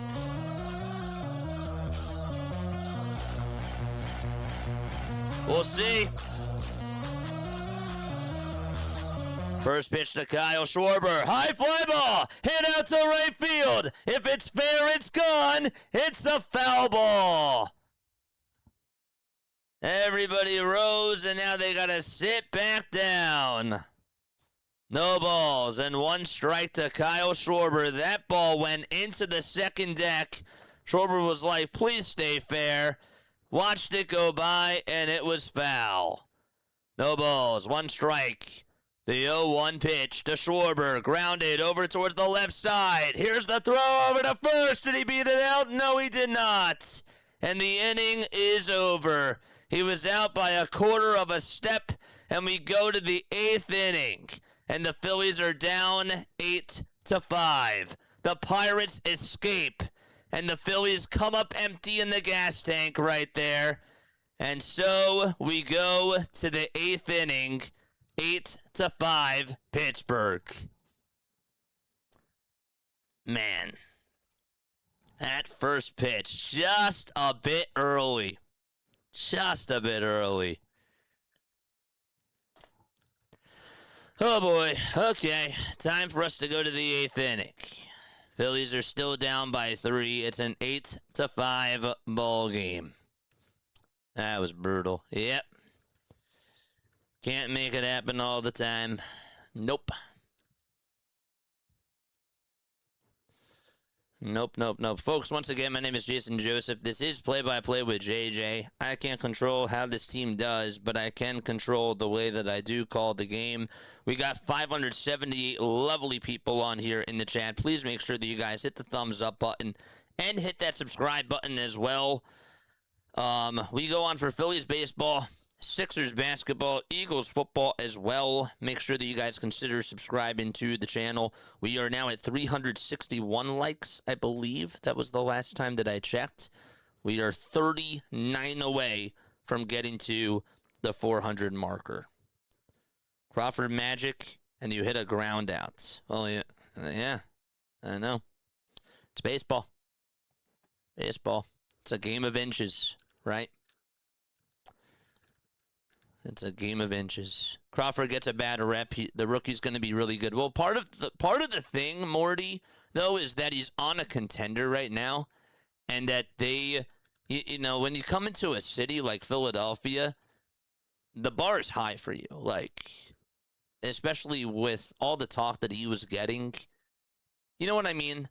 Like, he's on a contender. This is not a rebuild team. I think he also is going to be good for years to come.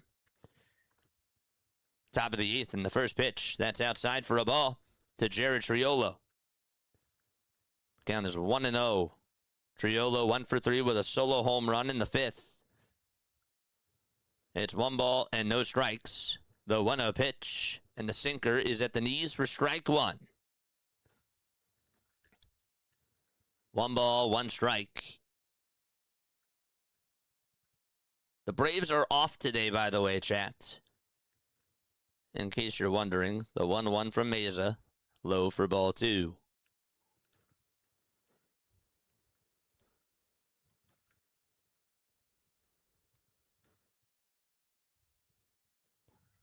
The 2-1 delivery. Another foul ball. The Phillies won't recover from that. This game's not done. I'm just saying. This Pirates bullpen has really not been good. They're beatable. 2 balls, 2 strikes. The 2-2 pitch. And that's a foul ball. Not telling you that they're going to win this game. I just don't think it's over.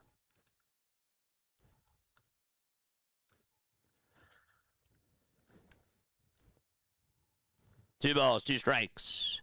5 seconds left on the pitch clock. Meza kicks and deals. And that ball is fouled back towards the screen. By the way, chat, just wanted to let you guys know, if you guys wanted to email me, you most certainly can. If you wanted to get in touch with me off the air. If you are interested in doing that, here's my email down below, jasonjosephonair@gmail.com for the audio listeners. 2-2 pitch. Checked foul ball. It's a check swing.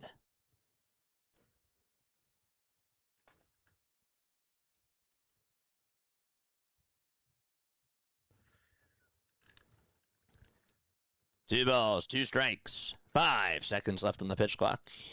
The 2-2 delivery, swing and a miss. That was a really good fastball thrown by Tim Mesa right there. And Triolo is down on strikes. That's his second strikeout, Mesa, of the ball game.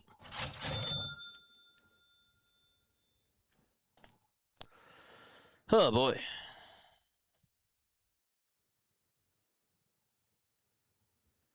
Once again, Jack, thank you so much for the super chats. I appreciate it. And to all of you who did subscribe tonight, really, thank you so much. The pitch.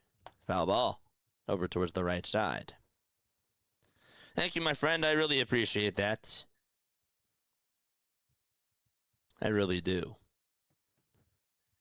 Still in this. No balls, one strike. The pitch to Mangum. This is grounded over to short, backhanded by Turner, and he throws it over to first. And that's in plenty of time for out number 2.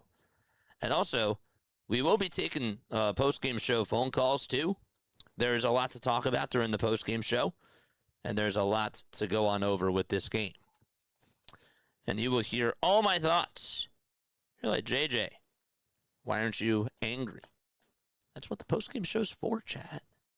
You really get to hear how I really feel when I put the whole thing together. And it's therapy for us. That's the nice part about it. We can vent, we can talk, and we can just have a discussion. The pitch on the way, that's taken for a ball. And this will be challenged by JT. And JT is correct. He says that it wasn't a ball, it was a strike. Good for JT.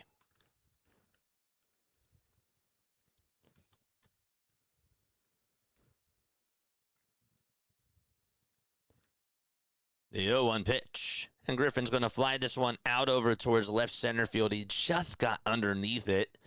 And the catch is going to be made by Crawford. And there's out number 3. Still 6 outs left to go for Philadelphia. Harper, Marsh, and Bohm are going to come on up to the plate. Okay, chat, we are not done just yet. All right. Where are we tuning on in from? Let us know down below. Do they got another comeback in them, chat? We shall see. Harper, Marsh, and Bohm are going to come on up. It's the meat and potatoes of the batting order. I'm hungry. I'm hungry for some runs. Let's go. Where are we tuning on in from, baby? Let us know down below. I know that we got Philadelphia in the chat. I know that we got South Jersey here. We got Florida here. Yes, we do. Time to wake up. Yes, it is. Shane from Ohio. What's up, Shane? Give me a fist pump there, buddy. Wilmington, Delaware, says Willie. Let's go. Love it.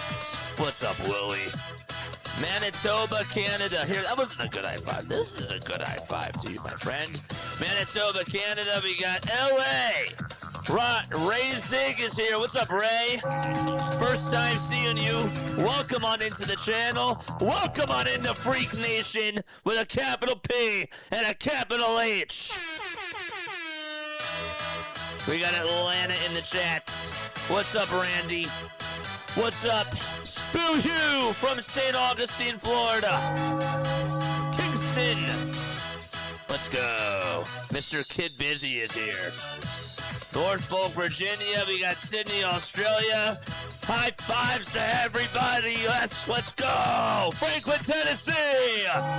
William is here. John from Richmond, Virginia. That's the spirit. That's what I want in my chat. We ain't done yet, baby. Braves fan just watching from the enemy. That's totally cool. You're fine, my friend. We just love baseball. Even though we call Phillies games and other Major League Baseball games. Here comes Bryce Harper facing Gregory Soto. And the first pitch to Harper, a fastball down the hatch at 99.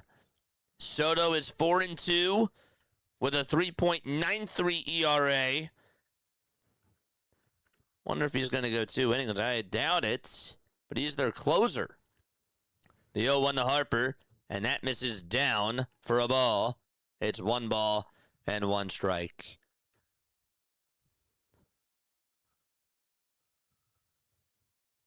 One ball, 1 strike to Bryce Harper. The 1-1 pitch, and Harper fouls off the fastball at 98 miles per hour.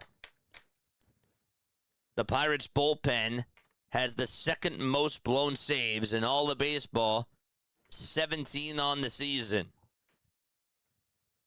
1-2 to Bryce Harper. Soto fires away, swing and a miss, and Harper chases after the slider, and there's 1 out in the bottom of the 8th inning.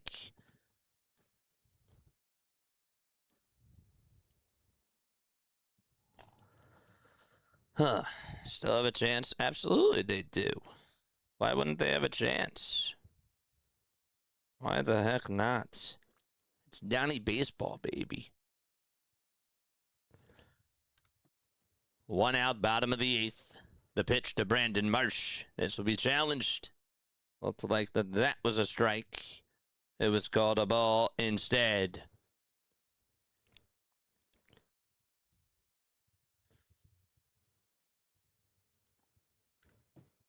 So the count is going to be overturned. It's going to, the pitch is overturned, and the count is 0-1 in the bottom of the 8th inning. That's to Brandon Marsh. The pitch to Marsh. That's a called strike on the outside edge at 99 miles per hour. Last season, in 133 games, Marsh had 43 RBIs. This season, in 80 games, he has 43 RBIs. The 0-2 pitch to Marsh. Down in the way for ball 1. It was a slider.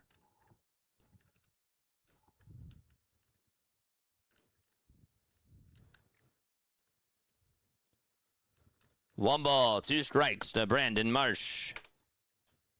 The 1-2 pitch, and Marsh is going to hit one out over to deep right field. That's going back towards the track. His second one of the day.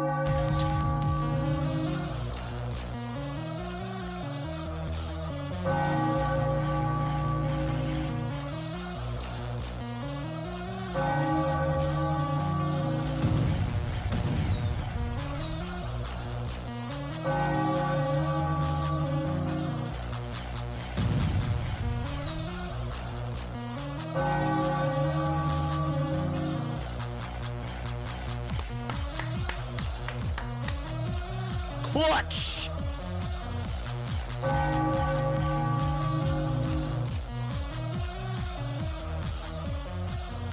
Here comes Bohm to the plate. 1 out, bottom of the 8th, and the pitch to Alec, and that's down for a ball at 99 miles per hour.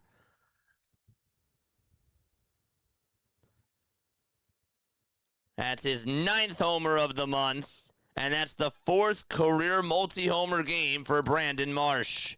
1-0 pitch inside and low for ball 2 to Alec Bohm.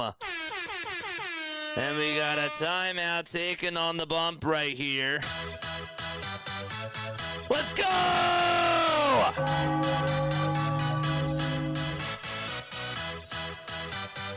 Bohm gets on. Then the tying run comes on up to the plate, baby. Where are my members at?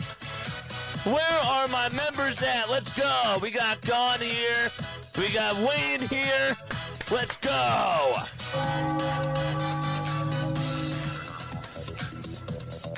We got a ball game. The Battle of PA. Here is the 2-0 pitch to Alec Bohm. And that is way inside for ball 3. It's now 3 balls and no strikes. Johan Ramirez is warming up in the Pirates bullpen. 8 seconds left on the pitch clock. I'm putting up the stop signs here if I'm Bohm. Let's see what he does, though. 3-0 pitch, and he takes a fastball down the heart and soul of the plate for strike 1.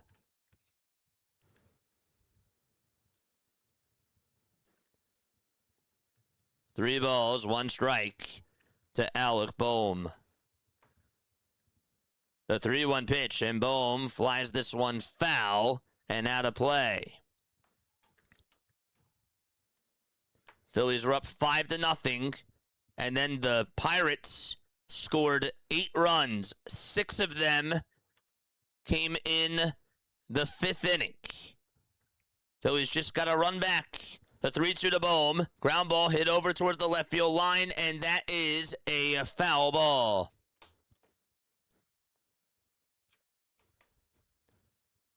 Just stayed foul.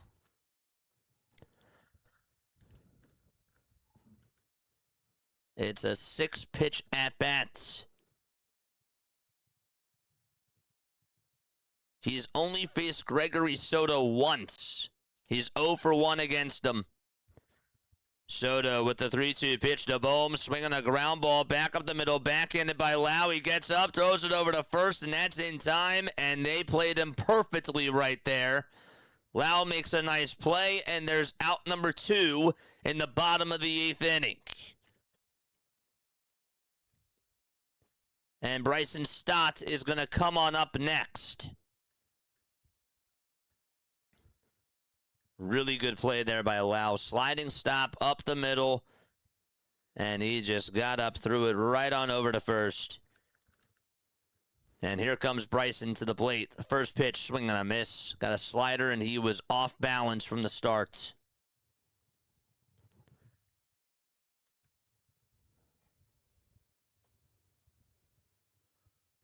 No balls, 1 strike to Bryson Stott. And the 0-1 pitch, and Stott will shoot that one foul.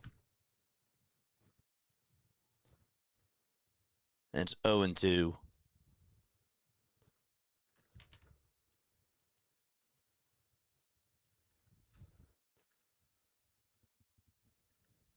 The 0-2 pitch, and Stott fouls off another one.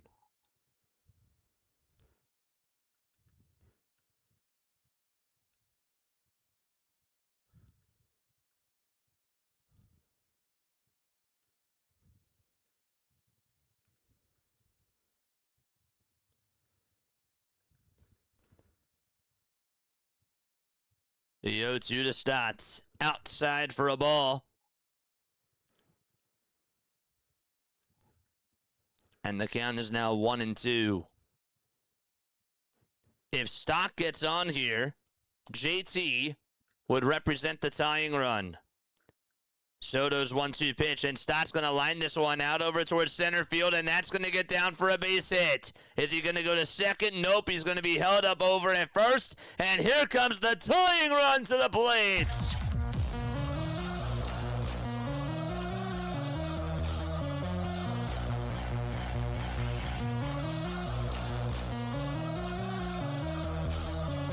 JT got hit by a pitch, and now we got a timeout taken.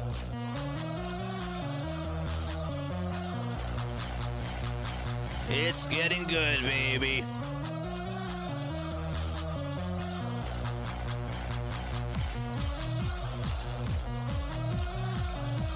Bill Murphy is going to go out there to talk things over.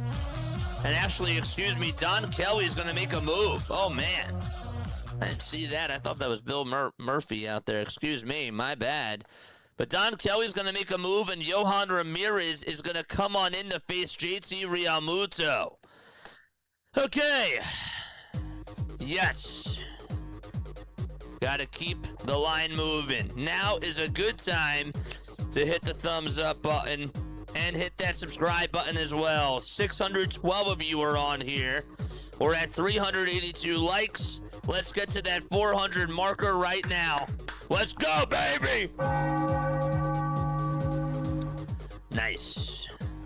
2 outs. Yes. So we got a pitching change. And JT is going to come on up. Philly Birds, please stop spoiling the game. If the mods are telling you to stop, you got to listen to them, man. If you see something that happens before I do or anybody else in the chat does, it just ruins it, you know? That goes for anybody. I love you, buddy. but I can't have you spoiling the game. I can't have anybody doing that. Let's go.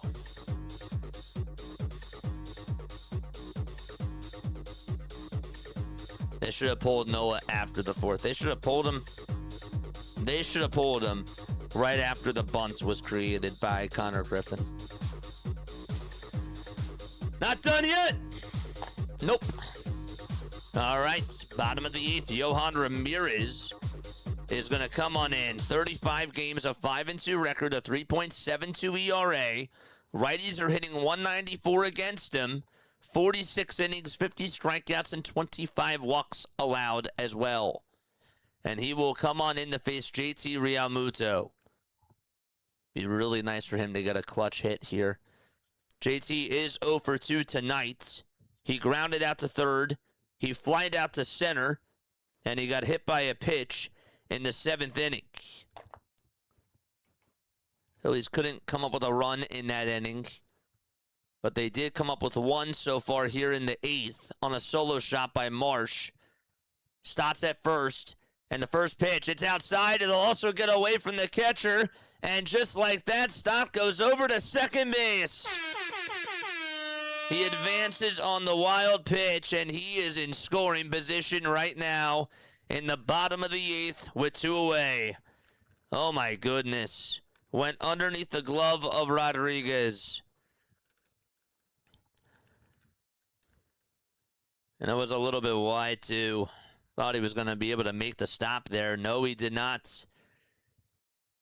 The 4-3 hole is crystal clear. The 1-0 to JT. Outside again for ball 2. That time it was caught by Rodriguez. Almost wild again from Ramirez.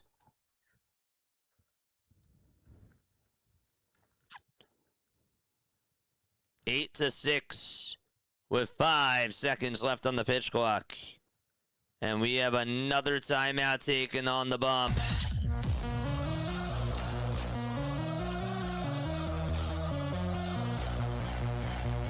I don't know what's going on.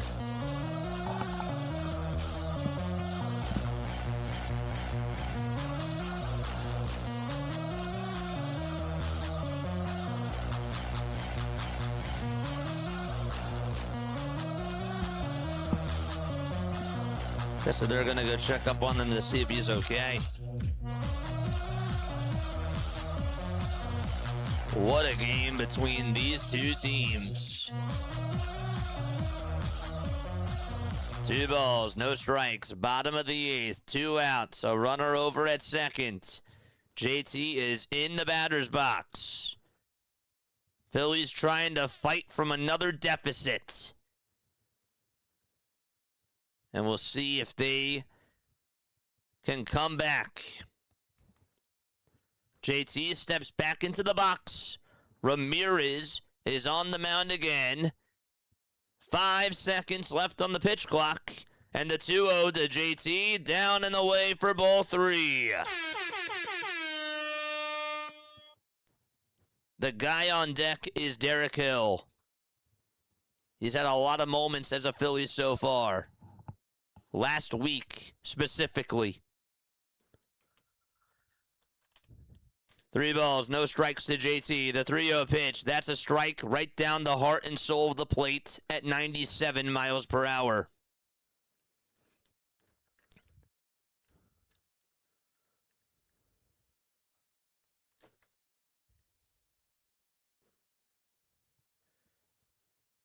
Stott at second. 3 balls, 1 strike. The 3-1 to JT. Swung on and foul tipped.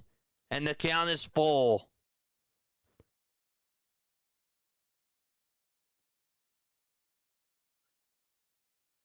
Ramirez steps right behind the mound. Rubs his hands. Puts the baseball in the glove. And comes set, and he will deliver from the stretch, but first step off the mound again. All right, JT is back in the box. 3 balls, 2 strikes. Ramirez with the payoff pitch, and JT's going to fight this one out to right field for a base hit. And just like that, Stutt's going to be waved home. It's a 1-run deficit. Off the inner part of the bat, and he makes contact and goes the opposite way.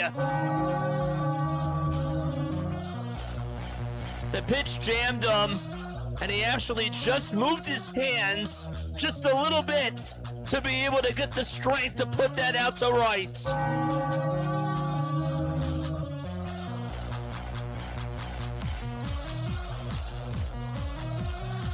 And now it's Derek Hill coming on up. The first pitch to Hill, high for a ball. 1 ball and no strikes. A sac bunt in the 7th inning. Oh, I didn't mean to play this.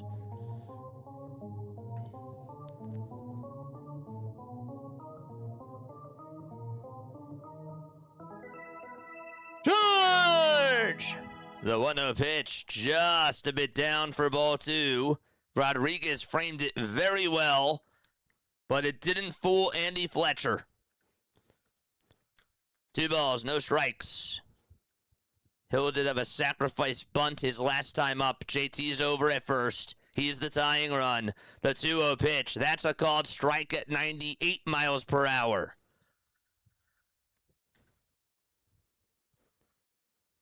It's now 2 balls and 1 strike.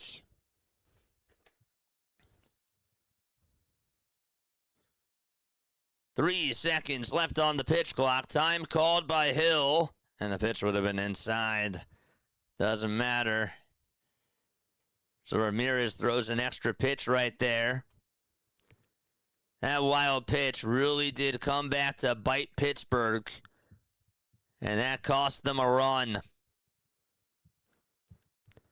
Hit that thumbs up button. We are now 12 subscribers away from getting to 11,250. 2 balls, 1 strike to Derek Hill. The 2-1 pitch outside again for ball 3. It was a sinker.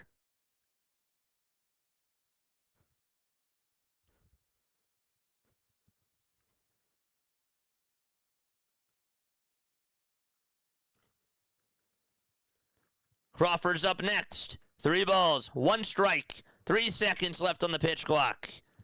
The 3-1 to Hill. And that's called ball 4. Ramirez, will he challenge? He did tap the helmet, or he did tap the cap, but I don't think he did it in time. That was a strike, but Derek Hill gets on. All right, so that puts 2 runners on base with 2 outs. That was a strike. Gotta say, gotta call it like it is. That was at 98. Ramirez was like, what the heck, but he didn't challenge it in time. And so 2 outs, 2 runners on, bottom of the 8th inning. And just like that, here comes Justin Crawford. The tying run's now at second. Crawford's 2 for 3. The first pitch to Crawford, that's a strike. And it was actually called on the inside corner in the eyes of Andy Fletcher. Don't know if I agree with that. I guess you got to win some and lose some. No balls, 1 strike. Ramirez gets set below the Pittsburgh letters. The 0-1 to Crawford, way inside for a ball. Ramirez looking wild.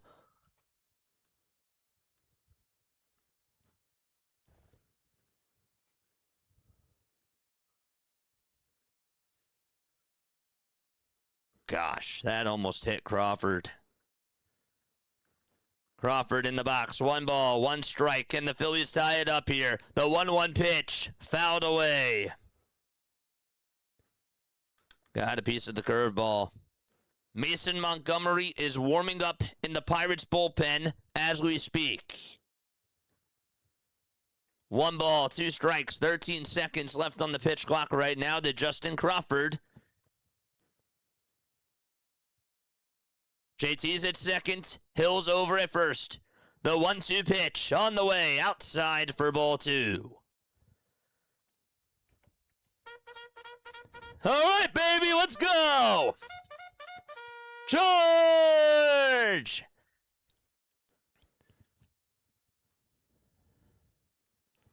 2 balls, 2 strikes. Ramirez kicks and fires again, and Crawford looks at a called strike. 3 is going to challenge, and it looked like it was a strike on the outside corner. But let's see. What will EBS say? That is a strike, and we go to the 9th inning. The Phillies were knocking on the door. They couldn't tie the game. The good news, though, is that they're down by a run, and they will go to the 9th, trailing 8-7. Drama in Philadelphia, just how we like it, baby. Not really. But I had to be a little bit funny there, didn't I? That was a great pitch, though. That was a really good pitch. Okay.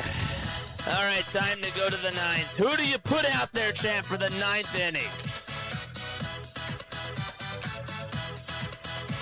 All right. Time to go to the top of the 9th, folks. My name is Jason Joseph. This is Play-by-Play with JJ. After the game is done, we got a post-game show. A lot to talk about. Please stay on. Please call in. I need to hear from my Philly freaks, especially after a game like this where there's just so much juice. There's so much to talk about. Good, bad, and ugly. A lot of things to go on over. Dan with a sub! Thank you so much, Dan. I appreciate you. Shugard's going to go out there? Yeah. Yeah, not really surprised about that. Gotta hold him here. No doubt about it. Hold him. All right, 10 more subs till we get to 11,250 subscribers. Please make sure that you guys hit the thumbs up button and subscribe. It is free. And if you do want to become a member, if you're like, how do you get those emojis, JJ? Well, memberships, that's how you get them. It is $2.99 a month. Where are my freaks at? You guys were right. It's still not done, baby. I know I've been saying it like 5 times today, but people are acting like it's over. It's not.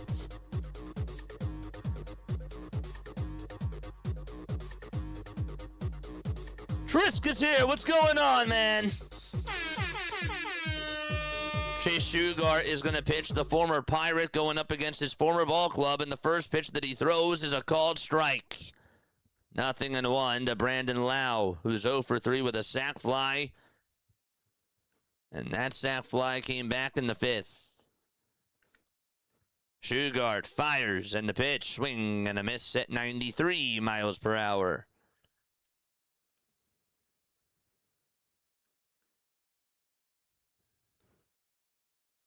Shugart is the 4th pitcher used by Philadelphia tonight.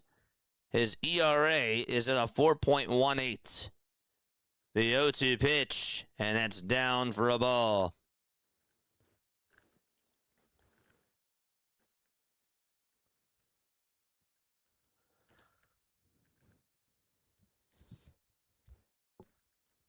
The 1-2 pitch. Grounded over to shortstop. Turner has it. Throws it over to first. And it's just in time for out number 1. Turner made the throw. I thought that maybe he was going to knock on into Alec Boehm. But they just avoided the collision right there. And there's 1 away in the top of the 9th inning.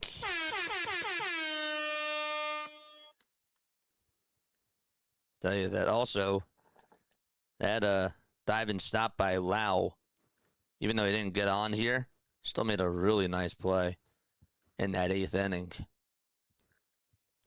1 out, top of the 9th.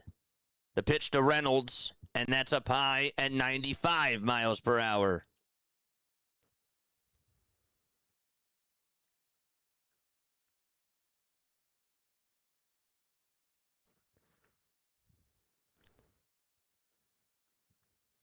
The 1-0 pitch to Reynolds, and a called strike. And the count is 1-1. Reynolds is batting on the left side versus Chase Shugart. He gets set at the Phillies letters. He kicks and deals again. Swing and a miss. And it's 1-2. Got a cutter that was a little bit high. And Reynolds was late.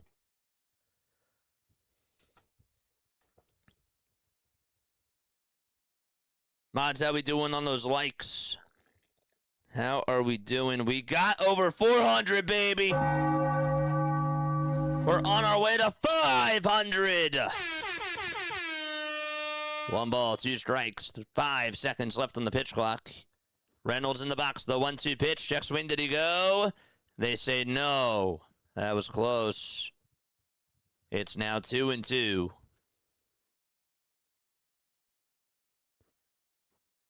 Reynolds is 0 for 1 against Chase Shugart, who kicks and fires again, and he fouls one off towards the left side and out of play.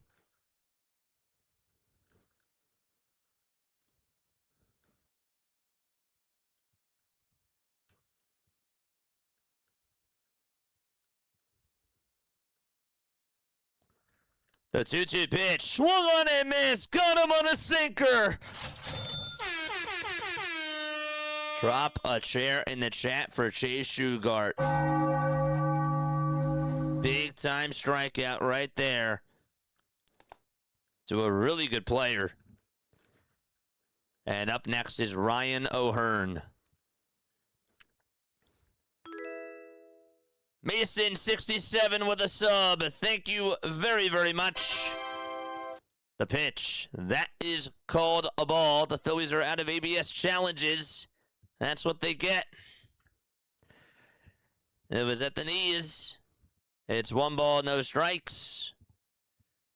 Pirates still at both of their challenges. The 1-0 pitch, and this is going to be blooped out over towards center field, and that's going to get down for a base hit. And O'Hearn gets on with a 2-out single. And as Maryland Valdez is up next. That's the last person I wanted the Phillies to face in this inning. This guy is just red hot. He's such a power hitter for them. When he gets a hold of one, it's just gone. Oh, my gosh. He did homer earlier in the game. The first pitch to Valdez, high and inside for a ball.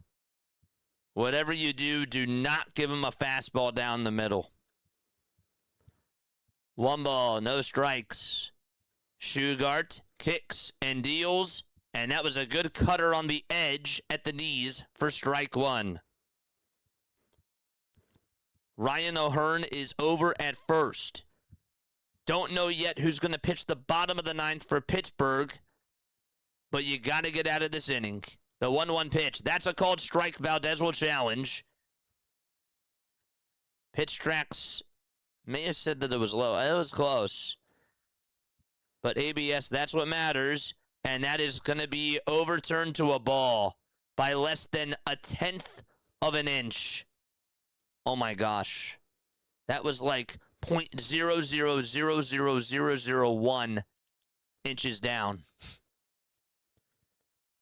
2 balls, 1 strike. Shugart kicks and deals again, and that's outside for ball 3.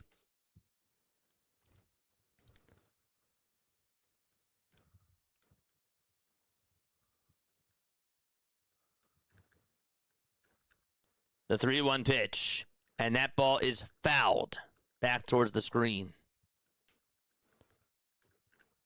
I hear you, Trisk. Thanks so much for stopping on by. I appreciate it.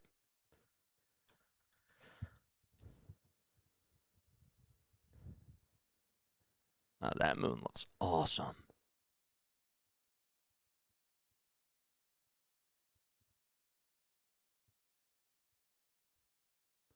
Three balls, 2 strikes. The payoff pitch, down and away for ball 4. Couldn't get him to buy after the sweeper.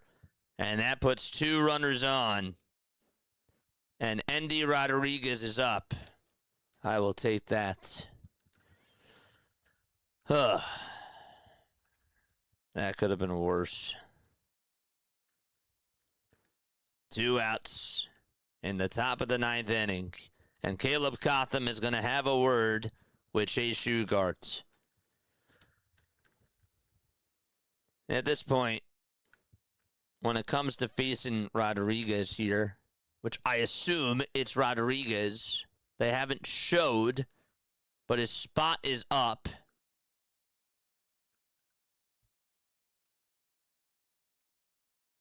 Yes, he is up. Cook is going to run for Valdez, by the way. And I believe Montgomery is going to pitch the bottom of the 9th inning. 2 runners on and 2 outs. So a pinch runner, that's Billy Cook over at first base. Cook has just 4 steals this year. O'Hearn's at second, and the first pitch is a called strike. It's a 94-mile-per-hour cutter on the top tier of the zone.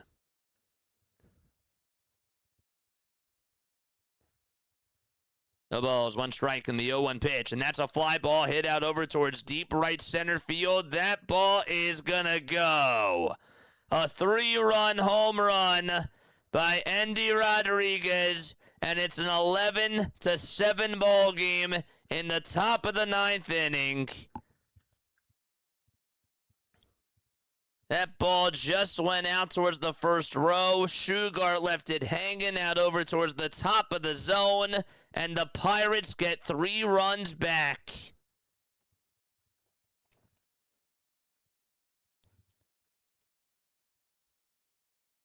Wow.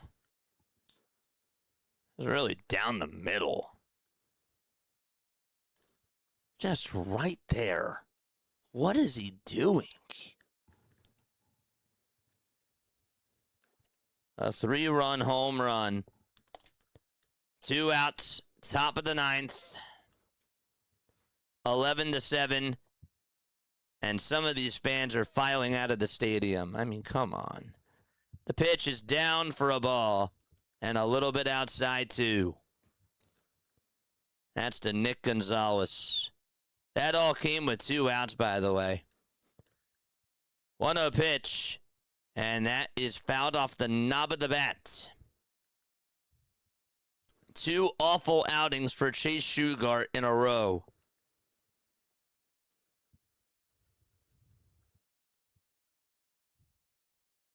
The 1-1 pitch. He goes around there, and the count is now 1-2.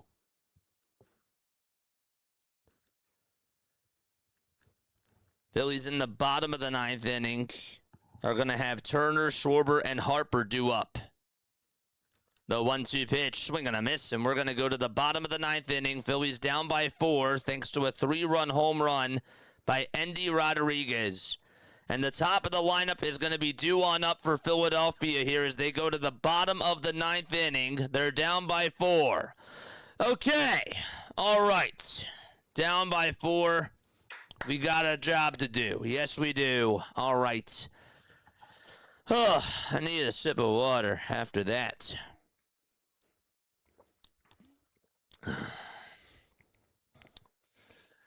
All right.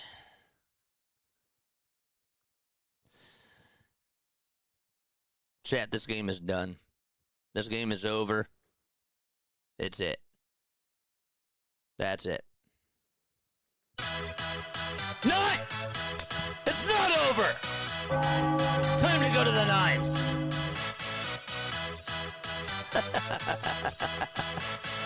We ain't done. Come on, baby. Time for us to go to the bottom of the 9th inning. Pitching is really weak. Yep. All right, time to go to the bottom of the 9th. My name is Jason Joseph. This is Play-by-Play with JJ. We got Turner to lead it off. We'll see what happens as we go to the bottom of the 9th. It's Turner, Schwarber, and Harper, and if the inning is extended, it'll be Brandon Marsh and Al Foam afterwards. Then we got a post-game show. Man. If he wasn't angry before, oh, he is now. Don't put words in my mouth, my friend. Don't put words in my mouth. Heck no. All right, here is Trey Turner. Montgomery is going to pitch. We'll get you his numbers in just a few moments. And here's the first pitch to Turner. That's going to be called a ball. Surprised that they're not going to challenge that. It's 1 ball, no strikes. Wow. At the top tier of the zone. Montgomery in 32 games has a 2-3 record and a 4.83 ERA. And that most certainly is a strike that he throws right down the middle. It's 1 ball and 1 strike. 10 seconds left on the pitch clock. The 1-1 pitch to Turner. Down for ball 2. And so the count is now 2-1.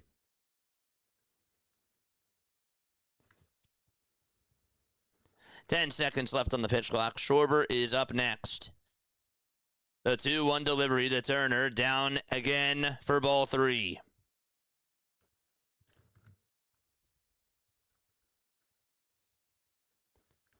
Three balls, 1 strike. 8 seconds left on the pitch clock. Montgomery fires again, swing and a miss. That would have been ball 4. It was a fastball at 99. Montgomery thought that Turner would chase after that, and he did. So the count is now full to Trey Turner. Montgomery kicks and fires again, swing and a miss. And there's 1 out in the bottom of the 9th inning. Out in Philadelphia.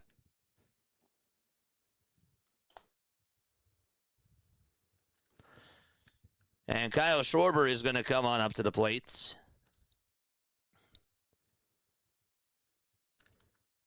Schwarber is 0 for 2 with a sac fly and a walk.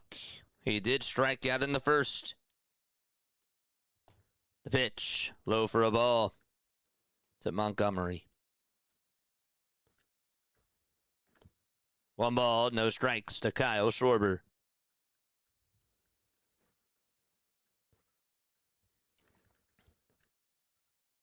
Five seconds left on the pitch clock, and the 1-0 pitch to Kyle. Ground ball hit over towards shortstop, and the throw over to first is in plenty of time, and there's 2 up and 2 down, and the Phillies are down to their final outs.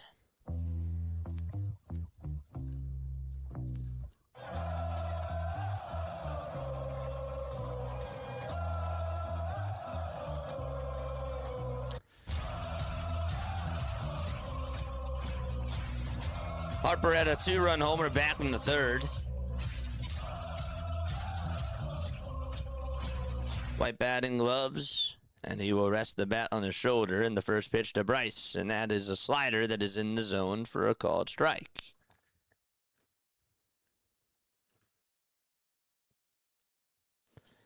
Montgomery gets set below the Pittsburgh letters, and the 0-1 delivery, that misses down for a ball. It's a curveball. We got a lot to talk about during the postgame show. Make sure that you guys stay on for that. Thank you all again so much for those of you who did tune on in. 1-1 pitch inside for ball 2. It was a 4-seamer at 99 miles per hour.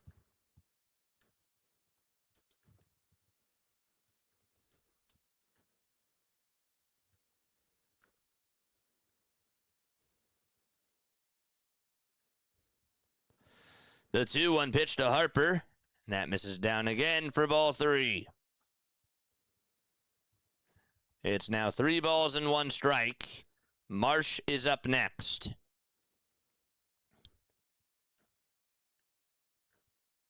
Harper in the box. Montgomery kicks and fires, and that's down for ball 4, and Harper gets on with a 2-out walk.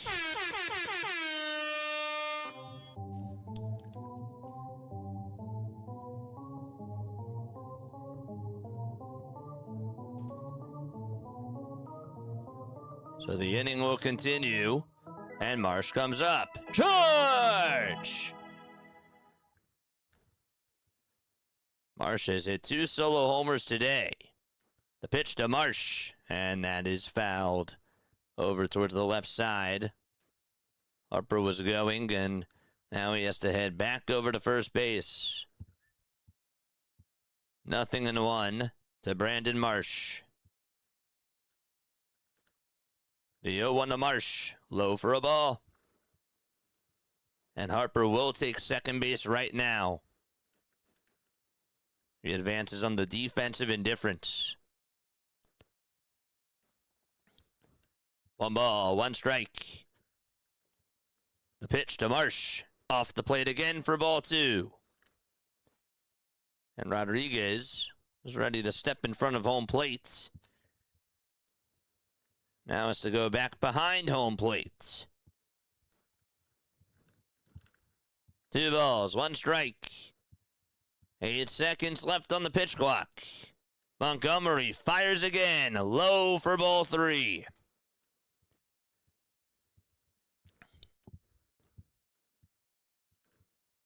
The count is now 3-1.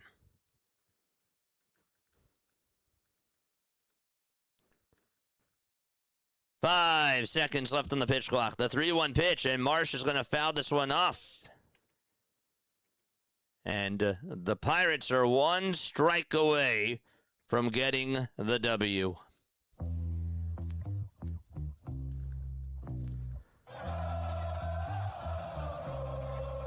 Three balls, 2 strikes, and the payoff pitch to Marsh. Swing and a miss, and the ball game is over. And that is going to wrap things up for Game 1. The Pirates, who are down 5-0 against the Philadelphia Phillies, come back and beat them by a score of 11-7. The Phillies made it close in the bottom of the 8th inning. They actually made it a 1-run game, and the Pirates, on a 3-run shot with 2 outs in the top of the 9th inning, got Endy Rodriguez to hit a 3-run home run, and that sealed the deal. And the Phillies lose by a final score of 11-7 out at Citizens Bank Park. Okay, so a lot to obviously go on over with this game. Ashcraft gets the win. Nola gets the loss. Nola is now 3-4 on the season, and Ashcraft is now 7-3. Okay? The Pirates put up 11 hits today. The Phillies put up 9 hits today, and they scored 7 runs. The Phillies today, with runners in scoring position, were 2 for 6, and the Pirates were 4 for 8. We will break it all down. We have a lot to go on over, but please tell me down below what your one word for this game is. This was disappointing, but I feel like that there's more left to the Phillies. I do. I did not have them winning this game. I did not have them winning this game, but this was disappointing. This was a disappointing loss. But guess what, guys? It happens. It's sad. Stinger. Okay. It does stink. It does stink. Fun game and a good call by JJ. Thank you guys so much. Callie says optimistic. I like that outlook. Nola. Yeah, we're going to talk about Aaron Nola. We will get to him on the other side. We got a lot to talk about with Aaron Nola. Now for some post-game chat therapy. Yes. Yep. We'll get to the whole Aaron Nola thing on the other side. Any other words that you would use to describe this game? Mistake? Maybe. Disappointed. Stunned. So I think somebody said stunned. Dave says game. I like baseball. Deadline-esque. Deadline-esque. Craig says anger. Evacuated. Frustrating. I said 12-6 Phillies. I got the scores reversed, I guess. Sloppy. Nola. I like that word. I do. We will chop this up, chat. Because I have good news and I have bad news for you over on the other side. I do. I have good news and I have bad news for you over on the other side. If I paid to watch this game, I would have definitely felt like I got my money's worth this boohoo. Thank you so much, dude. Like really, really, really, really, that means so much to me, right? Because my job on here, okay, obviously, I love calling the games, and I make sure that I try to do the best that I can. I also really try to make the environment as good as I possibly can because I want us all to connect. We all have different feelings about this team and about our sports and our city, okay? And it's really important that we all come together and just discuss what just happened and be able to just be there to support each other. That's what this comes down to at the end of the day. It sucks that they lost this, Boo, but lots of runs by both teams is always fun. For sure. For sure. So give me 5 minutes. 5 more minutes, and I promise you we are going to break everything down, and we are going to go bit by bit. We'll talk about the good news, and we'll talk about the bad news. Hardcore says lame. Lame. What else? Did I miss anything else? Howbel? Nola. I read Nola. Nola equals no win. Stinger. I read that. Jay Phillies is pitching. Yeah. Yep. All right. 5 minutes. I will see you all very, very soon. Don't go anywhere. I will be right back.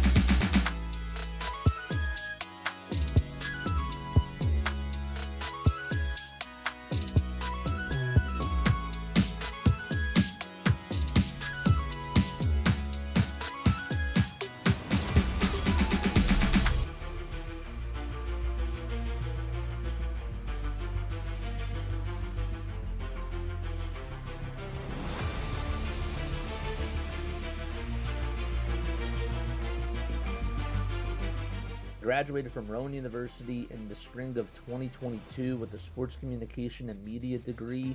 I got to actually call minor league baseball and G League basketball games while I was in school. And then I graduated, and as soon as I graduated, I went to NFL Films in Mount Laurel, New Jersey.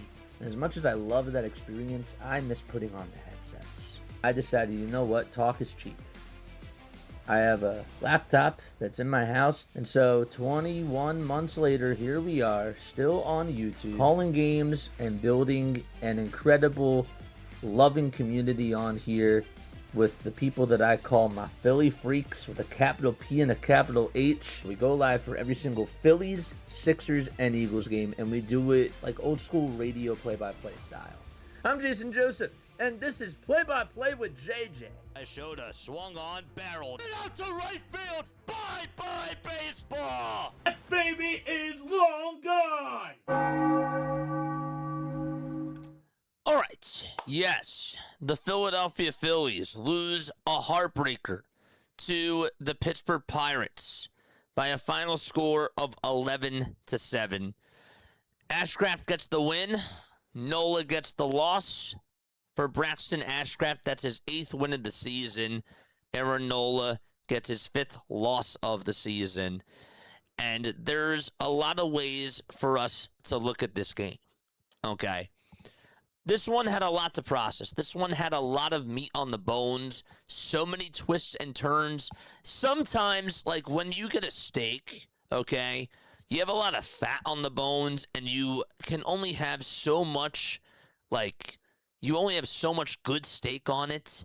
This one, if you're a baseball fan, you got a lot of steak tonight. You really did. You had a lot of juice and not a whole lot of fat in this game. This game kept you on the edge of your toes. This game really kept you in suspense with who was going to win this game. And it all came down to one swing, and that was by Endy Rodriguez. Bad pitch by Chase Shugart, and that was the game. That was the difference of the game. I want to start off, okay? Yes, calling into the postgame show. We will be taking phone calls in a little bit. I want to start off, though, and talk about the good news and the bad news. The bad news is that Aaron Nola pitched bad. But the good news is that Aaron Nola doesn't have to pitch again in this series. I can look at this and say to myself, this team had a 5-0 lead, and Aaron Nola, who has just been so horrible this year for the Philadelphia Phillies, he's been so bad. He has not lived up to his contract. He has not lived up to his expectations. He had a 5-0 lead, and he gave it up. Now, obviously, I have to, tip my hat to this Pirates offense, because this Pirates offense is not a joke. This Pirates offense is really good. Valdez is on a tear right now. Valdez is hitting that baseball, and Doc was telling me when he gets a hold of one, that ball goes. But here is where my frustration lies with Aaron Nola, because I don't care who it is that he has to face. His knuckle curve was so good in the first 3 innings, and after that 4th inning, it just was never the same. The changeup was left out over the middle of the plate. We've seen this plenty of times, guys. He should have been taken out after Connor Griffin had the bunt single. That's what they should have done. They should have taken him out then. Because we've seen this film plenty of times. Even though I do not trust this bullpen, and you can totally see that right now. This bullpen has been terrible. Aaron Nola cannot go 5 innings against a team like the Pittsburgh Pirates, who again have like one of the best offenses in all of baseball. I would say probably top 3. if I'm being honest with you. But this guy just lost everything. He lost his command. He was that guy. We talked about this analogy before. He was that guy in physics class that as soon as he came on in to class the next day after he procrastinated on a project all night long and it wasn't done the best and he knew it, everything failed. He failed the project. The whole bridge smashed right before he was ready to present it. That's what happened. The bridge collapsed, and that's what Aaron Nola did tonight.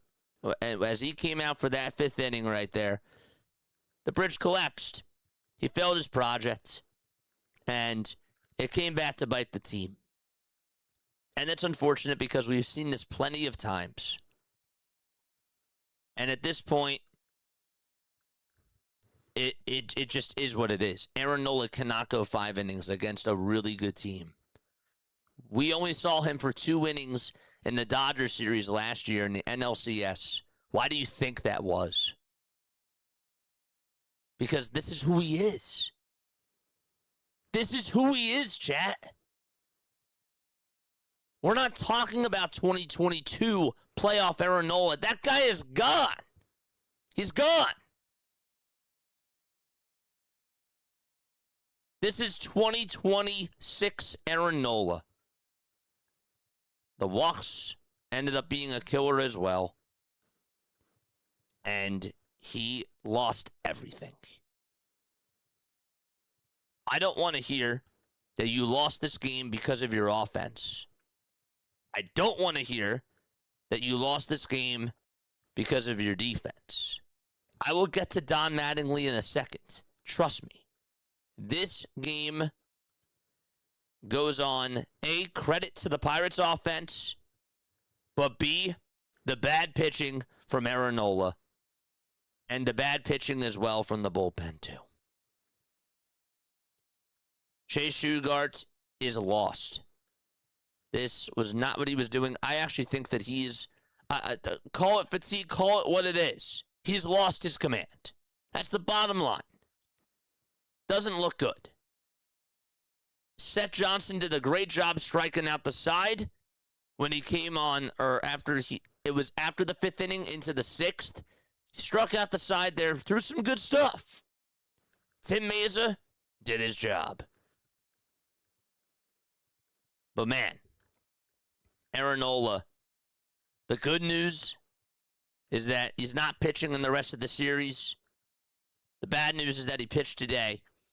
And after having a 5-0 lead, he costed you the game. He pitched really bad. That's the bad news. Okay. I want to get into, and I really don't want to get into this, but I have to get into what happened in that 5th inning. I do. I have to break that down. This is just how it goes. This is just how it goes. I don't know why it always does this. It really bothers me. Let me make sure I have everything muted. Okay. I just have to keep reminding myself to just mute those tabs. It makes me really angry when I do that. I have to just remember to do it. So in the 5th inning, okay, Triolo comes on up to the plate. Gets a pitch right down the middle. He's ahead in the count, 3-1. You don't throw him a sinker down the middle in that situation. I don't care if that's his first homer of the season. I don't care if that's his 50th homer of the season. You can't do that. You just can't. You can't do that there. Mangum takes advantage of a hanging knuckle curve. That pitch was really flat, and he gets on with a double right there. So 2 pitches and 2 extra base hits. 2 extra base hits on back-to-back pitches. Really, it was a 3-1 count to Triolo. Okay. And then Connor Griffin, just an excellent bunt that he lays down over towards the left side of the mound. Executes it perfectly. Gets on over at first. At that point, chat, Aaron Nola has to be taken out of the game. once the home run is hit by Triolo, somebody has to get warmed up in that bullpen. If this is a playoff game, I think that this is managed differently. But if the Phillies were trying to win this game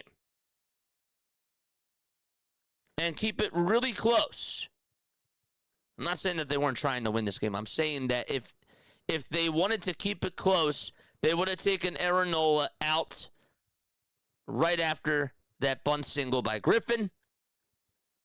And they would have gotten somebody warmed up in that bullpen right after that home run was allowed. And they probably would have called for a timeout right after that, too. They did leave him in there too long. I blame Don Mattingly for that. Yes, I do. Don should have taken him out sooner. At that moment, that's when you take him out. You could even argue that somebody should be warming up right, or somebody should be stretching right before that fifth inning starts.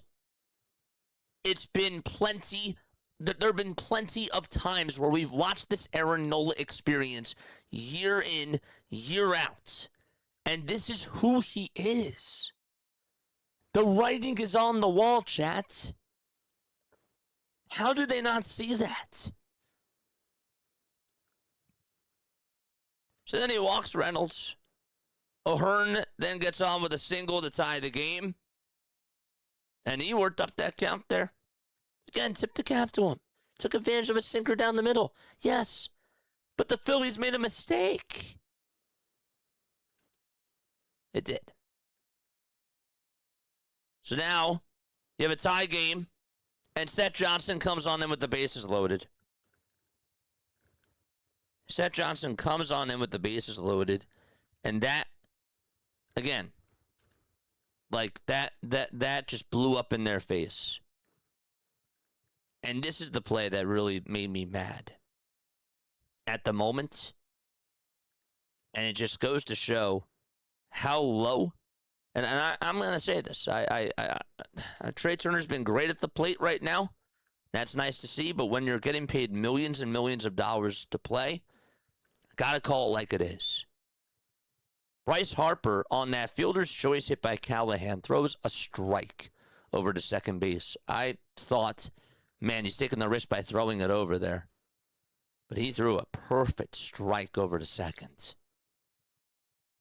And Trey Turner, with Callahan hustling out of the box there, has to just eat that up. He has to eat it up. He ended up making a horrible throw over to first anyways. Why even throw it to first base to begin with on that play?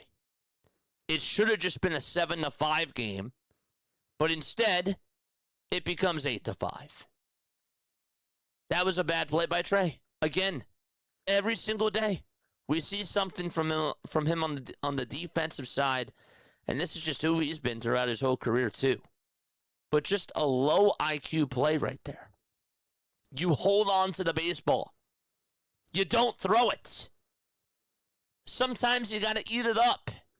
And in that moment in time, he should have done that. So then it becomes 8-5. You had chances, though. You had chances, and losses, of course, happen. Kyle Schwarber, this game is a game of inches. Okay? I don't want to hear anything about the blue. I don't want to hear anything about the umpires because there were some bad calls on both sides. The Pirates had bad calls too. I don't want to hear anything about that in my chat. No excuse. What sucks is that Justin Crawford, who got on with that infield single, he beat out that play. That was a really good play. And then after you went a little bit early, ended up being safe over at second base. Phillies couldn't get a run in that inning, and Kyle Schwarber just fouled off a pitch that I thought was crushed. And it ended up crushing our hearts. Speaking of crushed. And just could not beat out that single. But that stuff happens. It happens. It was annoying, though. But here's the thing, chat. And I know I'm a little bit all over the place tonight. I can be mad at Aaron Nola. I can be upset with Trey Turner. I can acknowledge that the Pirates have a very good offense and have a terrible bullpen. And I can also say that this offense tonight, again, the Phillies offense showed fight again. Because they did. They did not go down without a fight. And that is, again, good news to me, because this is the offense that we've been wanting to see. Part of it, yes, you can blame on the bullpen for sure. But the offense still has to execute. And I'm talking about the Pirates bullpen, not the Phillies bullpen. Phillies bullpen has been terrible. Chase Shugar has been awful now. We were praising him in the month of May, and he has just been terrible. But gosh, this game is a mixture of emotions. Losses are going to happen. It's annoying. It's frustrating watching Aaron Nola out there. It's frustrating watching Trey Turner mess up on the defensive side. But again, like, you're going to lose games. And this team did put up a fight. The series is not over. This is just one game. It was a really good game. As a baseball fan, this is everything that I wanted, except for a win. They tried, though. It just sucks that Aaron Nola has been doing this year in and year out right now. And I'm talking about ever since 2024. Really, 2023. He's gotten worse and worse every year, chat. So, 610-314-0844. Brandon Marsh is playing really, really well. I just got to say, I love what this guy is doing. He has just been a star. He's been a star for this team. Bryce Harper, again, beautiful swing. Trey Turner did have another beautiful swing in the first inning. Hitting-wise, he is coming around. And again, Kyle Schwarber just missed that pitch. Just fouled it off. I know he didn't get the result there, but that happens. That happens. And JT with that RBI single, clutch hit. And Crawford's starting to hit too. This is all good stuff. And this is what I want you to think about. This team was not hitting forever, and now they're doing that. Now they're getting on base. Now they're driving in runs. Even in the ninth inning tonight with 2 outs, I still thought that they had a chance. I mean, it's crazy to sound. Yes, I get it. But they put up 15 runs against the Nationals in the ninth inning, and they had magic to them. They did. So why not? Why not? They did everything but win this game. And that is my main takeaway. Tomorrow you got Christopher Sanchez. Hopefully he'll be better than what he did in the last game against the Nationals. But I think that as we can feel disappointed, and as we obviously feel annoyed because we want this team to win every single game, I think we also need to look at this from a lens and say, you know what, the offense is actually hitting. Yes, the bullpen needs help, but they can still win this series. They can still play well. And they're not going to win every game. But there's still good things that came out of this. It's a glass half full, glass half empty approach. And that's how I feel. JJ, you're a piece of crap. JJ, you should be harder on this team. JJ, what are you talking about? Calling it? The floor is all yours, as I like to say. 610-314-0844. Yes, okay. We will take our very, very, very first phone call. It's your turn, baby. Yes, it is your turn. Call on in. 610-314-0844. Turner today 2 for 5. Harper today 1 for 4 with a homer. Marsh 2 for 5 today with a homer. Basically, 3 of your 4 guys in your starting lineup today each hit 4 homers combined. 4 home runs combined. And that to me is great news. All right, 610, we got you on the phone. How you feeling after this game? And do you think I should be more angry? Hello, I am back after a long spree of not being here, not calling. My bad. I got in trouble for some reason, but I explained to my parents who you were, and they were like, "Okay, you can start calling JJ again." So I'm back. What's up, buddy? What's up? So what'd you see from this game, my friend? They did amazing. We're up 5-0. They choked. They turned into the Nationals now. They choked, which I'm really disappointed, because you have amazing pitchers like Christopher Sanchez, and you don't start him for like 80 games, which kind of annoys me. And at the same time, Schwarber can't always be productive. But when you have a batter that looks like a middle-aged, slow-pitch softball coach that cracks like 50 home runs a year, and your team is set. Yeah. I mean, look. I mean, they're going to lose games. Like, they won so many heartbreakers, they won so many great games in that National Series, and they lit up that Nationals bullpen. And what they did in those 9th innings were incredible. And they obviously did take 2 out of 3 against the New York Mets. So I don't like to say that they were due for a loss or due for a heartbreaking loss, but they're human. This stuff happens. But I also understand at the same time, Aaron Nola's terrible. Aaron Nola, we're at the point, I think that we can all agree, where every time Aaron Nola pitches, it's pretty much a loss.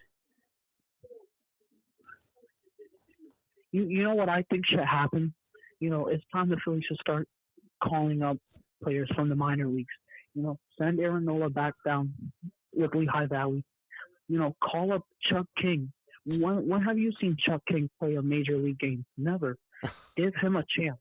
If you see any potential in him for major league, if you see any major league material in him, keep him. Keep him up there. He deserves it. He's never seen a major league game. Give him a chance. Give him a game. My guy, I appreciate you so much for calling on in. I will talk to you soon, all right, my friend? Yeah, I gotta I'll keep be the back line tomorrow. moving. Nice. Sounds good. All right, I will take another phone call. I mean, part of me is I don't like Aaron Nola, and Aaron Nola's been awful for you all season long, but Chuck King, we're going to call up guys that have not gotten major league experience and that just aren't ready for the moment. I mean, come on. What are we talking about? And I love my guy. I'm saying this just from passion. I'm not calling you out. I'm not saying anything bad, but come on, man. Chuck King, he's not ready. Gage Wood is not ready. There's a reason why that they're in the minors. There's a reason why. All right, we got 484 over on the line. 484. It was a disappointing loss, but do you think that I should feel more angry about this team or about this game, or do you think that I have a right to feel how I feel? I don't know. I'm right there with you. I think Aaron Nola should have been pulled in the 4th inning. I definitely think that there should have been more. When it came to, but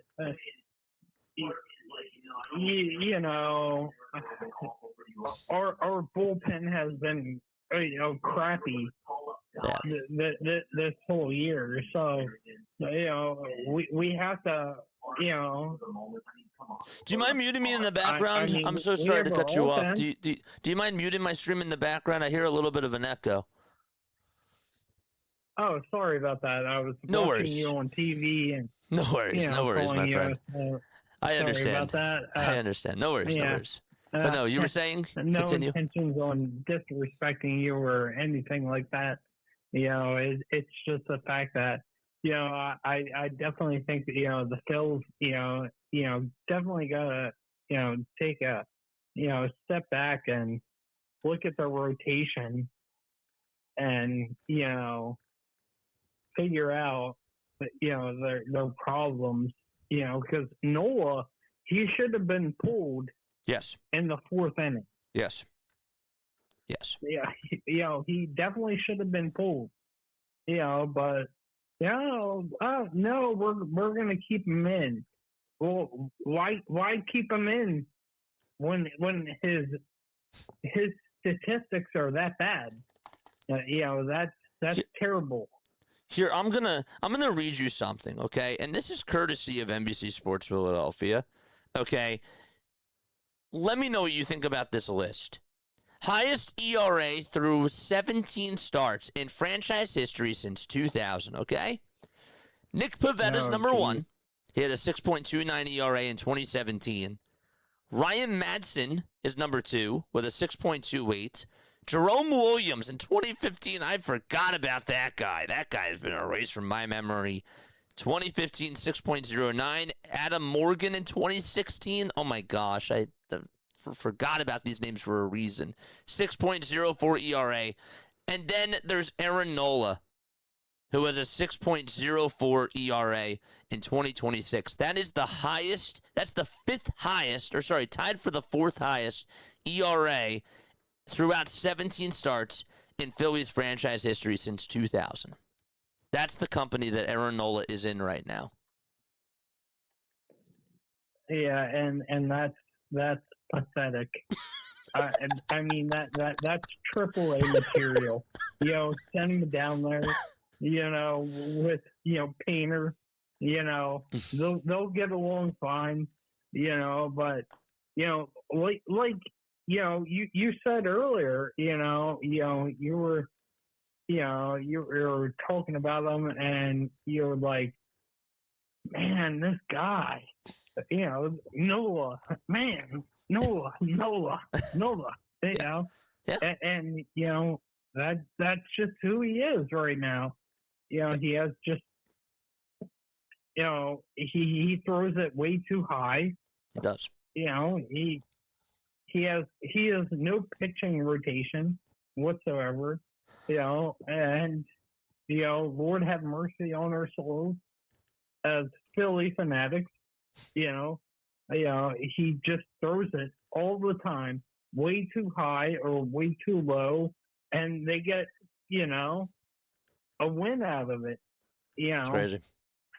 It's crazy, man. Just trade him. Get rid of him. Just be done with him. That's the way I see it. I mean, you can send him down to AAA, but I mean, Painter is down there already. Yeah. So what are you going to do? That's exactly correct. That's the thing that sucks, right? Is that we're stuck with this. So I appreciate you so much for calling on in, man. Hopefully they win tomorrow. Call back on in at any time. All right, brother. Well, you have a good night. You too. You too. Love you, buddy. Shout out to you, man. MVPs for the callers tonight.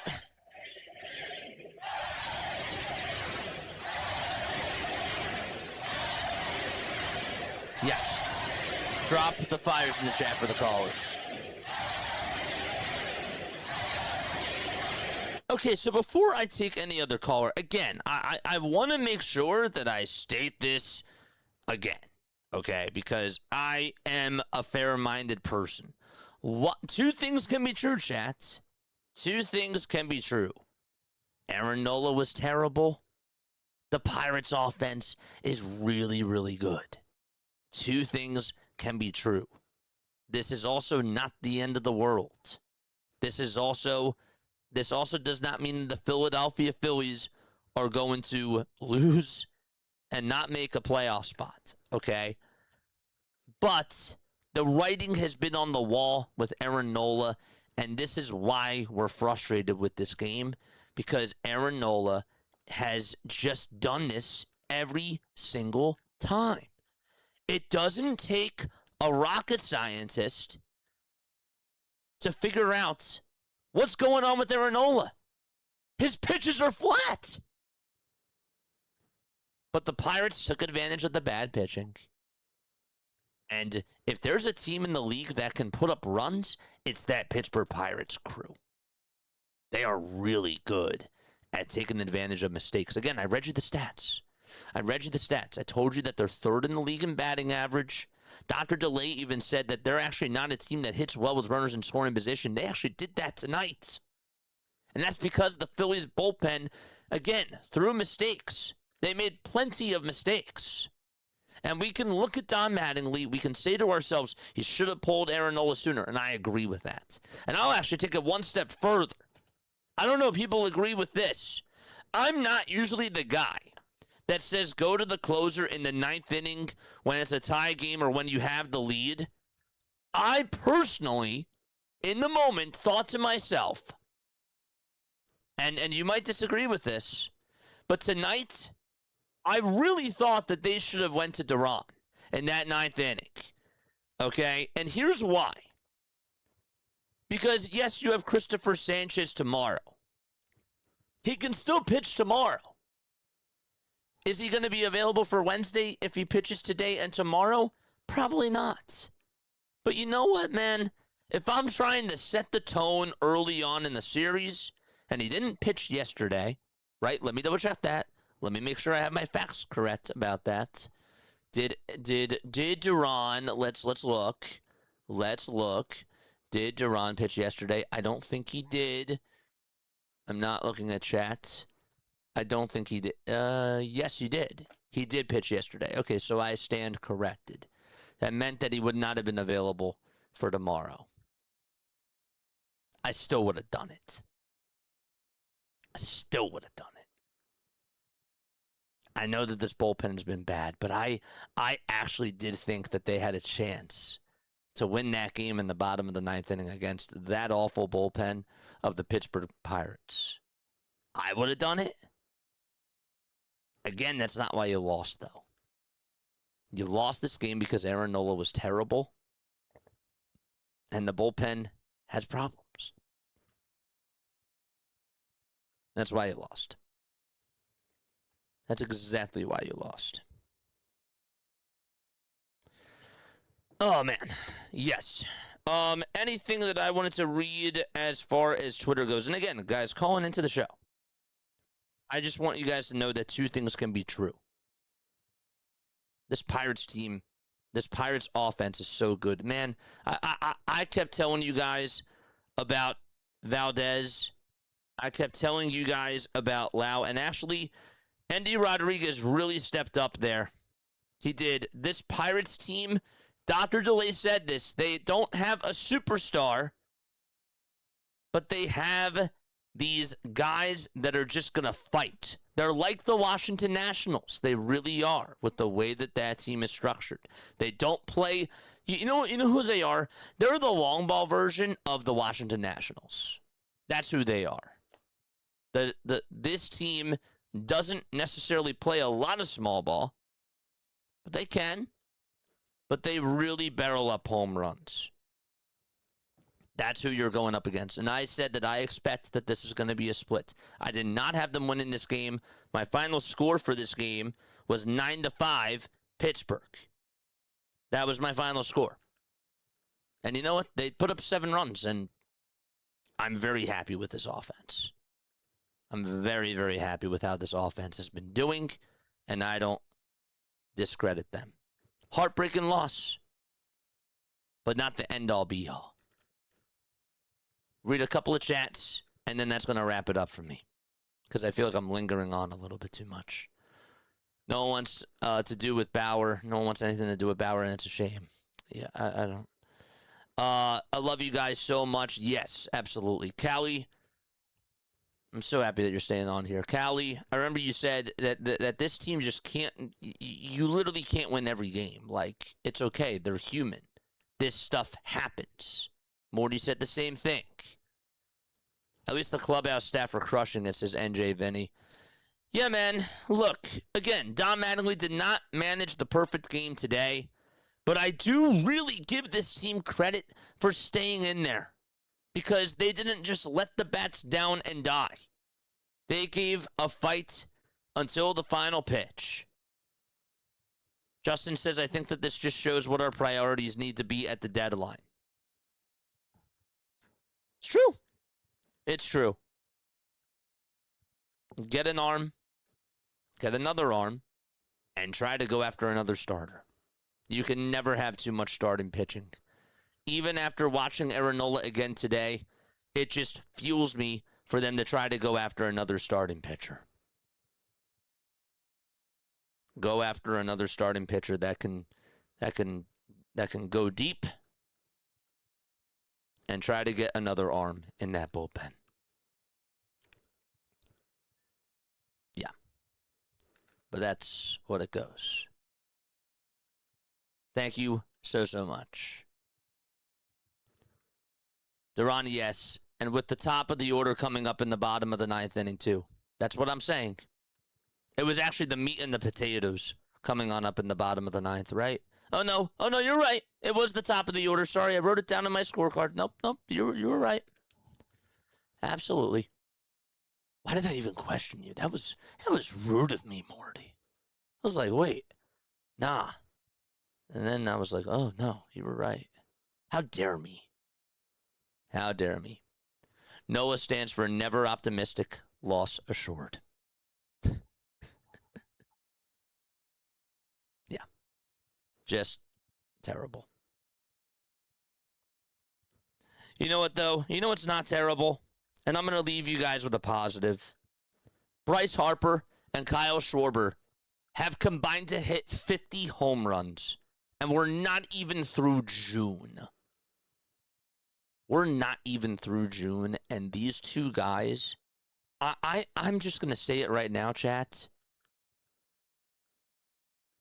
As far as duos go in the National League, name me a duo that's better than Kyle Schwarber and Bryce Harper. Batting back-to-back. Name me a better duo than Kyle Schwarber and Bryce Harper batting back-to-back. Can you think of anybody? Which players come to your mind? I don't think that there is one, chat. I really don't. That 2-3 punch is solid. You might come up with a better 1-2 punch. But I think that they have the case to be the best. I really do. I really do. I can't think of a better duo. What, Pena and Alvarez? Maybe Jose Altuve and Alvarez? I don't know. Bellinger and Judge are a good duo. But Judge is not healthy. Acuna and Olsen? Nope. Acuna and Albies? Yeah. I really can't think of anybody. Ohtani and Freeman? Rice and Judge. Rice and Judge. Okay, I can give you that. I can give you that. When they're healthy, yeah, I can give you that. But, man, those two guys are special right now. I felt good when it seemed that we were going into the bottom of the ninth down a run. Yeah, no, I felt fine. And, again, I would have put in Duran. I would have done it. Even if he pitched yesterday and if they said he's not available tomorrow, I would have done it. I totally would have done it. I'm trying to make a statement and I'm trying to win this game. I would have done it. But then again, I'm a crazy person. And I know that not everybody's going to agree with me. And that's okay. I can have my own thoughts. With that, I'm going to wrap it up because I think that we're just I think that we're just stalling right now. So here is what's going to happen, chat. Okay? So I am going to be back on tomorrow. We are going to redirect you over to another stream. Tomorrow's game, it's Christopher Sanchez pitching for the Philadelphia Phillies, and Christopher Sanchez will be facing Bubba Chandler. They should win tomorrow. I got them winning tomorrow's game, especially against Bubba, even though he's been pitching better lately. But yes, they are going to be going up against Bubba Chandler. And we'll see how that does go. All right, so let's do a redirect. Let's go to our YouTube studio, right? And we will do a redirect over to, let's see, who else is on at this moment in time. Let's see, customization, redirect. We'll do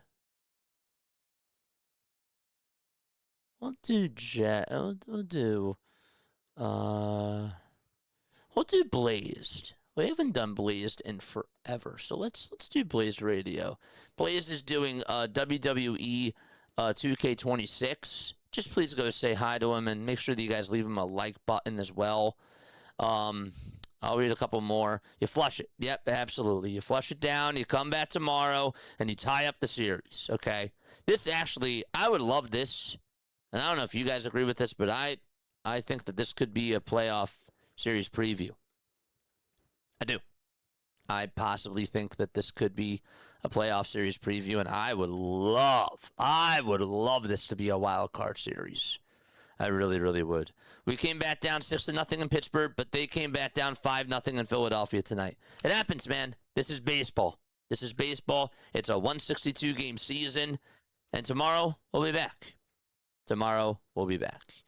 All right. And Brandon Marsh, man, he has come such a long way. He has really just been absolutely awesome. How dare I also leave him off the list, too, because as far as 1-2-3 punches go, that is a really good 1-2-3 punch with the lefties.